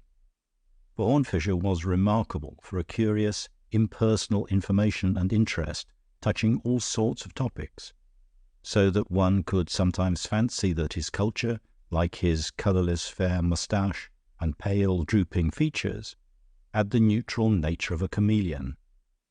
Anyhow, he could always get on with viceroys and cabinet ministers and all the great men responsible for great departments, and talk to each of them on his own subject, on the branch of study with which he was most seriously concerned. Thus he could converse with the Minister for War about silkworms, with the Minister of Education about detective stories, with the Minister of Labour about Limoges enamel, and with the Minister of Missions and Moral Progress, if that be his correct title, about the pantomime boys of the last 4 decades. And as the first was his first cousin, the second his second cousin, the third his brother-in-law, and the fourth his uncle by marriage, this conversational versatility certainly served in one sense to create a happy family. But March never seemed to get a glimpse of that domestic interior to which men of the middle classes are accustomed in their friendships, and which is indeed the foundation of friendship and love and everything else in any sane and stable society. He wondered whether Horne Fisher was both an orphan and an only child. It was, therefore, with something like a start that he found that Fisher had a brother, much more prosperous and powerful than himself, though hardly, March thought, so entertaining.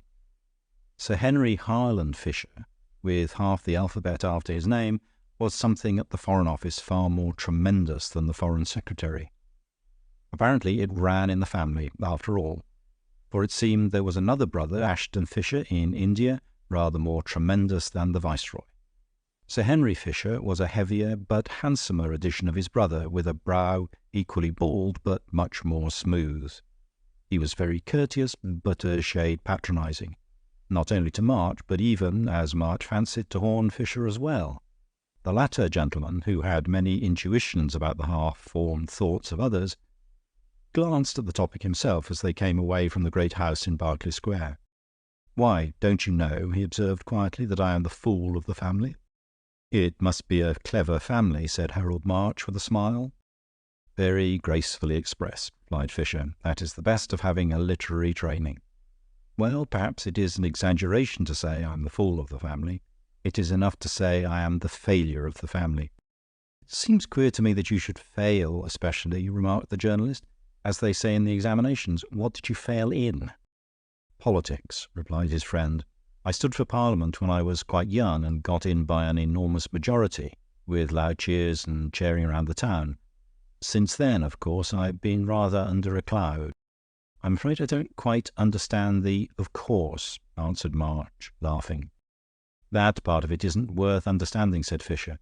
"But as a matter of fact, old chap, the other part of it was rather odd and interesting, quite a detective story in its way, as well as the first lesson I had in what modern politics are made of. If you like, I'll tell you about it." And the following, recast in a less elusive and conversational manner, is the story that he told. Nobody privileged of late years to meet Sir Henry Harland Fisher would believe that he had ever been called Harry. But indeed he had been boyish enough when a boy, and that serenity which shone on him through life, and which now took the form of gravity, had once taken the form of gaiety. His friends would have said that he was all the more ripe in his maturity for having been young in his youth. His enemies would have said that he was still light-minded, but no longer light-hearted. But in any case, the whole of the story Horne Fisher had to tell arose out of the accident which had made young Harry Fisher private secretary to Lord Saltoun. Hence his later connection with the Foreign Office, which had, indeed, come to him as a sort of legacy from his lordship, when that great man was the power behind the throne. This is not the place to say much about Saltoun, little as was known of him and much as there was worth knowing. England has had at least 3 or 4 such secret statesmen. An aristocratic polity produces every now and then an aristocrat who is also an accident, a man of intellectual independence and insight, a Napoleon born in the purple. His vast work was mostly invisible, and very little could be got out of him in private life except a crusty and rather cynical sense of humour. But it was certainly the accident of his presence at a family dinner of the Fishers, and the unexpected opinion he expressed, which turned what might have been a dinner-table joke into a sort of small sensational novel. Save for Lord Saltoun, it was a family party of Fishers, for the only other distinguished stranger had just departed after dinner, leaving the rest to the coffee and cigars. This had been a figure of some interest, a young Cambridge man named Eric Hughes, who was the rising hope of the party of reform, to which the Fisher family, along with their friend Saltoun, had long been at least formally attached. The personality of Hughes was substantially summed up in the fact that he talked eloquently and earnestly through the whole dinner, but left immediately after to be in time for an appointment. All his actions had something at once ambitious and conscientious. He drank no wine, but was slightly intoxicated with words, and his face and phrases were on the front page of all the newspapers just then, because he was contesting the safe seat of Sir Francis Verner in the great by-election in the West. Everybody was talking about the powerful speech against squirearchy which he had just delivered. Even in the Fisher circle, everybody talked about it except Horne Fisher himself, who sat in a corner lowering over the fire. "We jolly well have to thank him for putting some new life into the old party," Ashton Fisher was saying. "This campaign against the old squires just hits the degree of democracy there is in this country. This act for extending county council control is practically his bill. So you may say he's in the government even before he's in the House." "One's easier than the other," said Harry carelessly. "I bet the squires are bigger pots than the county council in that county. Werner is pretty well rooted. All these rural places are what you call reactionary. Damning aristocrats won't alter it." "He damns them rather well," observed Ashton. "We never had a better meeting than the one in Barkington, which generally goes constitutional.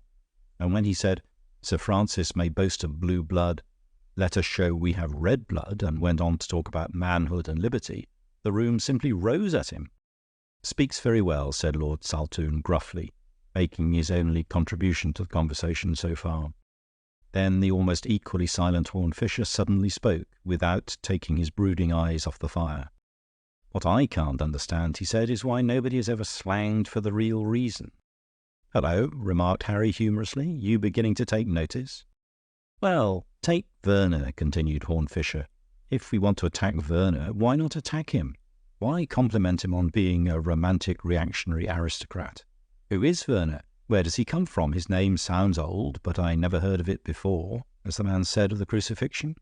Why talk about his blue blood? His blood may be gamboge yellow with green spots, for all anybody knows. All we know is that the old squire, Hawker, somehow ran through his money, and his second wife's, I suppose, for she was rich enough, and sold the estate to a man named Werner. What did he make his money in? Oil? Army contracts?" "I don't know," said Saltoun, looking at him thoughtfully. "First thing I ever knew you didn't know," cried the exuberant Harry. "And there's more besides," went on Horne Fisher, who seemed to have suddenly found his tongue. "If we want country people to vote for us, why don't we get somebody with some notion about the country? We don't talk to people in Threadneedle Street about nothing but turnips and pigsties. Why do we talk to people in Somerset about nothing but slums and socialism? Why don't we give the squire's land to the squire's tenants instead of dragging in the county council?" 3 acres and a cow," cried Harry, emitting what the parliamentary reports call an ironical cheer. "Yes," replied his brother stubbornly. "Don't you think agricultural labourers would rather have 3 acres and a cow than 3 acres of printed forms and a committee? Why doesn't somebody start a yeoman party in politics, appealing to the old traditions of the small landowner? And why don't they attack men like Werner for what they are, which is something about as old and traditional as an American oil trust?" "You'd better lead the yeoman party yourself," laughed Harry. "Don't you think it would be a joke, Lord Saltoun, to see my brother and his merry men with their bows and bills marching down to Somerset, all in Lincoln green instead of Lincoln and Bennett hats?" "No," answered old Saltoun. "I don't think it would be a joke. I think it would be an exceedingly serious and sensible idea." "Well, I'm jiggered," cried Harry Fisher, staring at him. "I said just now it was the first fact you didn't know, and I should say this is the first joke you didn't see." "I've seen a good many things in my time," said the old man in his rather sour fashion. "I've told a good many lies in my time too, and perhaps I've got rather sick of them. But there are lies and lies for all that. Gentlemen used to lie just as schoolboys lie, because they hung together and partly to help one another out.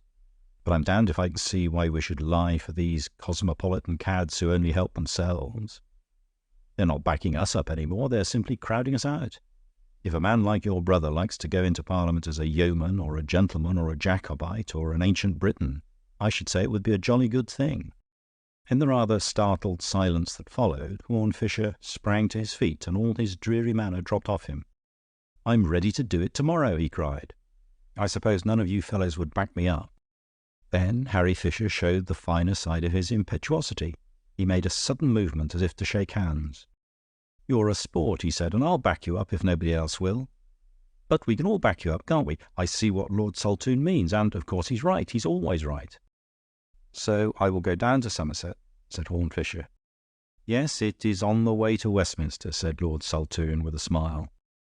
And so it happened that Horne Fisher arrived some days later at the little station of a rather remote market town in the west, accompanied by a light suitcase and a lively brother. It must not be supposed, however, that the brother's cheerful tone consisted entirely of chaff. He supported the new candidate with hope as well as hilarity. and at the back of his boisterous partnership there was an increasing sympathy and encouragement.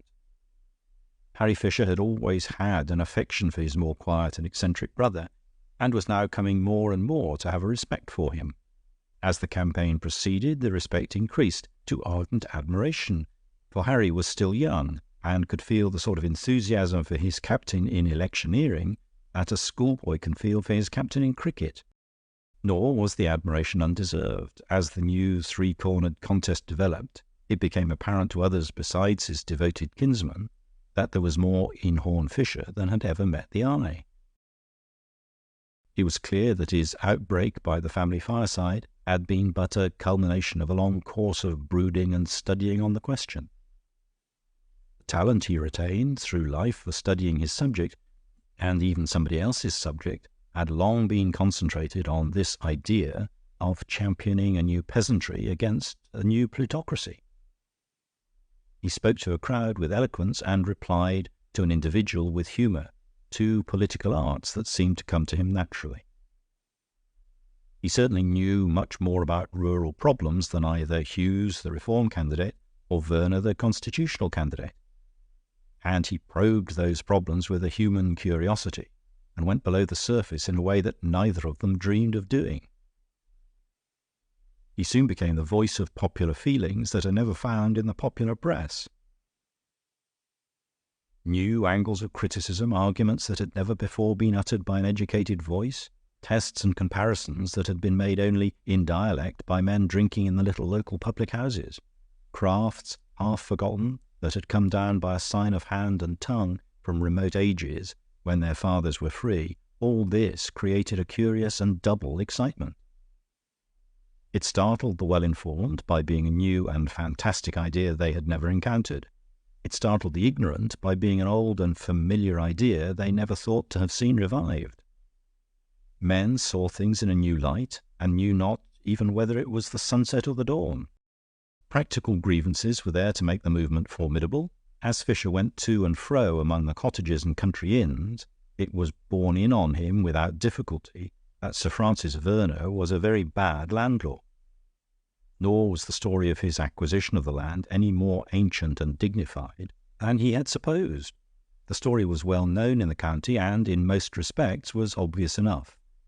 Hawker, the old squire, had been a loose, unsatisfactory sort of person, had been on bad terms with his first wife, who died, as some said, of neglect, and had then married a flashy South American Jewess with a fortune.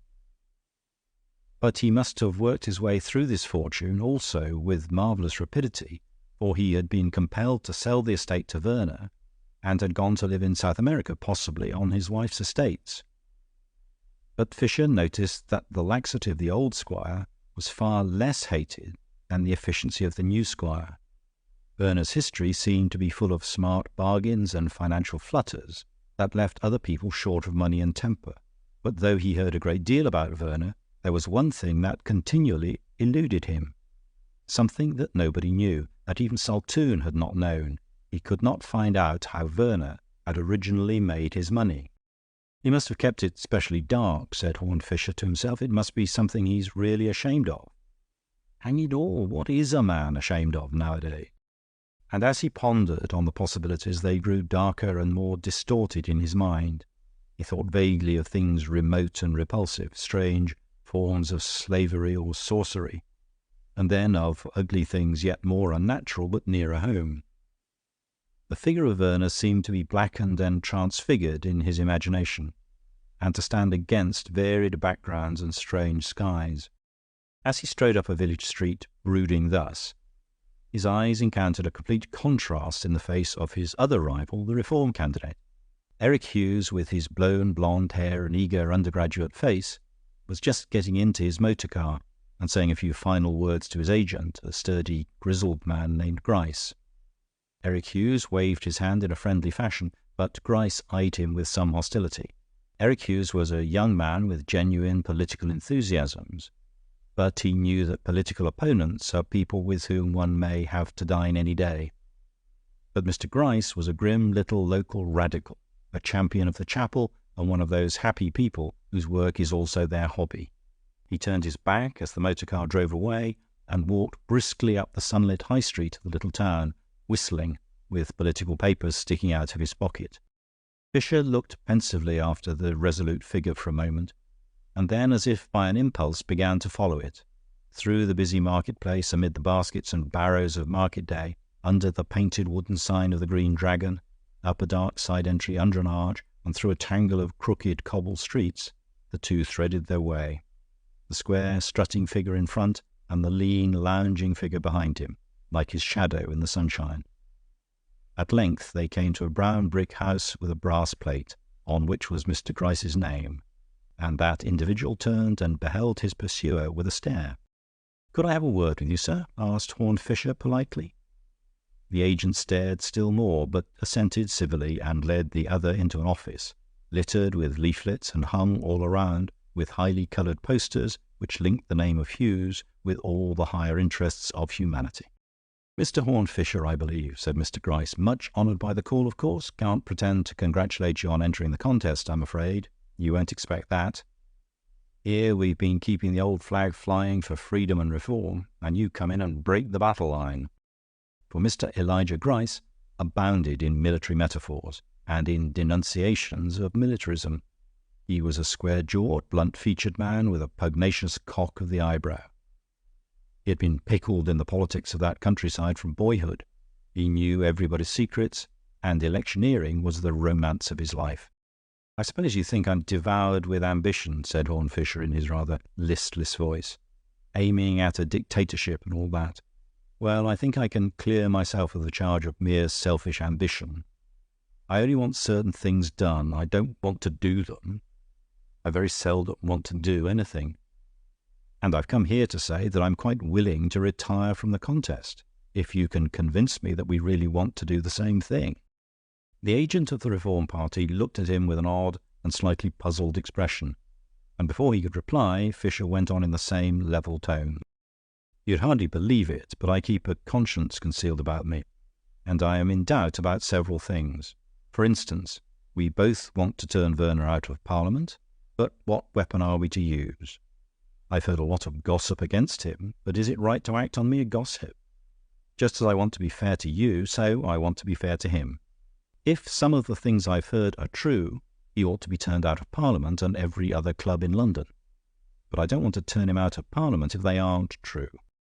At this point the light of battle sprang into Mr. Gryce's eyes, and he became voluble, not to say violent. He, at any rate, had no doubt that the stories were true. He could testify to his own knowledge that they were true. Werner was not only a hard landlord, but a mean landlord, a robber as well as a rack-renter. Any gentleman would be justified in hounding him out. He had cheated old Wilkins out of his freehold by a trick fit for a pickpocket. He had driven old Mother Biddle to the workhouse. He had stretched the law against Long Adam the poacher till all the magistrates were ashamed of him. "So if you'll serve under the old banner," concluded Mr. Gryce more genially, "and turn out a swindling tyrant like that, I'm sure you'll never regret it." "And if that is the truth," said Horne Fisher, "are you going to tell it?" "What do you mean, tell the truth?" demanded Gryce. "I mean, you're going to tell the truth as you have just told it," replied Fisher. "You're going to placard this town with the wickedness done to old Wilkins. You're going to fill the newspapers with the infamous story of Mrs. Biddle. You're going to denounce Werner from a public platform, naming him for what he did and naming the poacher he did it to. And you're going to find out by what trade this man made the money with which he bought the estate. And when you know the truth, as I said before, of course you're going to tell it. Upon those terms I come under the old flag, as you call it, and haul down my little pennon." The agent was eyeing him with a curious expression, surly but not entirely unsympathetic. "Well," he said slowly, "you have to do these things in a regular way, you know, or people don't understand. I've had a lot of experience, and I'm afraid what you say wouldn't do. People understand slanging squires in a general way, but those personalities aren't considered fair play. It looks like hitting below the belt." "Old Wilkins hasn't got a belt, I suppose," replied Horne Fisher. "Werner can hit him anyhow, and nobody must say a word." "It is evidently very important to have a belt, but apparently you have to be rather high up in society to have one. Possibly," he added thoughtfully, "possibly the explanation of the phrase 'a belted earl,' the meaning of which has always escaped me." "I mean, those personalities won't do," returned Gryce, frowning at the table. "And Mother Biddle and Long Adam the poacher are not personalities," said Fisher. "And suppose we mustn't ask how Verner made all the money that enabled him to become a personality?" Gryce was still looking at him under lowering brows, but the singular light in his eyes had brightened. At last he said, in another and much quieter voice, "Look here, sir, I like you, if you don't mind me saying so. I think you are really on the side of the people, and I'm sure you're a brave man. I'm not braver than you know, perhaps. We daren't touch what you propose with a barge pole, and so far from wanting you in the old party, we'd rather you ran your own risk by yourself. But because I like you and respect your pluck, I'll do you a good turn before we part. I don't want you to waste time barking up the wrong tree. You talk about how the new squire got the money to buy, and the ruin of the old squire and all the rest of it. Well, I'll give you a hint about that, a hint about something precious few people know." "I'm very grateful," said Fisher gravely. "What is it?" "It's in 2 words," said the other. "The new squire was quite poor when he bought. The old squire was quite rich when he sold." Horne Fisher looked at him thoughtfully as he turned away abruptly and busied himself with the papers on his desk. Then Fisher uttered a short phrase of thanks and farewell, and went out into the street, still very thoughtful. His reflections seemed to end in resolution, and falling in a more rapid stride, he passed out of the little town, along a road leading toward the gate of the great park, the country seat of Sir Francis Verner. A glitter of sunlight made the early winter more like a late autumn, and the dark woods were touched here and there with red and golden leaves, like the last rays of a lost sunset. From a higher part of the road, he had seen the long classical façade of the great house with its many windows, almost immediately beneath him. But when the road ran down under the wall of the estate, topped with towering trees behind, he realized that it was half a mile round to the lodge gates. After walking for a few minutes along the lane, however, he came to a place where the wall had cracked and was in process of repair. As it was, there was a great gap in the grey masonry that looked at first as black as a cavern, and only showed at a second glance the twilight of the twinkling trees. There was something fascinating about that unexpected gate, like the opening of a fairy tale. Horne Fisher had in him something of the aristocrat, which is very near to the anarchist. It was characteristic of him that he turned into this dark and irregular entry as casually as into his own front door, merely thinking that it would be a short cut to the house. He made his way through the dim wood for some distance, and with some difficulty, until there began to shine through the trees a level light in lines of silver, which he did not at first understand. The next moment he had come out into the daylight at the top of a steep bank, at the bottom of which a path ran round the rim of a large ornamental lake. The sheet of water which he had seen shimmering through the trees was of considerable extent, but was walled in on every side with woods which were not only dark, but decidedly dismal. At one end of the path was a classical statue of some nameless nymph, and at the other end it was flanked by 2 classical urns, but the marble was weather-stained and streaked with green and grey. 100 other signs, smaller but more significant, told him that he had come on some outlying corner of the grounds, neglected and seldom visited. In the middle of the lake was what appeared to be an island, and on the island what appeared to be meant for a classical temple, not open like a temple of the winds, but with a blank wall between its Doric pillars. We may say it only seemed like an island because a second glance revealed a low causeway of flat stones running up to it from the shore and turning it into a peninsula. And certainly it only seemed like a temple, for nobody knew better than Horne Fisher that no god had ever dwelt in that shrine. "That's what makes all this classical landscape gardening so desolate," he said to himself, "more desolate than Stonehenge or the pyramids. We don't believe in Egyptian mythology, but the Egyptians did, and I suppose even the Druids believed in Druidism, but the 18th century gentlemen who built these temples didn't believe in Venus or Mercury any more than we do. That's why the reflection of those pale pillars in the lake is truly only the shadow of a shade. They were men of the age of reason. They, who filled their gardens with these stone nymphs, had less hope than any man in all history of really meeting a nymph in the forest." His monologue stopped abruptly with a sharp noise like a thundercrack that rolled in dreary echoes round the dismal mere. He knew at once what it was. Somebody had fired off a gun. But as to the meaning of it, he was momentarily staggered, and strange thoughts thronged into his mind. The next moment he laughed, for he saw lying a little way along the path below him the dead bird that the shot had brought down. At the same moment, however, he saw something else, which interested him more. A ring of dense trees ran round the back of the island temple, framing the facade of it in dark foliage, and he could have sworn he saw a stir as of something moving among the leaves. The next moment his suspicion was confirmed, for a rather ragged figure came from under the shadow of the temple and began to move along the causeway that led to the bank. Even at that distance the figure was conspicuous by its great height, and Fisher could see that the man carried a gun under his arm. There came back into his memory at once the name Long Adam, the poacher. With the rapid sense of strategy he sometimes showed, Fisher sprang from the bank and raced round the lake to the head of the little pier of stones. If once a man reached the mainland, he could easily vanish into the woods. But when Fisher began to advance along the stones toward the island, the man was cornered in a blind alley, and could only back toward the temple. Putting his broad shoulders against it, he stood as if at bay. He was a comparatively young man with fine lines in his lean face, and a figure in a mop of ragged red hair. The look in his eyes might well have been disquieting to anyone left alone with him on an island in the middle of a lake. "Good morning," said Horne Fisher pleasantly. "I thought at first you were a murderer, but it seems unlikely, somehow, that the partridge rushed between us and died for love of me, like the heroines in the romances. So I suppose you're a poacher." "I suppose you would call me a poacher," answered the man, and his voice was something of a surprise coming from such a scarecrow. It had that hard fastidiousness to be found in those who have made a fight for their own refinement among rough surroundings.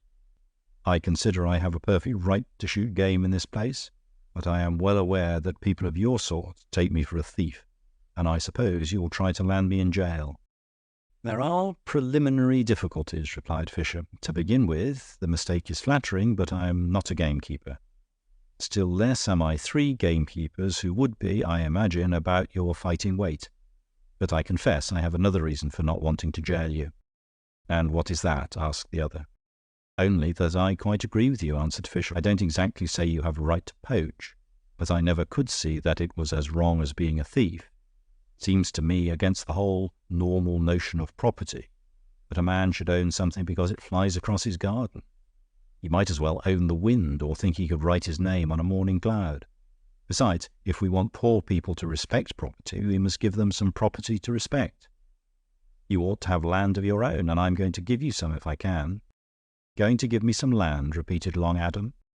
"I apologize for addressing you as if you were a public meeting," said Fisher, "but I am an entirely new kind of public man who says the same thing in public and in private. I've said this to 100 huge meetings throughout the country, and I say it to you on this queer little island in this dismal pond. I would cut up a big estate like this into small estates for everybody, even for poachers. I would do in England as they did in Ireland.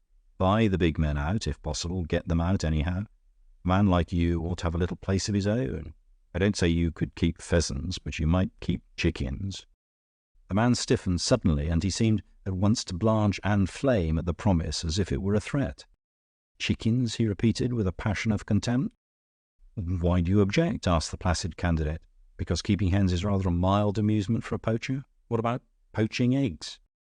"Because I am not a poacher," cried Adam in a rending voice that rang round the hollow shrines and urns like the echoes of his gun. "Because the partridge lying dead over there is my partridge. Because the land you are standing on is my land. Because my own land was only taken from me by a crime, and a worse crime than poaching. This has been a single estate for hundreds and hundreds of years, and if you or any meddlesome mountebank comes here and talks of cutting it up like a cake, if ever I hear a word more of you and your levelling lies—" "You seem to be a rather turbulent public," observed Horne Fisher. "But do go on. What will happen if I try to divide this estate decently among decent people?" The poacher had recovered a grim composure as he replied, "There will be no partridge to rush in between." With that he turned his back, evidently resolved to say no more, and walked past the temple to the extreme end of the islet, where he stood staring into the water. Fisher followed him, but when his repeated questions evoked no answer, turned back toward the shore. In doing so, he took a second and closer look at the artificial temple, and noticed some curious things about it.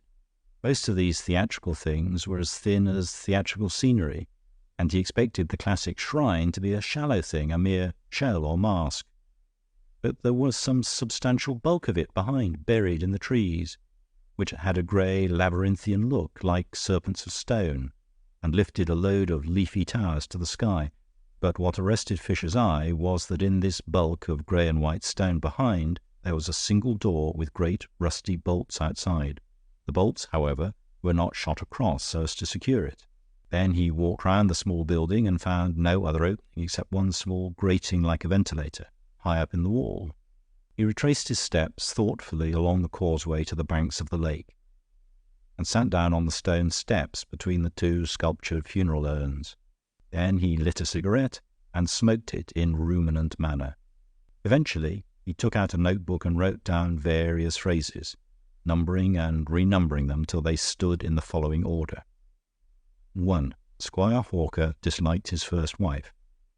2. He married his second wife for her money. 3. Long Adam says the estate is really his. 4. Long Adam hangs round the island temple, which looks like a prison. 5. Squire Hawker was not poor when he gave up the estate. 6. Verner was poor when he got the estate. He gazed at these notes with a gravity which gradually turned to a hard smile, threw away his cigarette, and resumed his search for a short cut to the great house.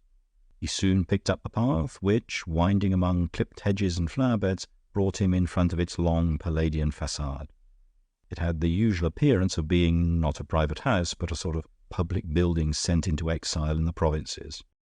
He first found himself in the presence of the butler, who really looked much older than the building, for the architecture was dated as Georgian, but the man's face, under a high, unnatural brown wig, was wrinkled with what might have been centuries.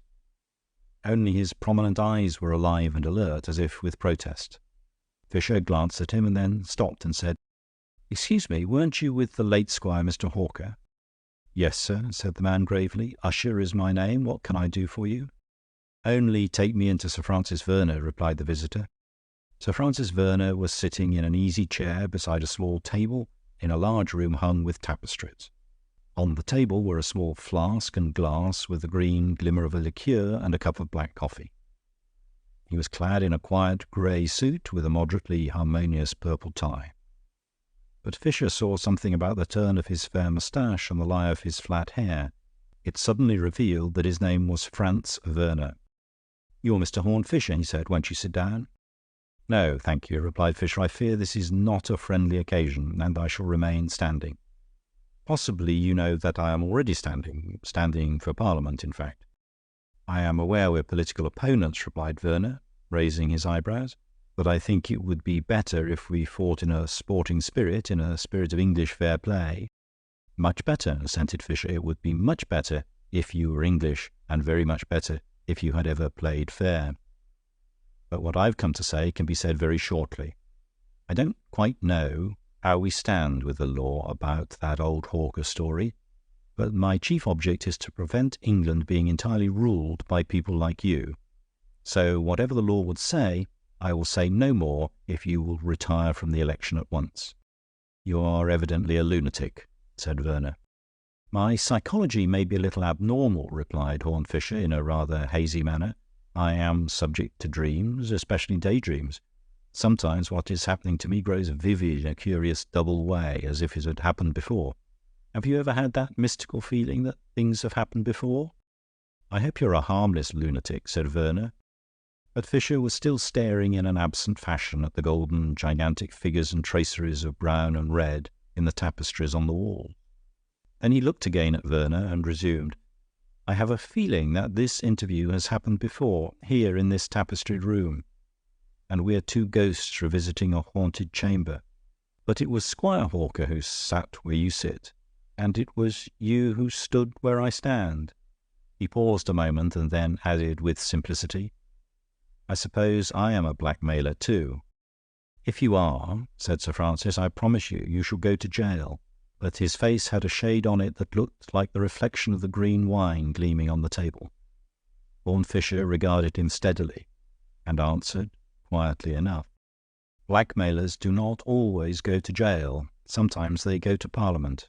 But though Parliament is rotten enough already, you shall not go there if I can help it. I am not so criminal as you were in bargaining with crime. You made a squire give up his country seat. I only ask you to give up your parliamentary seat."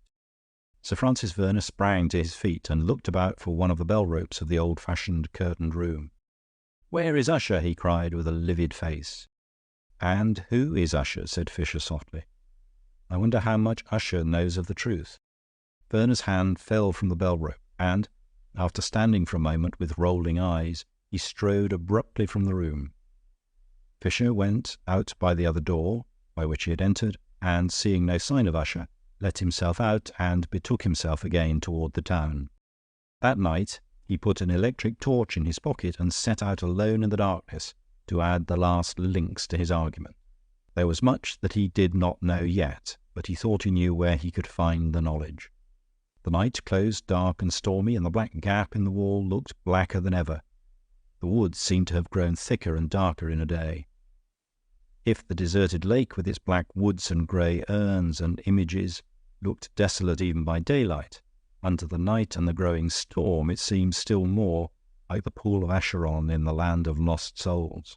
As he stepped carefully along the jetty stones, he seemed to be travelling farther and farther into the abyss of night, and to have left behind him the last points from which it would be possible to signal to the land of the living.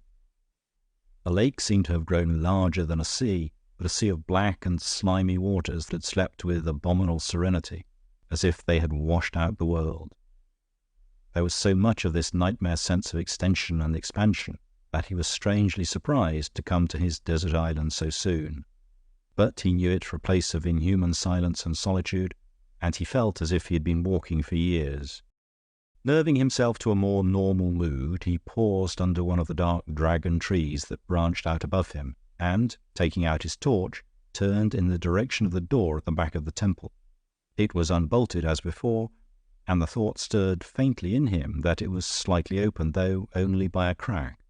The more he thought of it, however, the more certain he grew that this was but one of the common illusions of light coming from a different angle. He studied in a more scientific spirit the details of the door with its rusty bolts and hinges, when he became conscious of something very near him.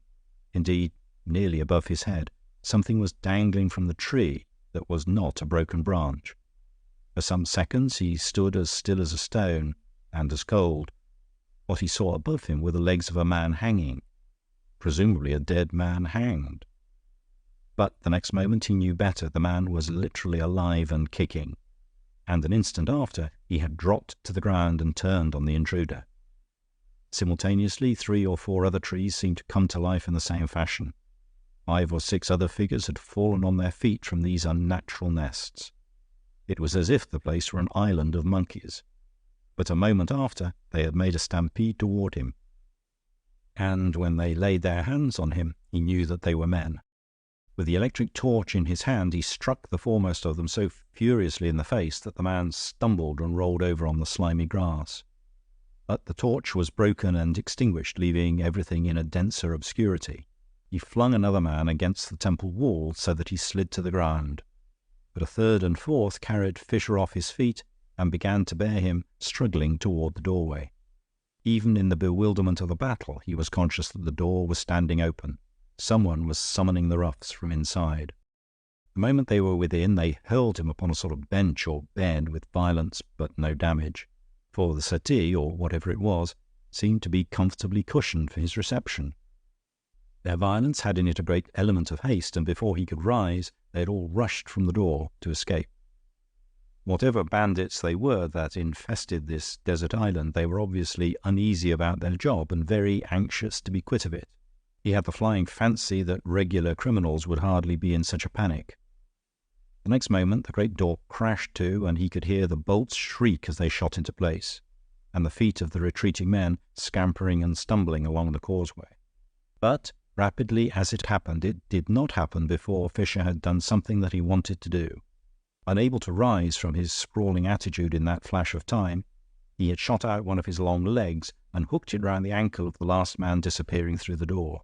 The man swayed and toppled over inside the prison chamber, and the door closed between him and his fleeing companions. Clearly they were in too much haste to realize that they had left one of their company behind. The man sprang to his feet again and hammered and kicked furiously at the door. Fisher's sense of humour began to recover from the struggle, and he sat up on his sofa with something of his native nonchalance.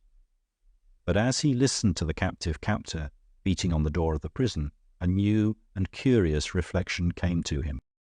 The natural course for a man thus wishing to attract his friend's attention would be to call out, to shout as well as kick. This man was making as much noise as he could with his feet and hands, but not a sound came from his throat. Why couldn't he speak? At first he thought the man might be gagged, which was manifestly absurd. Then his fancy fell back on the ugly idea that the man was dumb. He hardly knew why it was so ugly an idea, but it affected his imagination in a dark and disproportionate fashion. There seemed to be something creepy about the idea of being left in a dark room with a deaf mute. It was almost as if such a defect were a deformity. It was almost as if it went with other and worse deformities. It was as if the shape he could not trace in the darkness was some shape that could not see the sun.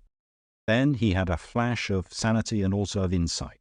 The explanation was very simple, but rather interesting. Obviously, the man did not use his voice because he did not wish his voice to be recognized. He hoped to escape from that dark place before Fisher found out who he was. And who was he? One thing at least was clear. He was one or other of the 4 or 5 men with whom Fisher had already talked in these parts, and in the development of that strange story. "Now I wonder who you are," he said aloud with all his old lazy urbanity. "I suppose it's no use trying to throttle you in order to find out. It would be displeasing to pass the night with a corpse. Besides, I might be the corpse. I've got no matches, and I've smashed my torch, so I can only speculate. Who could you be now? Let us think." The man thus genially addressed had desisted from drumming on the door and retreated sullenly into a corner as Fisher continued to address him in a flowing monologue. "Probably you're the poacher who says he isn't a poacher. He says he's a landed proprietor, but he will permit me to inform him that, whatever he is, he's a fool. What hope can there ever be of a free peasantry in England if the peasants themselves are such snobs as to want to be gentlemen? How can we make a democracy with no democrats? As it is, you want to be a landlord, and so you consent to be a criminal. And in that, you know, you are rather like somebody else. And now I think of it, perhaps you are somebody else." There was a silence broken by breathing from the corner and the murmur of the rising storm that came in through the small grating above the man's head. Horne Fisher continued, "Are you only a servant, perhaps, that rather sinister old servant who was butler to Hawker and Werner? If so, you are certainly the only link between the two periods. But if so, why do you degrade yourself to serve this dirty foreigner, when you at least saw the last of a genuine national gentry? People like you are generally at least patriotic. Doesn't England mean anything to you, Mr. Usher? All of which eloquence is possibly wasted, as perhaps you're not Mr. Usher. More likely you're Werner himself. And it's no good wasting eloquence to make you ashamed of yourself. Nor is it any good to curse you for corrupting England, nor are you the right person to curse. It is the English who deserve to be cursed and are cursed, because they allowed such vermin to crawl into the high places of their heroes and their kings. I won't dwell on the idea that you're Werner, or the throttling might begin after all. Is there anyone else you could be? Surely you're not some servant of the other rival organisation. I can't believe you're Grice the agent, and yet Grice had a spark of the fanatic in his eye too. And men will do extraordinary things in these paltry feuds of politics. Or if not the servant, is it the... No, I can't believe it. Not the red blood of manhood and liberty. Not the democratic ideal." He sprang up in excitement, and at the same moment a growl of thunder came through the grating beyond. The storm had broken, and with it a new light broke on his mind. There was something else that might happen in a moment. "Do you know what that means?" he cried. "It means that God himself may hold a candle to show me your infernal face." The next moment came a crash of thunder, but before the thunder a white light had filled the whole room for a single split second. Fisher had seen two things in front of him. One was the black and white pattern of the iron grating against the sky. The other was the face in the corner. It was the face of his brother. Nothing came from Horne Fisher's lips except a Christian name, which was followed by a silence more dreadful than the dark. At last the other figure stirred and sprang up, and the voice of Harry Fisher was heard for the first time in that horrible room. "You've seen me, I suppose," he said, "and we may as well have a light now. You could have turned it on at any time if you had found the switch." He pressed a button in the wall, and all the details of that room sprang into something stronger than daylight. Indeed, the details were so unexpected that for a moment they turned the captive's rocking mind from the last personal revelation. The room, so far from being a dungeon cell, was more like a drawing room, even a lady's drawing room, except for some boxes of cigars and bottles of wine that were stacked with books and magazines on a side table. A second glance showed him that the more masculine fittings were quite recent, and that the more feminine background was quite old. His eye caught a strip of faded tapestry, which startled him into speech, to the momentary oblivion of bigger matters. "This place was furnished from the great house," he said. "Yes," replied the other, "and I think you know why." "I think I do," said Horne Fisher, "and before I go on to more extraordinary things, I will say what I think. Squire Hawker played both the bigamist and the bandit. His first wife was not dead when he married the Jewess. She was imprisoned on this island. She bore him a child here, who now haunts his birthplace under the name of Long Adam. A bankruptcy company promoter named Werner discovered the secret and blackmailed the squire into surrendering the estate. That's all quite clear and very easy. And now let me go on to something more difficult. And that is for you to explain what the devil you are doing kidnapping your born brother." After a pause, Henry Fisher answered, "I suppose you didn't expect to see me," he said, "but after all, what could you expect?" "I'm afraid I don't follow," said Horne Fisher. "I mean, what else could you expect after making such a muck of it?" said his brother sulkily. "We all thought you were so clever. How could we know you were going to be, well, really such a rotten failure?" "This is rather curious," said the candidate, frowning. "Without vanity, I was not under the impression that my candidature was a failure. All the big meetings were successful, and crowds of people have promised me votes." "I should jolly well think they had," said Henry grimly. "You've made a landslide with your confounded acres and a cow, and Werner can hardly get a vote anywhere. Oh, it's too rotten for anything." "What on earth do you mean?" "Why, you lunatic," cried Henry, in tones of ringing sincerity, "you don't suppose you were meant to win the seat, do you? Oh, it's too childish. I tell you, Werner's got to get in. Of course he's got to get in. He's to have the exchequer next session, and there's the Egyptian loan, and Lord knows what else. We only wanted you to split the Reform vote, because accidents might happen after Hughes had made a score at Barkington." "I see," said Fisher. "And you, I think, are a pillar and ornament of the Reform party?" "As you say, I am not clever." The appeal to party loyalty fell on deaf ears, for the pillar of Reform was brooding on other things. At last he said in a more troubled voice, "I didn't want you to catch me. I knew it would be a shock, but I tell you what, you never would have caught me if I hadn't come here myself to see they didn't ill-treat you, and to make sure everything was as comfortable as it could be." There was even a sort of break in his voice as he added, "I got those cigars because I knew you liked them." Emotions are queer things, and the idiocy of this concession suddenly softened Horne Fisher like an unfathomable pathos. "Never mind, old chap," he said. "We'll say no more about it. I'll admit that you're really as kind-hearted and affectionate a scoundrel and hypocrite as ever sold himself to ruin his country. There, I can't say handsomer than that. Thank you for the cigars, old man. I'll have one if you don't mind." By the time that Horne Fisher had ended his telling of this story to Harold March, they had come out into one of the public parks and taken a seat on a rise of ground overlooking wide green spaces under a blue and empty sky. And there was something incongruous in the words with which the narration ended. "I've been in that room ever since," said Horne Fisher. "I'm in it now. I won the election, but I never went to the House.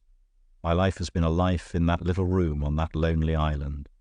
Plenty of books and cigars and luxuries, plenty of knowledge and interest and information, but never a voice out of that tomb to reach the world outside. I shall probably die there." And he smiled as he looked across the vast green park to the grey horizon. 8. The Vengeance of the Statue.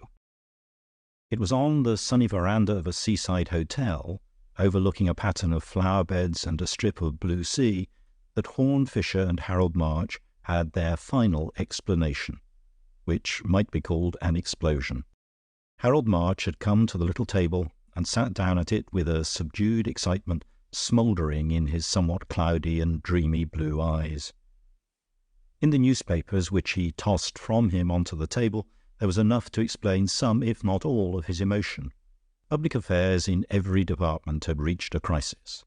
The government, which had stood so long that men were used to it, as they are used to a hereditary despotism, had begun to be accused of blunders and even of financial abuses. Some said that the experiment of attempting to establish a peasantry in the west of England, on the lines of an early fancy of Horne Fisher's, had resulted in nothing but dangerous quarrels with more industrial neighbours. There had been particular complaints of the ill treatment of harmless foreigners, chiefly Asiatics, who happened to be employed in the new scientific works constructed on the coast. Indeed, the new power which had arisen in Siberia, backed by Japan and other powerful allies, was inclined to take the matter up in the interests of its exiled subjects, and there had been wild talk about ambassadors and ultimatums. But something much more serious in its personal interest for March himself seemed to fill his meeting with his friend with a mixture of embarrassment and indignation.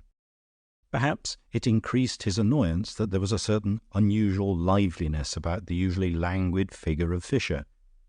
The ordinary image of him in March's mind was that of a pallid and bald-browed gentleman who seemed to be prematurely old as well as prematurely bald. He was remembered as a man who expressed the opinions of a pessimist in the language of a lounger. Even now, March could not be certain whether the change was merely a sort of masquerade of sunshine, or that effect of clear colours and clean-cut outlines that is always visible on the parade of a marine resort, relieved against the blue dado of the sea. But Fisher had a flower in his buttonhole, and his friend could have sworn he carried his cane with something almost like the swagger of a fighter. With such clouds gathering over England, the pessimist seemed to be the only man who carried his own sunshine. "Look here," said Harold March abruptly, "you've been no end of a friend to me, and I never was so proud of a friendship before. But there's something I must get off my chest. The more I found out, the less I understood how you could stand it, and I tell you I'm going to stand it no longer." Horne Fisher gazed across at him gravely and attentively, but rather as if he were a long way off. "You know, I always liked you," said Fisher quietly, "but I also respect you, which is not always the same thing. You may possibly guess that I like a good many people I don't respect. Perhaps it is my tragedy, perhaps it is my fault. But you are very different, and I promise you this, that I will never try to keep you as somebody to be liked at the price of your not being respected." "I know you're magnanimous," said March after a silence, "and yet you tolerate and perpetuate everything that is mean." Then, after another silence, he added, "Do you remember when we first met, when you were fishing in that brook in the affair of the target? And do you remember you said that, after all, it might do no harm if I could blow the whole tangle of this society to hell with dynamite?" "Yes, and what of that?" asked Fisher. "Only that I'm going to blow it to hell with dynamite," said Harold March, "and I think it right to give you fair warning. For a long time I didn't believe things were as bad as you said they were. But I never felt as if I could have bottled up what you knew, supposing you really knew it. Well, the long and the short of it is that I've got a conscience. And now, at last, I've also got a chance. I've been put in charge of a big independent paper with a free hand, and we're going to open a cannonade on corruption." "That will be Atwood, I suppose," said Fisher reflectively. "Timber merchant, knows a lot about China." "He knows a lot about England," said March doggedly, "and now I know it too. We're not going to hush it up any longer. The people of this country have a right to know how they're ruled, or rather ruined.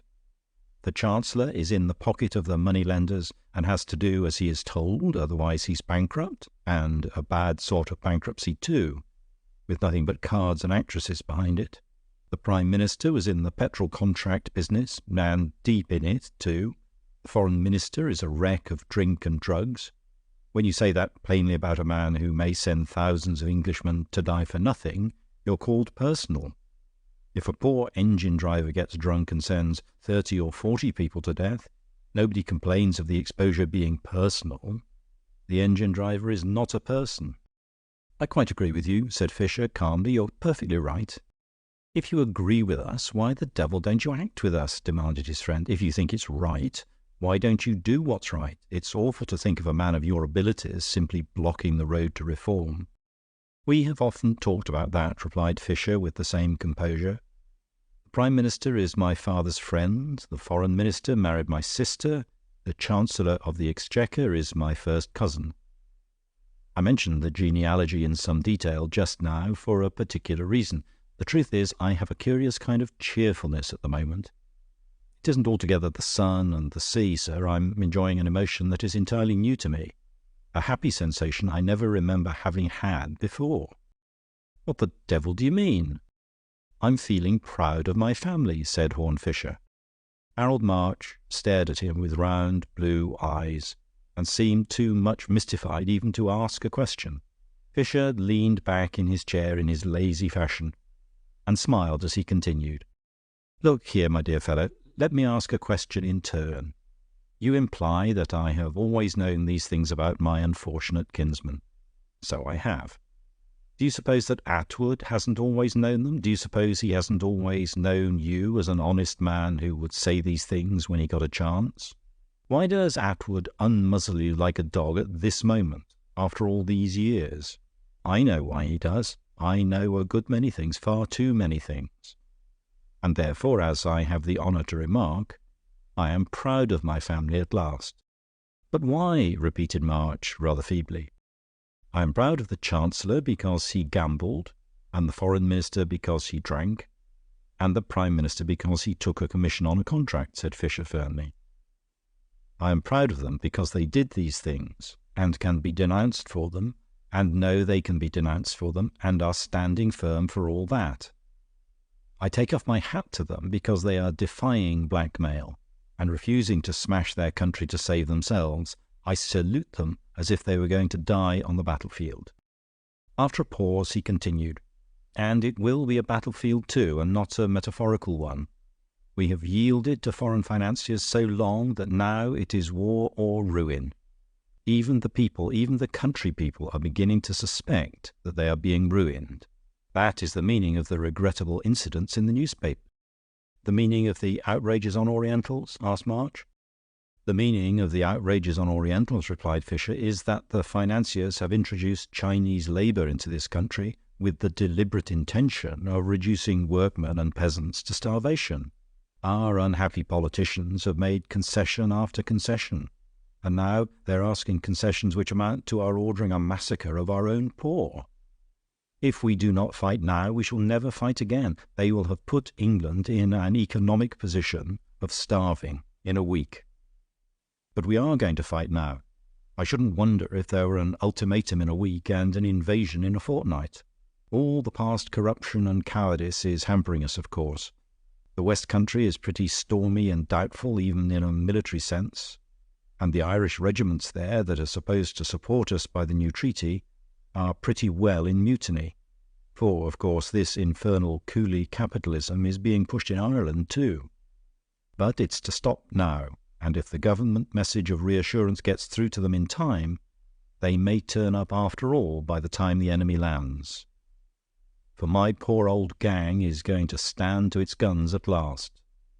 Of course, it's only natural that when they have been whitewashed for half a century as paragons, their sins should come back on them at the very moment when they are behaving like men for the first time in their lives.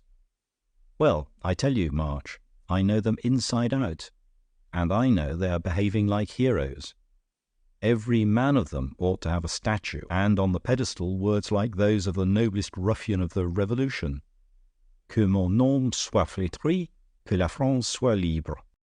Good God, cried March, shall we never get to the bottom of your mines and countermines? After a silence, Fisher answered in a lower voice, looking his friend in the eyes. Did you think there was nothing but evil at the bottom of them? He asked gently. Did you think I had found nothing but filth in the deep seas into which fate has thrown me?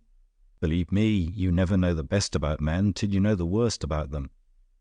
It does not dispose of their strange human souls to know that they were exhibited to the world as impossibly impeccable waxworks, who never looked after a woman or knew the meaning of a bribe.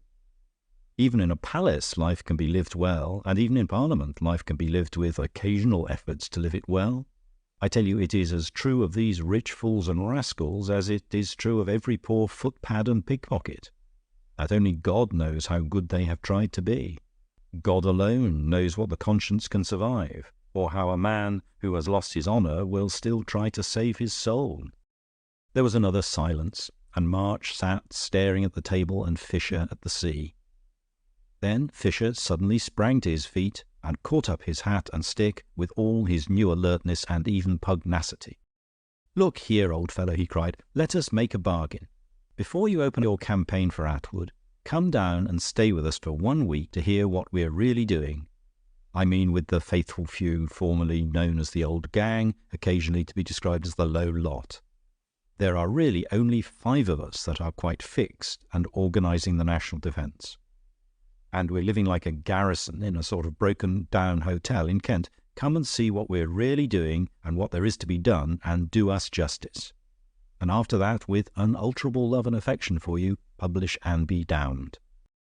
Thus it came about that in the last week before the war, when events moved most rapidly, Harold March found himself one of a sort of small house party of the people he was proposing to denounce. They were living simply enough, for people with their tastes, in an old brown brick inn faced with ivy and surrounded by rather dismal gardens. At the back of the building the garden ran up very steeply to a road along the ridge above, and a zigzag path scaled the slopes in sharp angles, turning to and fro amid evergreens so sombre that they might rather be called ever-black. Here and there up the slope were statues having all the cold monstrosity of such minor ornaments of the 18th century, and a whole row of them ran as on a terrace along the last bank at the bottom, opposite the back door. This detail fixed itself first in March's mind, merely because it figured in the first conversation he had with one of the cabinet ministers. The cabinet ministers were rather older than he had expected to find them. The Prime Minister no longer looked like a boy, though he still looked a little like a baby. But it was one of those old and venerable babies, and the baby had soft grey hair. Everything about him was soft, to his speech and his way of walking. But over and above that, his chief function seemed to be sleep. People left alone with him got so used to his eyes being closed that they were almost startled when they realized in the stillness that the eyes were wide open and even watching. One thing, at least, would always make the old gentleman open his eyes. The one thing he really cared for in this world was his hobby of armoured weapons, especially Eastern weapons, and he would talk for hours about Damascus blades and Arab swordsmanship. Lord James Herries, the Chancellor of the Exchequer, was a short, dark, sturdy man with a very sallow face and a very sullen manner, which contrasted with the gorgeous flower in his buttonhole and his festive trick of being always slightly overdressed. It was something of a euphemism to call him a well-known man about town. There was perhaps more mystery in the question of how a man who lived for pleasure seemed to get so little pleasure out of it. Sir David Archer, the Foreign Secretary, was the only one of them who was a self-made man, and the only one of them who looked like an aristocrat. He was tall and thin and very handsome, with a grizzled beard. His grey hair was very curly, and even rose in front into rebellious ringlets that seemed, to the fanciful, to tremble like the antennae of some giant insect, or to stir sympathetically with the restless tufted eyebrows over his rather haggard eyes. For the Foreign Secretary made no secret of his somewhat nervous condition, whatever might be the cause of it. "Do you know that mood when one could scream because a mat is crooked?" he said to March, as they walked up and down in the back garden below the line of dingy statues. "Women get into it when they've worked too hard, and I've been working pretty hard lately, of course. Drives me mad when Herries will wear his hat a little crooked. Habit of looking like a gay dog. Sometime I swear I'll knock it off. That statue of Britannia over there isn't quite straight. It sticks forward a bit, as if the lady were going to topple over.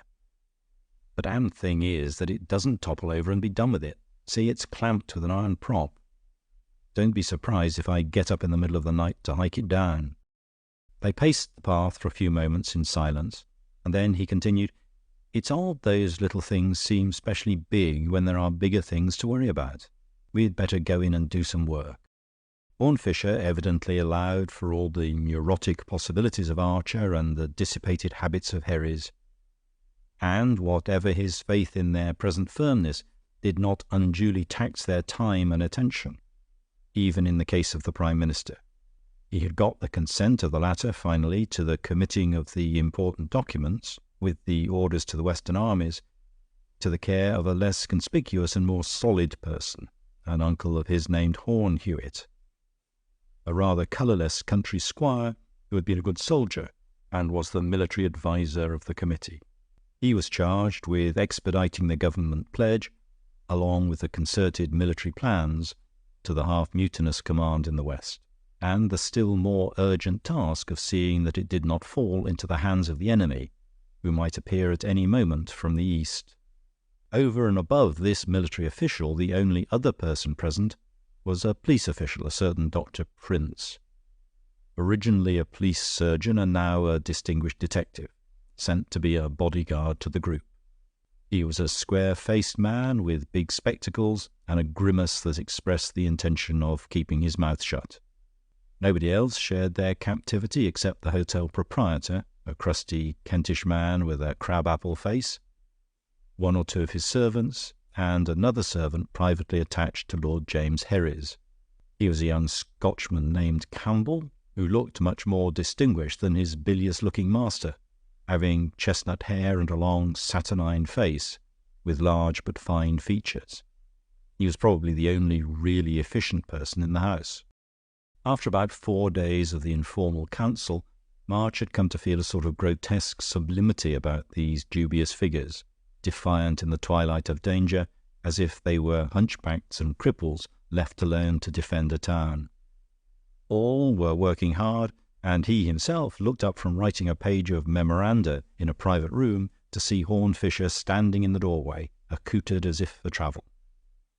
He fancied that Fisher looked a little pale, and after a moment that gentleman shut the door behind him and said quietly, "Well, the worst has happened, or nearly the worst." "The enemy has landed," cried March, and sprang erect out of his chair. "Oh, I knew the enemy would land," said Fisher with composure. "Yes, he's landed, but that's not the worst that could happen. The worst is that there's a leak of some sort, even from this fortress of ours.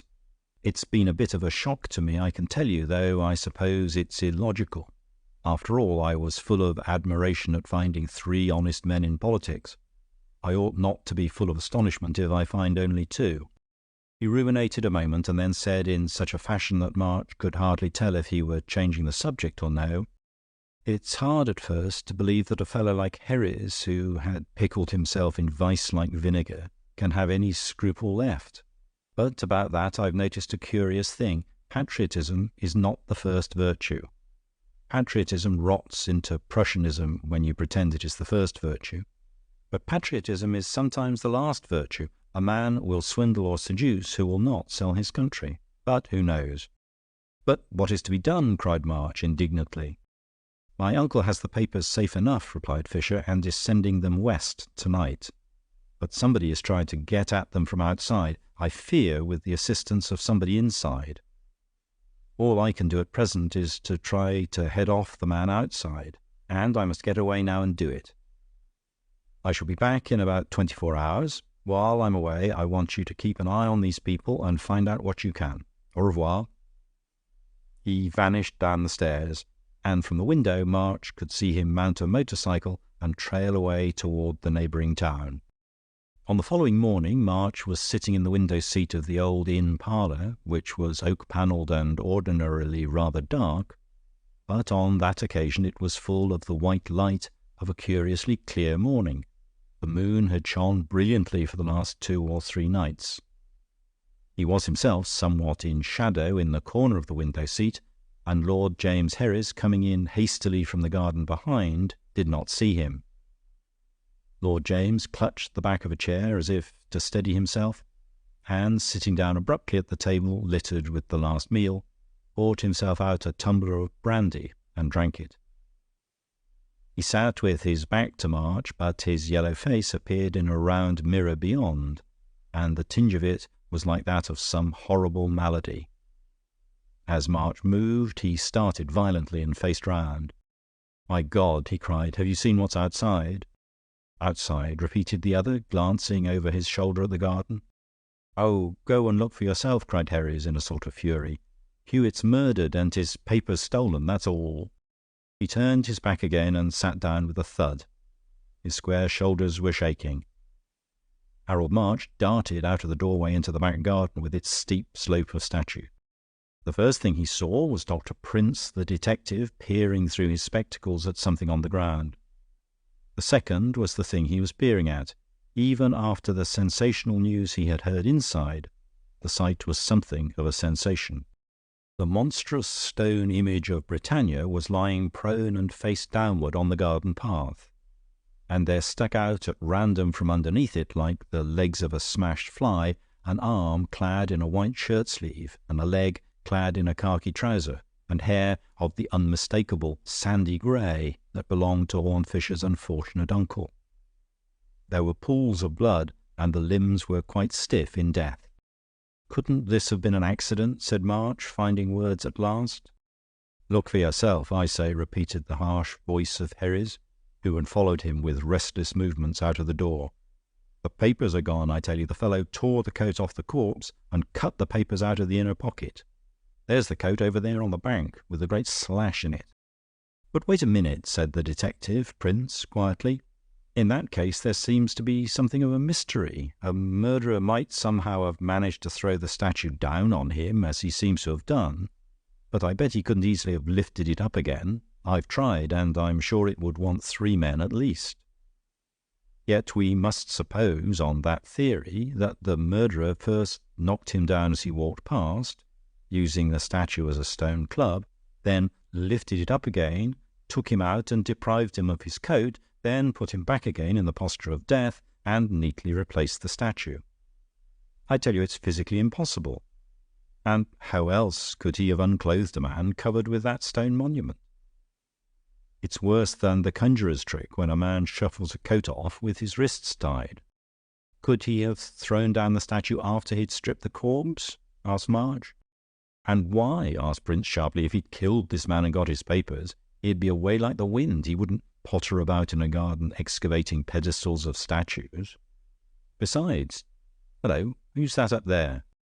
High on the ridge above them, drawn in dark, thin lines against the sky, was a figure looking so long and lean as to be almost spidery.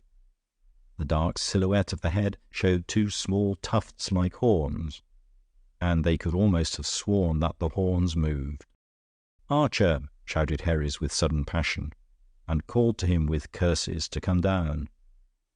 The figure drew back at the first cry with an agitated movement so abrupt as almost to be called an antic. The next moment the man seemed to reconsider and collect himself, and began to come down the zigzag garden path, but with obvious reluctance, his feet falling in slower and slower rhythm. Through March's mind were throbbing the phrases that this man himself had used, about going mad in the middle of the night and wrecking the stone figure. Just so, he could fancy the maniac who had done such a thing might climb the crest of the hill in that feverish dancing fashion and look down on the wreck he had made. But the wreck he had made here was not only a wreck of stone. When the man emerged at last onto the garden path, with the full light on his face and figure, he was walking slowly indeed, but easily, and with no appearance of fear. "This is a terrible thing," he said. "I saw it from above. I was taking a stroll along the ridge." "Do you mean that you saw the murder?" demanded March. "Or the accident? I mean, did you see the statue fall?"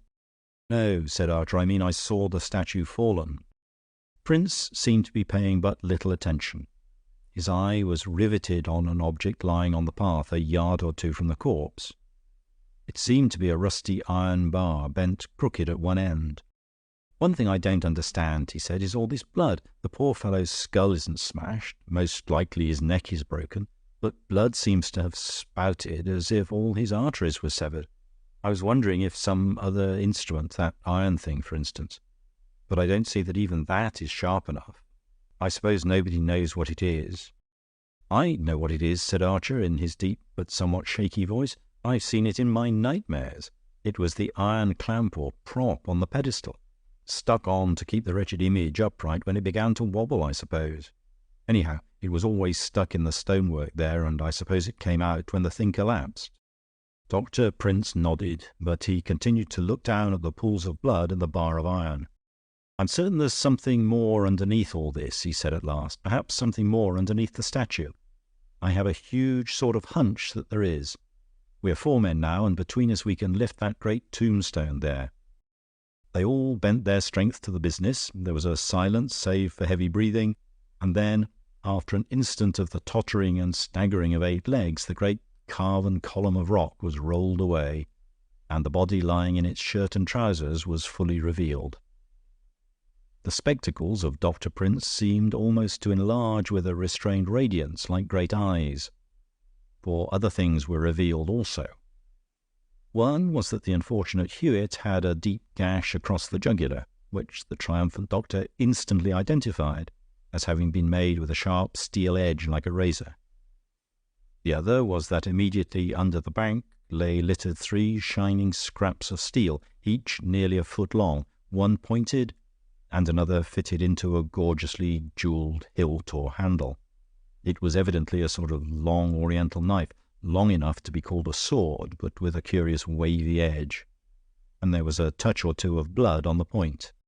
"I should have expected more blood, hardly on the point," observed Dr. Prince thoughtfully, "but this is certainly the instrument. The slash was certainly made with a weapon shaped like this, and probably the slashing of the pocket as well. I suppose the brute threw in the statue by way of giving him a public funeral." March did not answer. He was mesmerized by the strange stones that glittered on the strange sword hilt, and their possible significance was broadening upon him like a dreadful dawn. It was a curious Asiatic weapon. He knew what name was connected in his memory with curious Asiatic weapons. Lord James spoke his secret thought for him, and yet it startled him like an irrelevance.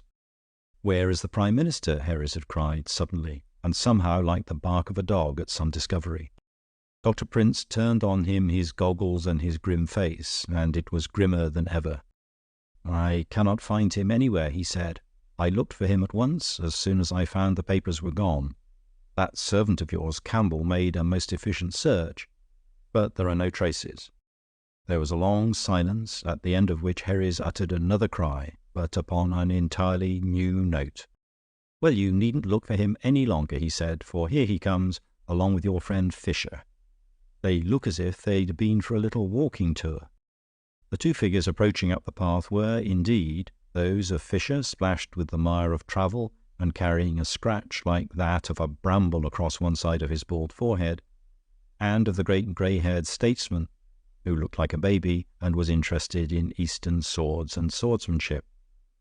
But beyond this bodily recognition, March could make neither head nor tail of their presence or demeanour, which seemed to give a final touch of nonsense to the whole nightmare. The more closely he watched them, as they stood listening to the revelations of the detective, the more puzzled he was by their attitude. Fisher seemed grieved by the death of his uncle, but hardly shocked at it. The other man seemed almost openly thinking about something else, and neither had anything to suggest about a further pursuit of the fugitive spy and murderer, in spite of the prodigious importance of the documents he had stolen. When the detective had gone off to busy himself with that department of the business, to telephone and write his report, when Herries had gone back, probably to the brandy bottle, and the Prime Minister had blandly sauntered away toward a comfortable armchair in another part of the garden, Horne Fisher spoke directly to Harold March. "My friend," he said, "I want you to come with me at once. There is no one else I can trust so much as that. The journey will take us most of the day, and the chief business cannot be done till nightfall. So we can talk things over thoroughly on the way. But I want you to be with me, for I rather think it is my hour." March and Fisher both had motor bicycles, and the first half of their day's journey consisted in coasting eastward amid the unconversational noise of those uncomfortable machines. But when they came out beyond Canterbury into the flats of eastern Kent, Fisher stopped at a pleasant little public house beside a sleepy stream, and they sat down to eat and to drink and to speak almost for the first time. It was a brilliant afternoon, birds were singing in the wood behind, and the sun shone full on their ale bench and table. But the face of Fisher in the strong sunlight had a gravity never seen on it before. "Before we go any farther," he said, "there is something you ought to know. You and I have seen some mysterious things and got to the bottom of them before now, and it's only right that you should get to the bottom of this one. But in dealing with the death of my uncle, I must begin at the other end from where our old detective yarns began. I will give you the steps of deduction presently if you want to listen to them. But I did not reach the truth of this by steps of deduction. I will first of all tell you the truth itself, because I knew the truth from the first. The other cases I approached from the outside, but in this case I was inside. I myself was the very core and centre of everything." Something in the speaker's pendant eyelids and grave grey eyes suddenly shook March to his foundations, and he cried distractedly, "I don't understand," as men do when they fear that they do understand. There was no sound for a space but the happy chatter of the birds, and then Horne Fisher said calmly, "It was I who killed my uncle. If you particularly want more, it was I who stole the state papers from him." "Fisher," cried his friend in a strangled voice. "Let me tell you the whole thing before we part," continued the other, "and let me put it, for the sake of clearness, as we used to put our old problems. Now, there are two things that are puzzling people about that problem, aren't there? The first is how the murderer managed to slip off the dead man's coat when he was already pinned to the ground with that stone incubus. The other, which is much smaller and less puzzling, is the fact of the sword that cut his throat being slightly stained at the point, instead of a good deal more stained at the edge. Well, I can dispose of the first question easily. Orne Hewitt took off his coat before he was killed. I might say he took off his coat to be killed." "You call that an explanation?" exclaimed March. "The words seem more meaningless than the facts." "Well, let us go on to the other facts," continued Fisher equably. "The reason that particular sword is not stained at the edge with Hewitt's blood is that it was not used to kill Hewitt." "But the doctor," protested March, "declared distinctly that the wound was made by that particular sword." "I beg your pardon," replied Fisher. "He did not declare that it was made by that particular sword. He declared it was made by a sword of that particular pattern." "But it was quite a queer and exceptional pattern," argued March. "Surely it is far too fantastic a coincidence to imagine—" "It was a fantastic coincidence," reflected Horne Fisher. "It's extraordinary what coincidences do sometimes occur. By the oddest chance in the world, by one chance in a million, it so happened that another sword of exactly the same shape was in the same garden at the same time. It may be partly explained by the fact that I brought them both into the garden myself. Come, my dear fellow, surely you can see now what it means. Put those two things together. There are two duplicate swords, and he took off his coat for himself. It may assist your speculations to recall the fact that I am not exactly an assassin." "A duel!" exclaimed March, recovering himself. "Of course, I ought to have thought of that. But who was the spy who stole the papers?" "My uncle was the spy who stole the papers," replied Fisher, "or who tried to steal the papers when I stopped him, in the only way I could. The papers that should have gone west to reassure our friends and give them the plans for repelling the invasion would in a few hours have been in the hands of the invader. What could I do? To have denounced one of our friends at this moment would have been to play into the hands of your friend Atwood, and all the party of panic and slavery. Beside, it may be that a man over 40 has a subconscious desire to die as he has lived, and that I wanted, in a sense, to carry my secrets to the grave. Perhaps a hobby hardens with age, and my hobby has been silence. Perhaps I feel that I have killed my mother's brother, but I have saved my mother's name. Anyhow, I chose a time when I knew you were all asleep, and he was walking alone in the garden. I saw all the stone statues standing in the moonlight, and I myself was like one of those stone statues walking. In a voice that was not my own, I told him of his treason and demanded the papers. And when he refused, I forced him to take one of the 2 swords. The swords were among some specimens sent down here for the Prime Minister's inspection. He's a collector, you know. They were the only equal weapons I could find. To cut an ugly tale short, we fought there on the patch in front of the Britannia statue. He was a man of great strength, but I had somewhat the advantage in skill. His sword grazed my forehead almost at the moment when mine sank into the joint in his neck. He fell against the statue like Caesar against Pompey's, hanging onto the iron rail. His sword was already broken. When I saw the blood from that deadly wound, everything else went from me. I dropped my sword and ran as if to lift him up. As I bent toward him, something happened too quick for me to follow. I do not know whether the iron bar was rotted with rust and came away in his hand, or whether he rent it out of the rock with his ape-like strength. But the thing was in his hand, and with his dying energies he swung it over my head as I knelt there unarmed beside him. I looked up wildly to avoid the blow, and saw above us the great bulk of Britannia leaning outward like the figurehead of a ship. The next instant I saw it was leaning an inch or 2 more than usual, and all the skies with their outstanding stars seemed to be leaning with it. For the 3rd second it was as if the skies fell, and in the 4th I was standing in the quiet garden, looking down on that flat ruin of stone and bone which you were looking at today.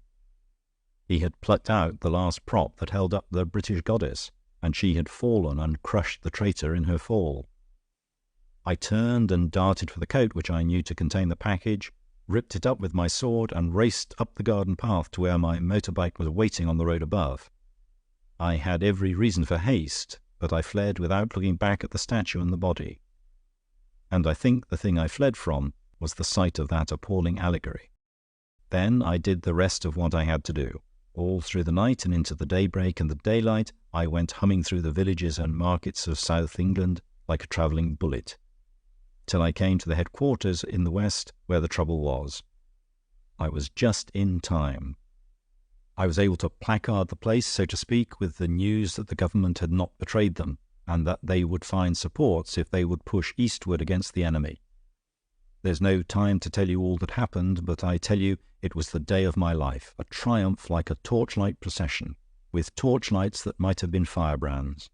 The mutinies simmered down, the men of Somerset and the western counties came pouring into the marketplaces, the men who died with Arthur and stood firm with Alfred.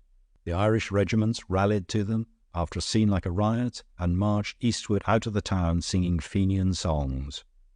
There was all that is not understood about the dark laughter of that people, in the delight with which, even when marching with the English to the defence of England, they shouted at the tops of their voices, "High upon the gallows tree stood the noble-hearted 3, with England's cruel cord about them cast."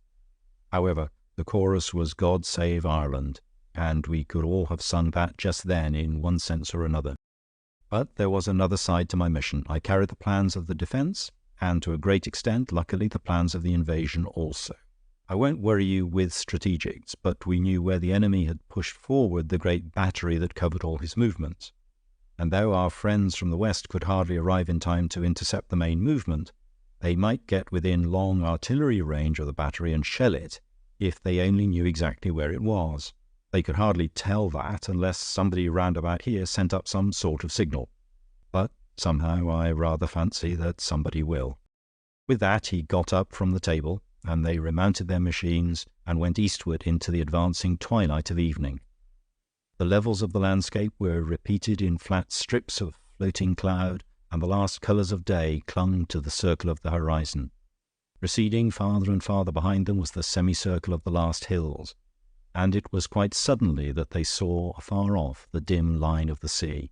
It was not a strip of bright blue as they had seen it from the sunny veranda, but of a sinister and smoky violet, a tint that seemed ominous and dark. Here Horne Fisher dismounted once more. "We must walk the rest of the way," he said, "and the last bit of all I must walk alone." He bent down and began to unstrap something from his bicycle. It was something that had puzzled his companion all the way, in spite of what held him to more interesting riddles. It appeared to be several lengths of pole strapped together and wrapped up in paper. Fisher took it under his arm and began to pick his way across the turf.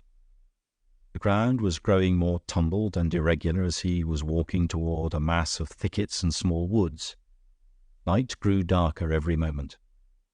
"We must not talk any more," said Fisher. "I shall whisper to you when you are to halt. Don't try to follow me then, for it will only spoil the show. One man can barely crawl safely to the spot, and two would certainly be caught."